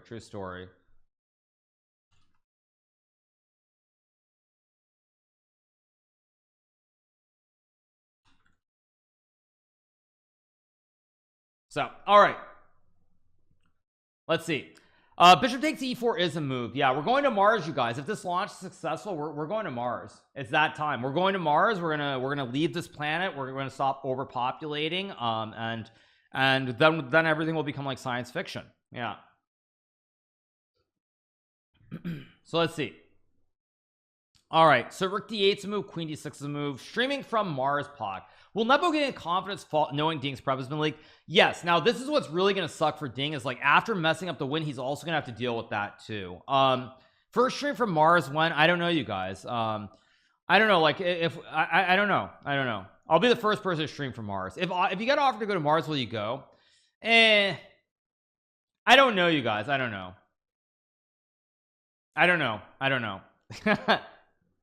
My thoughts are no, because by the time we can go to Mars, it'll be like another 10 or 20 years. I'm not going to be super young then. Like, I don't know. I'll leave that to my kids and our future generation. That's what I would do. So pretty unlikely, I would say.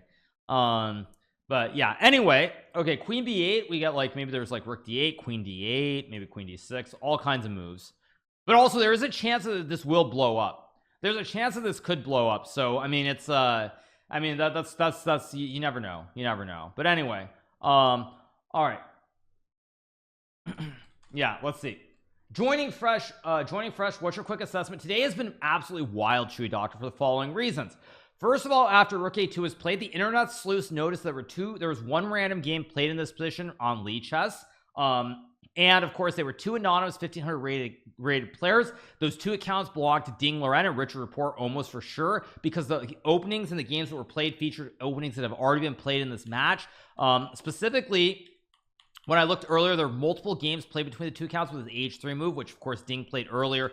There were also games with this rook a2 move, very specifically. So there's a massive leak of more than 100 games between Richard Report and Ding Loren. Again, I don't know if it was Richard Report for sure, but most likely it was Ding and Richard.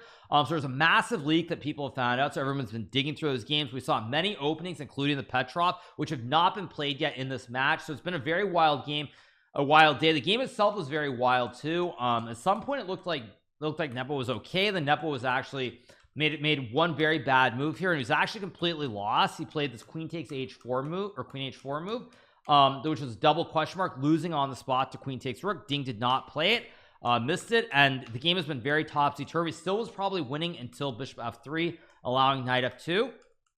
And now this very imbalanced position here where basically black has 3 pawns connected versus the bishop. White's king is loose, double pawns on c4 and c3, and very out of control here. Going to be a very long game, and we're going to see what happens, but I don't think this is going to end anytime soon. I will say that. So just to be clear, I think we have a long way to go. But we'll see. Let's see it also, by the way, Starship, let's hope that it goes off without a hitch, because Elon said there are like a million different things that could go wrong, and we could see an explosion. So I really hope we don't. There are no humans on board, so So we'll see. But didn't NASA and SpaceX learn the space shuttle concept model was a failure? Isn't it the same concept? The rockets are much more powerful, right? This is like the rockets are much more powerful than Saturn V, which is what we used to go to the moon, and the rockets are potentially reusable as well. And most importantly, there's nobody on board, so it's just a test, so we'll see. Yeah, because I think the rocket is it's the Falcon 9, right? And it's the Saturn 5, not 4. Sorry, it's V, not IV or VI or whatever it is. But anyway, yes. So yeah, we'll see.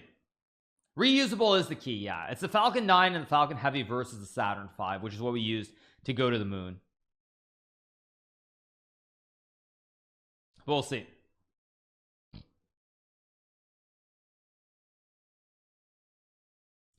Anyway, let's wait for a move here from Nepo again. Very chaotic situation. But yeah, do I think Jan will go for the trade down? I would probably play either Rook D8 or Queen D6. I think Jan is going to realize very quickly. Actually, I've got the wrong cam, right? There we go. Jan's going to realize very quickly here that he can't really win this game easily. The king is actually relatively safe on c2, and white can always sack. If Jan realizes the white can sack for the pawn, I do expect him to play Queen D6 at some point. We'll see. Yeah, Nepo's doing great. I mean, he went all in with the Queen H4 bluff, and it worked out. And then, of course, he even got lucky later with Knight takes F2. But he has played well. Like, when he's been in trouble, he's found resource. So you have to give credit to Jan for getting to this point. Like, he's played good moves. Ding had a chance, he missed them, but Jan continues to keep the game alive. The score in the match is 3-2 in favor, or 4-3 in favor of Jan Nepomniachtchi. If today's game is a draw, Jan will retain a 1-point lead.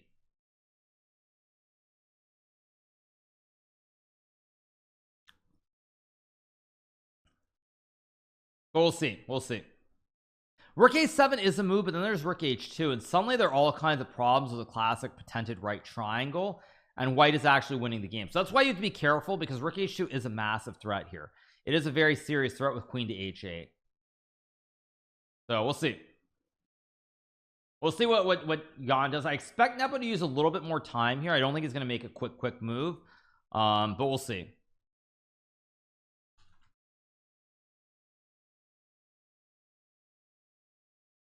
Also, for those of you guys who are wondering, there will be more time added at move number 60. So they get 1 hour at move number 40. At move number 60, I believe they get an additional 30 minutes, if I'm not mistaken. So they both have an extra hour here, so it could go 2 more hours, and then 2 more hours, and then there's a third time control, just for anyone who's wondering. Hikaru, love your videos, just came and joined. Awesome, Sir Chewy. Hope you're having a great morning. Hope you're enjoying the stream. We are here. We are covering this great game that we call chess. Very wild and wacky days so far. We'll see what happens. Is it 15? It's 15 minutes plus 30 seconds. Okay, I wasn't sure it was 15 or 30. But yeah, infinite time, too long time control, resident sleeper. I agree. Yeah, the right triangle threat is Rook H2 with Queen to H8. It's basically like here, and then you take, and then I go check, and it's classic Rook and Queen guard each other. That's why I said it's right triangle, and then you go check, and you win the Queen. So there is one trick with Rook H2. That's why I want Queen to B8, because he wants to go for this. That's the whole point. He wants the right triangle. Ding trying to show that he understands right triangles here. Yeah.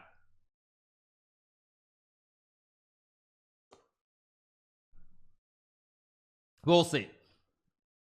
Still a long way to go, though. Still a long way. I think Nepo's going to have to trade queens. It's just a question whether he does something like this or whether he tries to trade the queens right away. That being said, you still have to calculate this whole long endgame. Now, instinctively here, my first assumption is that black has to be fine because white's pawns are stuck. And you only have an A pawn. Its A pawn is going nowhere fast. Like the rook covers the square, and you can start pushing this G pawn straight down the board. So I think we'll get Queen D6 fairly soon from Nepo. Also, there is Bishop H5 too. So, like for example, you play like Rook C7, Bishop H5 takes. Suddenly, Rook G2 wins for white because you have check if here, check, and you win the queen. And if you go King D7, Rook G7, you lose the queen this way too. Just downloaded Kick 2 to watch you. Awesome intro. Thank you so much. Appreciate it. Thank you. So yeah, it's very unclear. So it's still very murky. I think as long as Nepo understands that because it's only one lone pawn here, you have 3 juicers connected, he should play Queen D6. Just came back. What happened? Very few moves. Whoa! Thank you so much to Trainwrecks for the 100 gifted subs. Big shout out to Mr. Trainwrecks himself. thank you so much for the 100 gifted subs. Hope you're I don't know if he's streaming right now, but at any rate, thank you so much. Appreciate it. We are, of course, very thankful to Train. He's donated a bunch of subs. He's obviously doing a lot to help promote Kick, and things are going great. So thank you so much to thank you so much once again for the 100 gifted subs, and you know, hopefully we'll be able to return the favor, stream, do all this other stuff with you in the near future. Thank you so much once again. Thank you so much to Trainwrecks for the 100 gifted subs. So those of you guys who are watching, we're doing everything. He says, all love, brother, love having you here. Thank you so much, appreciate it. Once again, big shout out to Trainwrecks. Make sure that you do check out his streams here on Kick. Of course, one of the pioneers in terms of everything that's going on. So it's fantastic to see, and hopefully a big wake-up call for that certain purple platform that that we don't talk about. So yeah, and once again, also those of you guys who are wondering, obviously it does make a difference. As you guys know, here on Kick there is a 95-5 sub split. So every time that you sub to the stream for $5, the streamer gets $4.75. On Twitch you get $2.50, lowest rates in the industry at a 50-50 split. So not quite the same. Let's leave it that. Let's leave it at that. How long until launch? Launch will be in approximately T-minus 19 minutes. I'm also doing the I realize, like, right now I'm doing multiple things. I'm watching the chess, we're watching SpaceX, I'm doing the classic Destiny, actually. Like, Destiny is always like playing Factorio or one of those games and like talking about politics and doing 20 things. So I'm trying to do my best Destiny impression right now as well. Yeah, I'm it's like Destiny's always playing some game and just clicking all over the place, and then he's like talking about politics and other stuff all at the same time. So we're doing the exact same thing here. Also, for those of you guys who are watching and new, Kick actually added some really important moderation tools for chat and everything else in the last day or two, and that's also going to make the experience really good. Yeah. So all right, is XCC joining? Who knows, you guys? That's anybody's guess. How does Kick profit? Well, Kick turned a profit in Q1 according to the CEO, so they turn a profit. Yeah. All right, anyway, back to the game, waiting for a move here. Like I said, one of the issues with slower chess is that it takes a long time for moves. Like, you have this build up to all the action, and then suddenly it slows down to a crawl again.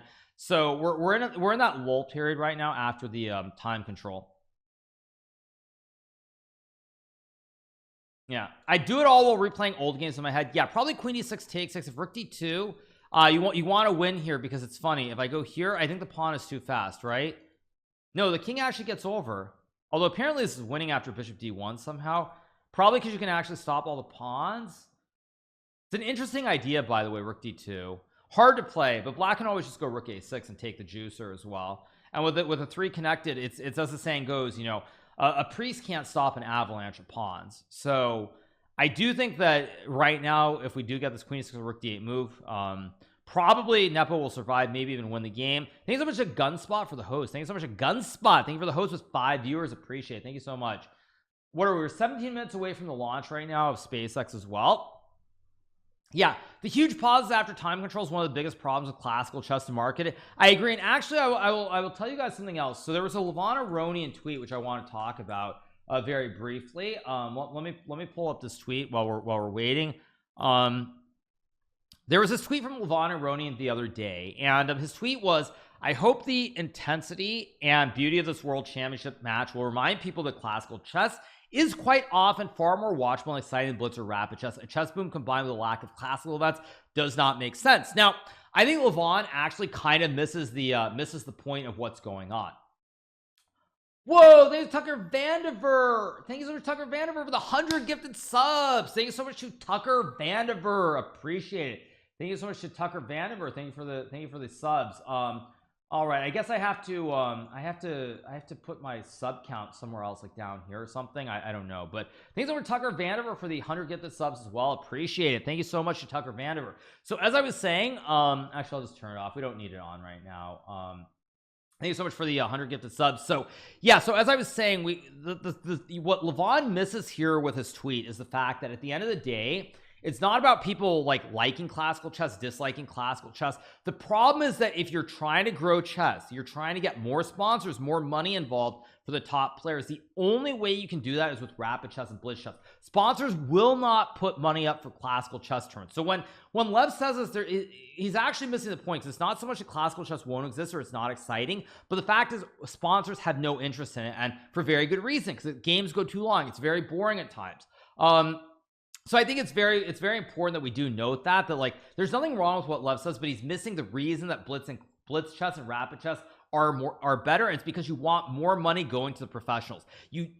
Sponsors will not be supporting classical chess. That's just the end. That's just the end of the day reality. And so I mean, I have no problem with what Lev says, but I think Lev misses the point of what I've been saying, what others are saying, and that it's not that we don't want classical chess to die. It's just that sponsors have no interest in it. That's just the reality. So anyway, back to the chess game. Let's pull up the game again. We're waiting for a move from Nepo. Still no move here. We'll see what he does here. Once again, big shout out to Trainwrecks with 100 gifted. Tucker Vandiver as well. Really appreciate it. Yeah. So, all right. You missed my point by saying your point. Yeah, exactly. Oh, wait. Have they launched? No, they haven't launched. Still 14 minutes to go. Okay. I mean, the problem with classical chess is what we have here. So I'll tell you, like, it even shows in our viewership the way we lost 1,000 viewers. Like, we have this massive build-up. It's getting really dramatic, really dramatic, really tense and everything, right? And then suddenly we reach move forward. It's like, okay, let's kick back. We have like an hour to just chill and drink, just drink some tea. And you have this huge build-up, and then it drops off. And then you have to wait for the build-up again, and then you can have another drop off and get more time. So that's the biggest issue. With it's like halftime. It's like, yeah, you have multiple halftimes. That's the problem. So anyway, all right, waiting for a move. Queen e6 would be a bad move, I think, because of rook h2 again, and white creates the right triangle, and white wins the game once again. So you don't want to allow that. Yeah. So we'll see. Yeah, we'll see. There are many middle terms. Like I'll give you an example. You know, classical chess, what you could do with classical chess, you could do it in between, where it's like a game. First time control, you have an hour and a half for 40 moves. Okay, you have 90 minutes for 40 moves. Second time control is like you have 25 minutes or 30 minutes for an hour. Yeah. You know what? I could get used to these kick streams. Yeah, I mean, it's no different than streaming on Twitch. It's the exact same thing, you guys. We're just doing chess, doing our same old. I know some people like to make you think that it's the worst thing ever in the entire universe, but no, it's all good. Did Tucker have to leave? Tucker says, all right, going to work now. See you later, Hikaru. Keep up the good work. Thank you so much to Tucker Vandiver for the, I think, what's he gifted, like 400 subs or something insane? 405 subs. Thank you so much, Tucker Vandiver. Appreciate it. Thank you for the gifted subs. Appreciate it. You're the best. So all right, waiting for a move here. Queen d6, queen d8, maybe rook d8. I assume one of these three moves will be played. I don't know which one, but one of these three. You would get more views on Twitch. We've been over this before, you guys. A couple things that I will, you know, I'll just say it. Like I'll just be blunt about it. There are a couple things that people misunderstand about viewership. Viewership only matters in so much as you can monetize it in one of a couple of ways. First of all, what is the obvious one? You become like a Nick Merckx or an XQC, where you have like 50,000 subs, where you're just, it's insane. You have this massive community support. That's one way that viewership matters. Now, there are not many streamers like that where you get the where you have that kind of support. So that's not like, that's the first way that it can potentially really matter. Second way that it can potentially matter is in regard to sponsorships. Sponsors look at numbers, etc., whatever. That's the second way. Okay, but in this current economy where companies are doing very poorly, Tesla, by the way, is down, I think, like 8%. Is it down 8? Yeah, it's down 8.5% pre-market. Like, you know, we're facing a potential recession due to inflation, the Fed continuing to not cut the rates the way that I think the market wants. Companies don't have the same budgets that they've had in the past. So that's way number two. Third way is platform deals, obviously, which of course exists during the times of like Mixer, YouTube, Twitch, etc., etc. You know, there's all of that. Those are the three specific ways that it matters. Otherwise, it does not matter at all. Let's be blunt. Thank you to MF Kilgore for subscribing. Thank you so much. Appreciate it. We keep going, and we're still waiting for a move here, but just doing a little bit of real talk for you guys. I'm loving the chat. Actually, it's hilarious because like if you go on like Twitter or other places, act like, you know, it's like cancer, etc., etc., you know, worst place ever. I'm loving it. I'm loving it. It feels really nice also because like it feels like much cozier than when you have tons of trolls all over the place. So all right, waiting for a move here. Nepo is thinking here. I wonder what Nepo's going to do. The Twitter stream is faster. It's okay. I'll just leave it on YouTube. It's okay. Let me refresh it. I'm just going to leave it on YouTube because it's okay. 10 minutes and counting. Yeah, 10:25 to go. Yeah. So all right, us trolls can make accounts too, obviously, but it's very cozy, very cozy. How did Ding lose his advantage? Because it's a very stress, everyone's got stress, the nerves, the pressure. He made some very poor decisions. Probably the biggest poor decision I would say in this game was playing bishop f3. I think this was a mistake. Now Nepo just moved, but I think bishop f3 is the mistake. If he had gone bishop c6, he could only win or draw because he's got this very powerful juicer on d7. But once you allow this to happen where you give up the f2 and the d7 pawn and black gets to connect 3, it's just going to be very tough to play. We do get queen d6 played by Nepo here, and I think Ding is gonna have to resign himself to trading down and playing bishop e4. If Ding plays rook d2, he is amazing. Although actually rook d2 rook a6 is not so amazing now that I think about it. Yeah, I mean, I think as I look at this position, I think that it's the problem for Ding here is that this is a draw, but it's not an easy draw because the problem is your pawns are not connected. So you get like a4 rook a6 king b3 and g5, and you can't really push the pawn forward and get your king in. So it's still kind of tricky here to play. And I could see Ding losing this, by the way. So it's still very tough position. It's anybody's game. Leech has tweeted. What did Leech has tweet? Let's see. Yeah.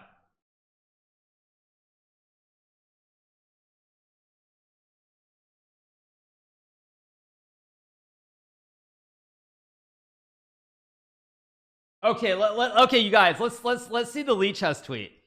We have a tweet from Leech has. According to the first free software freedom, it is possible to use the program for private purposes, i.e. if you're a world championship challenger that wants to privately play a game with your second that lives miles away, you can self-host Leech has and share the IP. Okay, dude. Okay, cool story. Let's get back to the game. Queen d6 play, waiting for a move from Ding here. What's the context? Basically, everyone discovered the two anonymous accounts that Richard Rapport and Ding Laurent were using to do training games for this match. Okay, we get queen d6. We're gonna get rook takes d6, and let's see what Ding intends to do after rook takes d6. Yeah. No chess player has the technology to do that. Well, that's why on your team you can't just have grandmasters, because grandmasters aren't necessarily as technologically savvy as one would think. Everyone assumes chess players, geniuses, nerds, whatever. But most GMs are not that technically savvy. So that's why you need to have somebody. You need to have a second, like I do, who's actually like a like a guy in tech, someone who's written like papers on computer security and things of that nature. Someone who actually understands these things. So I'm obviously the best. I'm the best because I have someone who's very good at doing like chess preparation, but also someone who is something of an expert in setting up networks and doing all these different things. 7 minutes till launch. Let's go. Someone just said flight is canceled. I don't think so. No, it's still going. What do you mean? It's not canceled.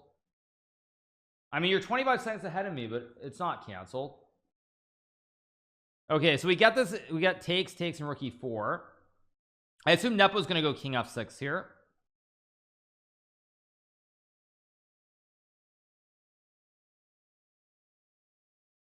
No, it's still going. Is the identity of your second a secret? No, it's not a secret. No, it's well known. No, it's well known. Yeah, SpaceX launch is coming up in 6 minutes. 6 minutes. Six minutes and counting, you guys. We're apparently YouTube is 25 seconds behind. YouTube is 25 seconds behind the Twitter feed, but it's all good. It's all good. So yeah. All right. What's so special about the launch? It's much different. This is a launch for us to potentially go to Mars down the road. So yeah.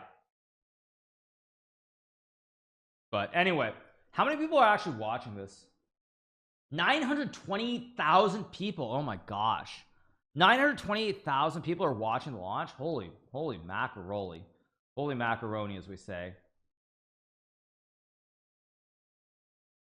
Yeah, crazy. Plus 7k here. Yeah, no, that's insane. Nice. That's almost as many as Kai on Twitch. I don't think Kai gets 1 million people watching him on Twitch. He gets like 60, 70k. A slight difference. Okay, king f6 played fast by Nepo. Ding still gonna have to show some understanding here. Probably we're gonna get something like rook e1, g5, then a4, rook a6, rook a1, and rook a5, and probably something like this should just be a draw. I'm guessing something like check and maybe like king e4, but we'll see. We'll see. Ding still has to show some technique and some good understanding here to make the draw. It's not going to be an instant draw here. But I would say that it's over though. For Ding, there's no chance to win this game anymore. GG draw, why not? I know, GG draw, why not? Okay, 5 minutes to go. Okay, getting ready for the launch. So, yeah. Nepo is pushing if Ding is incorrect. If Ding is correct, put the speed on 2x playback.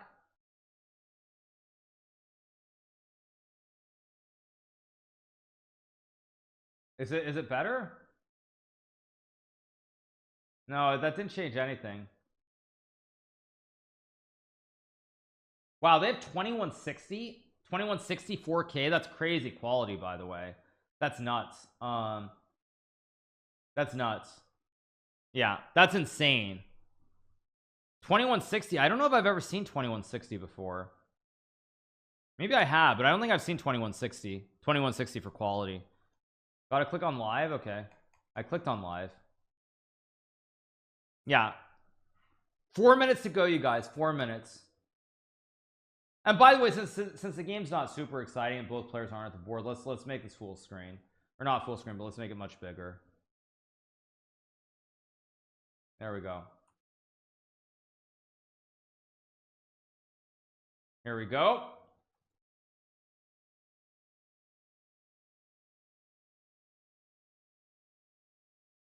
It's launching in 3 minutes. There have been 4K videos since 2016. Yeah, but I don't feel like I see that very often on YouTube. I would see like 10.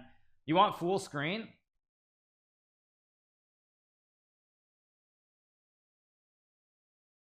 No, I think we're good. Okay, fine. I'll for 3 minutes we'll take a break and we'll just put this up then. Okay.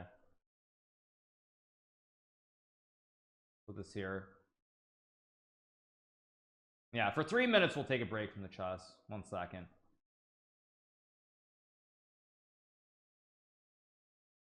For 3 minutes. Okay, let's watch this. There we go. Okay. There we go.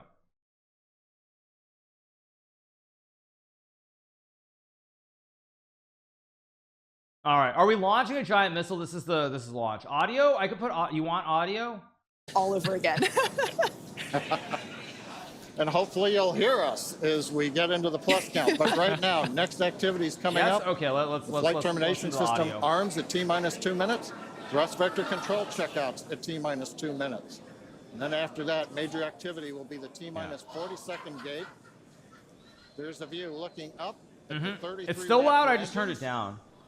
There are 20 engines in a circle on the outside. And as Shiva said earlier, 13 engines on the center. Those are the ones that gimbal and steer the vehicle. Okay, let's see. Here we go. I don't think I've ever seen someone so excited for TBC wiggles. Love this view. These are the 33 Raptor engines at the base of the super heavy booster. I think we can see those wiggles now. We're currently inside 90 seconds. Next major activity, T-minus 40 seconds. That is a gate, a decision point. We're waiting. Yeah, those are employees, of course. Those are employees of SpaceX, I assume. Flight termination system is armed for flight. This is for the quality. Yeah, quality is 2160. Yeah, it's 2160. Counting. No, this is 2160 quality, you guys.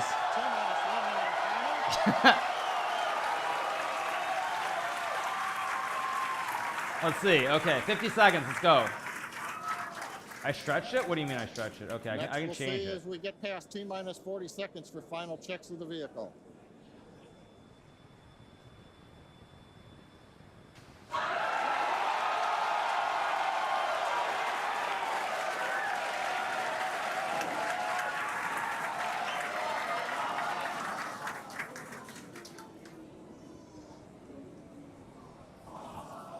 we go. Okay. Let's see. Is it gonna go boom or not? Big moment. Big moment. Okay, you can see the clock is recycled. Flight director has called a hold. We are recycling.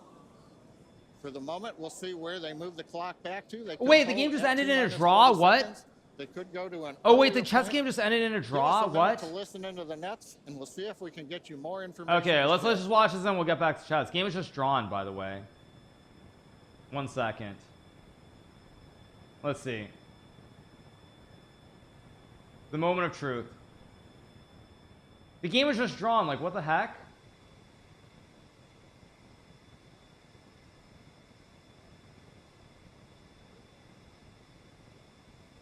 Okay, they want to see the launch. Yeah, GG. They want to see the launch. GG, why not?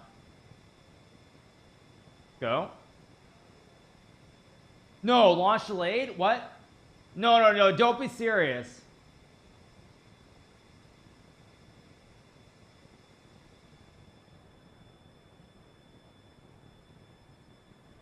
No, don't tell me.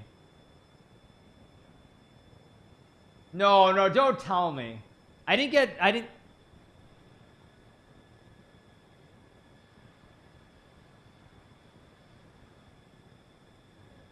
No, don't tell me. You can't be serious.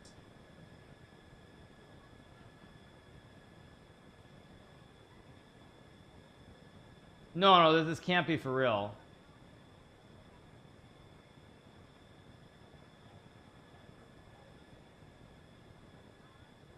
Come on.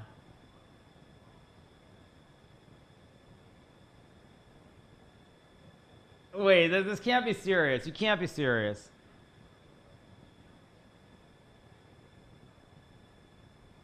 I'll cover the press conference for chess in a second, you guys, just so you know.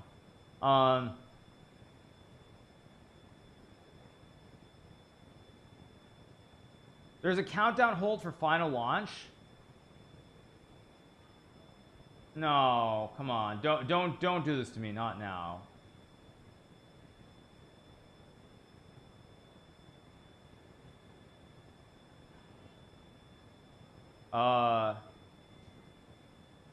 John Innsbrucker again here at the Hawthorne webcast desk. We're holding a T-minus 40 seconds.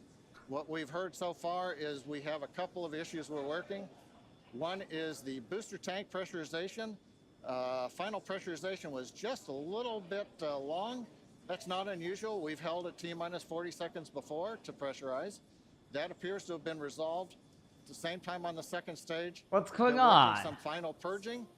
We should know very shortly if that is cleared and if we'll continue the countdown. Come on. Everyone, especially that person, is excited to keep going. Like John said, we should know shortly if we are able to continue. But as we mentioned before, we are able to hold up to 15 minutes and still be able to lift off today.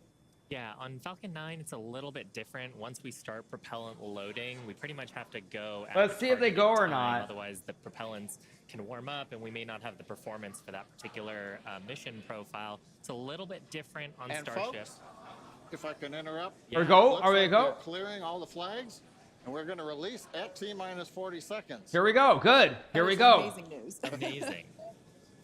Team working quickly through their issues on first and second stages. And I'm sure all of the rehearsals. By the and way, those of you guys simulations are that wondering, they've been chess game was doing a draw. They to drew their evaluate game. this data quickly Increase the volume. Sorry, to try sure. to get us in for There you today's go. launch attempt. For those of you just joining, we have a brief hold at the T-minus 40 second mark. The team is resolving going one on? issue with the bleed purge on the stage 2 Raptors. Like John just said, the teams are quickly working that, and it looks like the flags are being cleared as we speak. So we should be able We'll to cover the resume press launch conference in a countdown second, you guys. Any moment now. And it's worth noting on Starship that once we resume the countdown, it restarts from the 40-second period, and then we keep Exactly. going unless another condition pops up. So stick around because Starship could be going here real soon. Don't walk away, that's for sure. Yeah, let's see if they launch it. Amazing We're gonna views cover here the press coming to us conference. I'm keeping an from eye on the chess Starbase, stuff too, you Texas. guys, just in case you're wondering. Cheering, the clock started again. Here we go.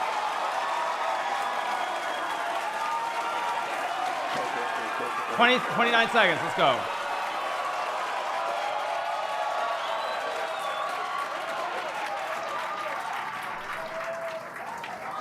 I know I'm delayed. I don't care. T-minus 15 seconds. 10, 9, 8, 7, 6, 5, 8. Let's see.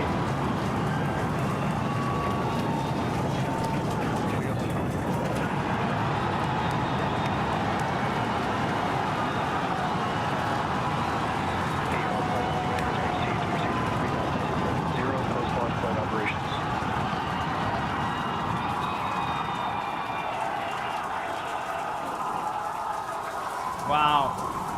Booster after chamber pressure is nominal.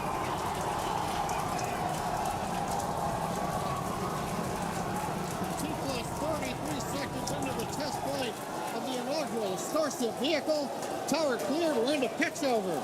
Propulsion reports first stage engines nominal. What a sight from the ground cameras at Starbase. We're flying at twice the thrust. Is it good or not? Heading to space. Acquisition of signal, surface proceed. We're throttled down and throttled back up. It looks good, right? It looks good. Going through the period of maximum aerodynamic pressure.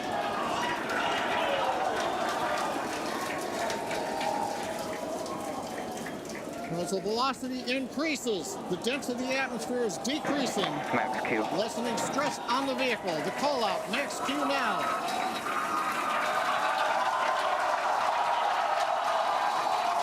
Wow. Continuing to watch the first stage as we head downrange.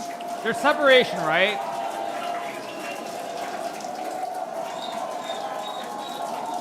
100 seconds into flight. Wow. Our next major activity is going to be shutdown of the first stage. Houston tracking station now acquiring the vehicle. With shutdown, we will get separation of Starship and Super Heavy and ignition of the Starship engines. When Starship That's amazing. separates, Amazing. we light up 6 Wow. engines in a staggered sequence. And if all goes well, those 6 engines will burn for almost 6.5 minutes. Big W. On board Big here W. from Starship. And there's views of the Raptor engines on the second stage as we prepare for stage separation. Now after Nice. stage separation, the first stage will flip and begin a boost back maneuver for landing in the Gulf. I mean, GG, why not? GG, why not? GG. CGI. Continuing to fly. Yeah. 2 minutes 40 seconds. Earth Let's is get still ready flat, for main though. engine cutoff. Yeah, exactly. Wow. Booster engine cut off. Beginning to flip for stage separation.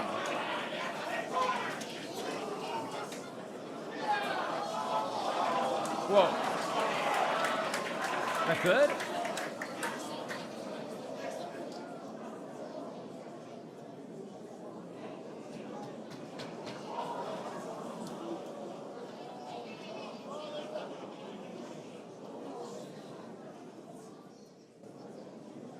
It's supposed to do that, right? Or not? It's supposed to do that, right?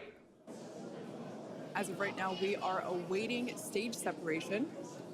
I think it's supposed to do it, I where assume. Starship Yes, should no? separate from the Super Heavy booster. Yeah, Kate, right now it looks like we saw the start of the flip, but obviously we're seeing from the ground cameras Oh, the no. entire Starship stack continuing to rotate. We should have had separation by now. Oh, no. Obviously, this is does not appear to be a nominal situation. Yeah, it does appear to be spinning, but I do want to remind everyone that everything after clearing the tower was icing on the cake. GG, why not? Oh.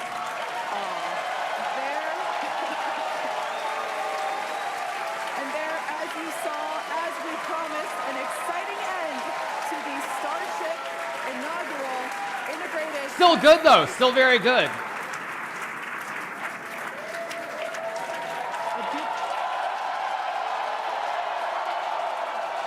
It still was pretty good. It's still pretty good. Yeah. All right, you guys, let's get back to the chess. Let's get back to the chess. So yeah, that was pretty good. Pretty good. Let me change the scene actually. Where were we? Let me turn this off.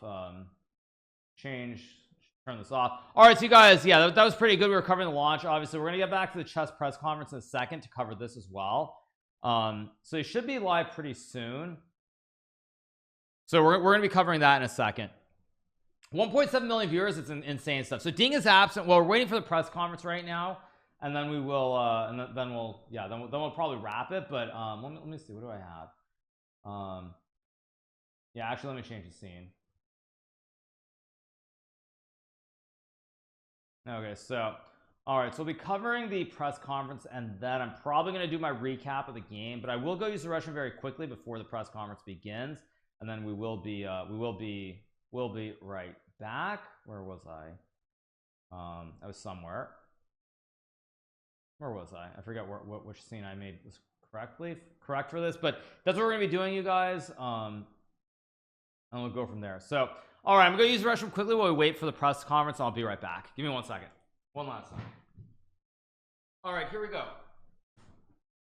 Here we go, you guys. Let's listen in. Let me stop the music. Let's listen in. They're muted. Are they muted? I have the volume on. Or wait, no, wait, unmute. There we go. Yeah. So, the line that occurred in the game is. Okay, there we go. I guess one of the very, very topical lines nowadays in Nimzo. So as artificial as this rook a2 looks, it's somehow I think it's top engine choice in certain positions. So I was more or less aware of all this piece sacrifice. At least I knew that after g6 black is fine. Sound should be good, you guys. I can't. I mean, I can up it with a volume mixer. Sort of surprise for me. So is that better? I thought like. Well, I was choosing between queen f4 and capturing on e5, so I went for the principal line, as it seemed. And then it was like pretty much forced, I guess, yeah, like this knight e4, queen d8 and something. And then, I don't know why, but I felt like over-ambitious, and I think I made like some awful moves, which almost cost me the game, yeah, so at least half a point. So, like, it was a simple choice, I would say, to, I guess, after rook h3, just to capture on e4, capture on d6 with the queen. Rook d2, queen c7, takes on f5, takes on f5. I mean, nobody wants to hear this. Everyone wants to hear the like the meat question. You want to hear about the leak. No one wants to hear about the game almost at this point. I guess it's never worse. But also I could go principal, but I completely forgot. Yeah, like play rook h8. Also was smart, but I just completely forgot about the move rook d2. And after rook d2, suddenly I think black is lost. But yeah, I was very lucky. And then I guess, yeah, I was very lucky to bluff with this queen h4 move. I think, in fact, white can capture. And then I saw this, okay, was... I mean, maybe after queen f8 the position is bad, but at least it's not lost by force. But indeed, after king d1, queen g5, I mean, practically I have some very nice chances to escape. Yeah. And, true. Well, I guess it was a lot of mess in later in the game, yeah, but... Yeah, I guess, yeah, this knight h4, knight e5 maneuver, like, instead of some normal position, just nearly losing, yeah, this shouldn't go to my credit. Right, yeah, you mentioned about this queen h4 and you called it a bluff. So you surely knew that it was just lost position if Ding would capture the rook on d8. Well, when I played, I thought it's like I'm very smart, but then I found out that the king escapes in some tricky way, yeah, like this, like rook, queen e4, rook e2, queen b1, king d2, queen b2, king d3, queen b1, rook c2. And here queen d1, I thought it's a draw, but no, it's king d4 here, queen c2, bishop d3. Yeah. Which was very hard to spot from distance. And here, yeah, maybe I can go still for something like knight g3 check, but yeah, I guess it's over. Yeah, so yeah, that was a very lucky moment. Thank you very much. Ding, I would like to ask the question about this moment too, when Jan played Queen to H4. Obviously, you were considered to take the rook. I just want to hear. I want to hear the but real then in question, the end, you not this decided question. not to. Can you please tell us what was the reason why you decided so? Well, I briefly checked the line, but I just stopped. I think at maybe Queen E1, Queen B1, Rook C2. I didn't calculate. They have to ask the question. So I just stopped there, maybe because my time is not so much. Considering yesterday's lost, so I want to play quickly in time trouble. But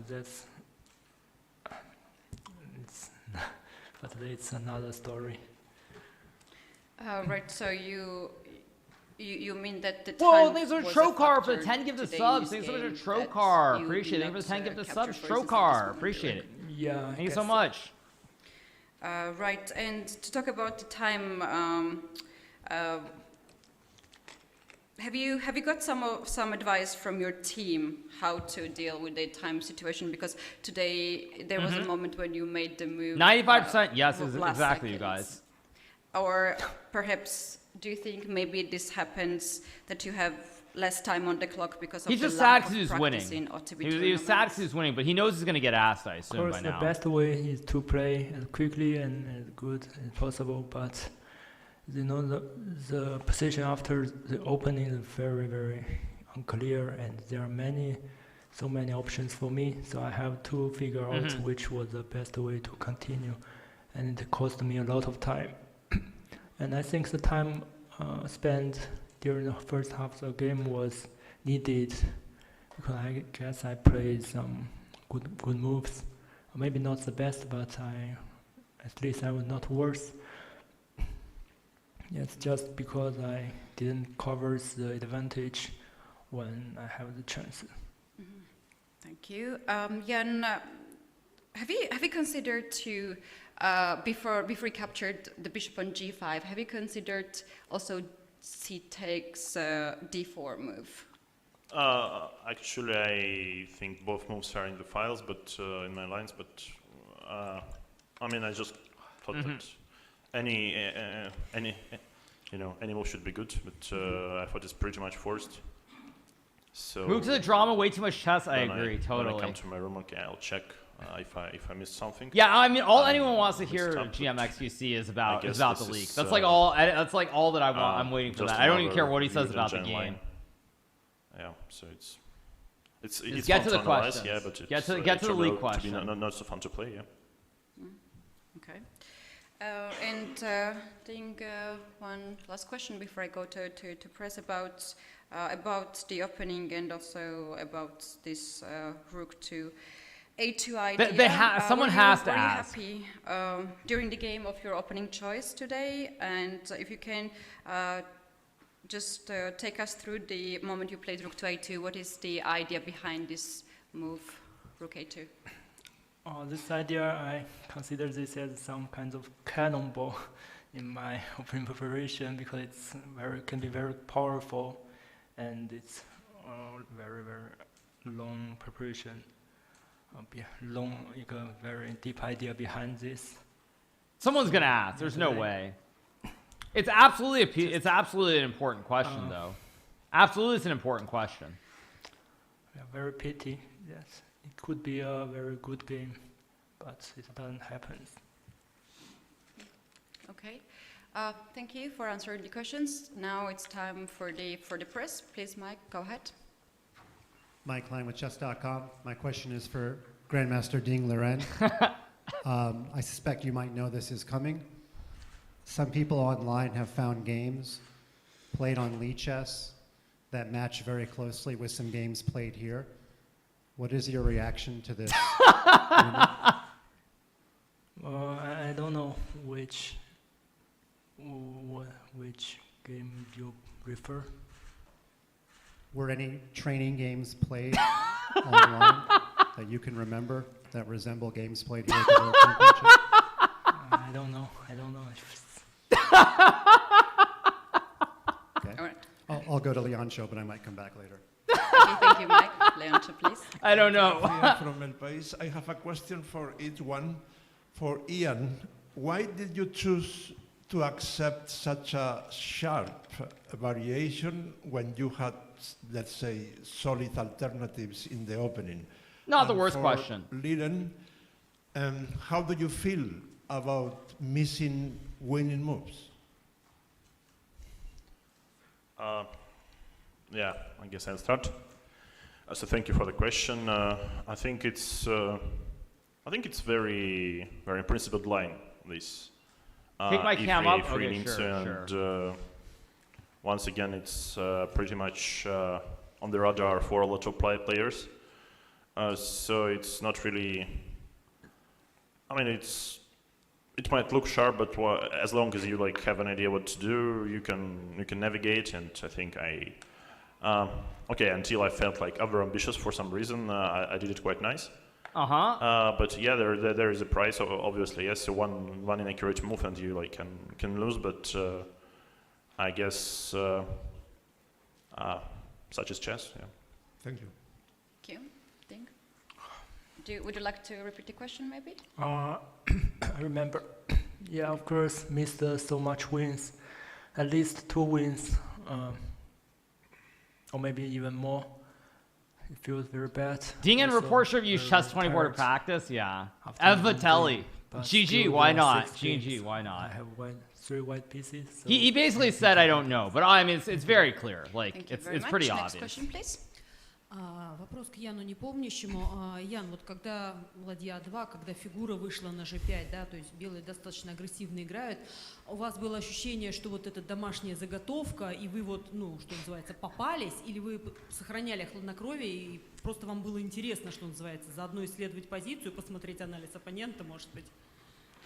We would like to hear the So, translation. when you played with the rook, the whites, did you feel the whites were playing aggressively, and taking into account, you know, the moves you made? Just were you curious? That is Emil just to Satovsky, try yes, out you guys. your opponent's, your Yeah, opponent's stance, absolutely. your opponent's position? Ну, для меня самостоятельная игра началась позже, да, так что ладья 2 эту идею я знал. Ну, думаю, что ее многие знают, я бы так сказал, что это выглядит интересно, да, но, как я уже говорил, Mike up there, like, I gotta ask что Ding называется, again, yeah. это записано. Вот, я, по-моему, после Е5 я не был уверен, как реагировать уже, но там, ну, с другой This is стороны, being held in мне Astana, кажется, довольно in принципиально Kazakhstan. я ответил. Очень сложная партия, ну, опять, в принципе, логично было бы, если бы она завершилась ничуть чуть иначе, но так, конечно, да, очень повезло. Okay. When I made this rook a2 move, I knew what I was doing, and I'm sure it was. Yeah, many reload other the lead people question, knew, of course. Yeah. Were aware of this. Were aware of this move. And I know this option looked and does look interesting. Mike's getting ready again. So after that move, e5, I just didn't know how it would be responded to. And of course, the game, it's been a very complex, a very challenging game, and I wouldn't have been surprised if it had changed, if it had ended otherwise. So it was lucky that it ended like this. This is so good. Thank you very much. Next question, please. Mike Klein with chess.com. Grandmaster Ding Loren, I have to ask one follow-up. Today is the only day there was a delay in the press conference. I believe you met with your team after the game. Can you please let us know why you met with your team before coming to the press conference? We analyzed this game a little bit, and my second showed me there's a very simple way to win with rook d3 instead of d7. So I will regret it. So the entire meeting was about actual chess moves, is that right? Yeah. Thank you. Okay. Thank you very much. Do we have more questions from press? GG, why not? Okay. I would like to ask Grandmaster Jan Nepomniachtchi a question. On the broadcast, Anish Giri said that you are dominating Ding psychologically. Do you agree with that?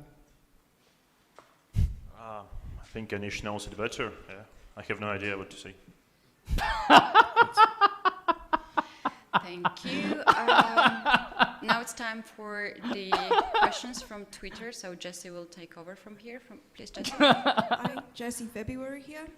My first question was for Ding. Did you take any inspiration from Fabiano Caruana this game?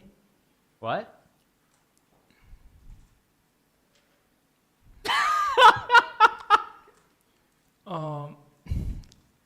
Yeah, What? I know it was his opening style to play something very sharp and to attack with at any cost. Yeah, sometimes it was this kind of preparation that his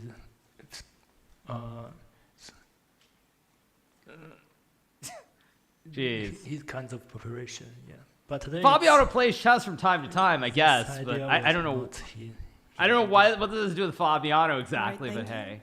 My next question for Nepo from Agad Mator.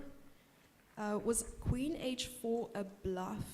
What was going through? He already your answered the mind at question, that point? though. He already answered this question.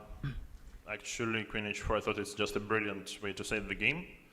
But when I spent another minute calculating, okay, maybe it's good, it was too late, but maybe. Anyway, it has been played. I noticed that in some critical lines, King escapes from the perpetual check. But it worked like a charm, but yeah. But I guess practically it turned out to be a great chance, but yeah, because Queen E8 and Queen E7, perhaps I can try to hold this, but I think the position is quite ugly. Before you ask the next question, Jesse, Ding, we heard you giggling when Jan made a comment about Queen H4. Do you want to add something at that point? What? When returning to a board, I saw Queen H4, and I just briefly calculated the line after Queen D8. I became very disappointed because I missed his idea to check on E4 and B1. So I didn't calculate carefully and try to play for a win, which was not so good back in D1. Thank you. Please, next question, Jesse. All right, this one's from Chess Society for Ding. How often do you disagree with Rapport when he suggests a line or opening? Stupid question. Oh, many times. All right, thank you. And the last one is from Chess Best. Why do you spend a lot of time in the opening? What? When you're the one who chooses the variation or line often. Because on each move, E5, here I have some Yikes. For example, Rook D2 or even Queen G4. Also on D5 I have other option by Knight E4. Also on D6 I also have Knight E4. So there are always many options to choose between. So that's why I take a lot of time on each move to decide which was better. Thank you. Thank you very much. Do we have more questions from press? This can be the last question. If there's Mike, come on, Mike Klein. I'll go with my last question. We are very much curious. No, as Mike. This particular game was indeed very tough. What do you usually do right after the time control? How you are staying focused, and also how do you release the stress a little bit? Let's go, Jan, with you first. I'm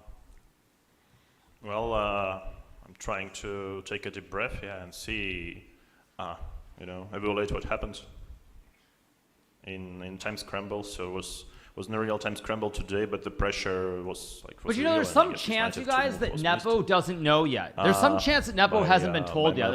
As soon as it ends, he's going to go ask his seconds what they're talking about. Very optimistic about my position, after I found this Knight F2. But then Yeah, by the way, it was I bet he like, doesn't know yet. I bet it's like afterwards he's gonna go talk to whoever he's there with, and be like, "Oh yeah, like we found all these training games online." Queen takes b6, queen takes queen takes d7 doesn't work because of rook g2, yeah, and there is this trick with bishop h5 going to the pawn endgame. Yeah, but yeah. There was another moment too when you played move e5. There was also a possibility to sacrifice the piece with knight to d4. Have you considered that one? Yeah, I checked it, but I didn't feel it's. I don't know who found the games first. I was necessary, actually checking on the other monitors. You could tell. I guess it was a problem that queen e5 comes with a check now, or it's not important. It was a possibility. Yeah, good to know. Okay. All right. The last question to Ding, the same question. What do you usually do right after the time control? How you're still staying focused on the game and also trying to release your stress a little bit? Today I ate a lot of food to. No, there's still a game tomorrow, you guys. It's not over yet. Nowhere near being over. Shape. And yeah, that's what I did after I reached the 40th move. Right. There was a question in public what players have in the players' lounge. What kind of snacks? What is your favorite in this tournament? What you're usually getting? Usually it's banana and chocolate. Didn't they already ask this question before? All right. Didn't they ask this question like 2 days ago? I don't have more questions. I see there's no more questions in the press as well, so we can conclude today. All right, you guys, let's stop it right there. Okay, so yeah, not quite what we were hoping for at the press conference, but it is what it is. Let me see, nothing more, right? Yeah, nothing more was asked. All right, you guys, on that note, I'm going to call it a day. I got to go do a recap for YouTube where I'll talk about the leaks and everything else. So I'm going to call it a day. For now, we will, of course, be coming back tomorrow morning, covering the World Championship game number 9 as well. So I'm going to call it a day. We'll be back tomorrow at 5 a.m. Eastern for round number 9. Probably going to be another exciting day, but I'm just going to call it now. Make sure to stay tuned for my recap, which will be up on YouTube in about 35 to 40 minutes from now. But I'm going to do that, and I'll see you guys all tomorrow morning. Hope you enjoyed the stream. We're going to send the raid over to Darks and have a great rest of your morning, afternoon, evening, wherever you are. See you soon. Bye, everybody.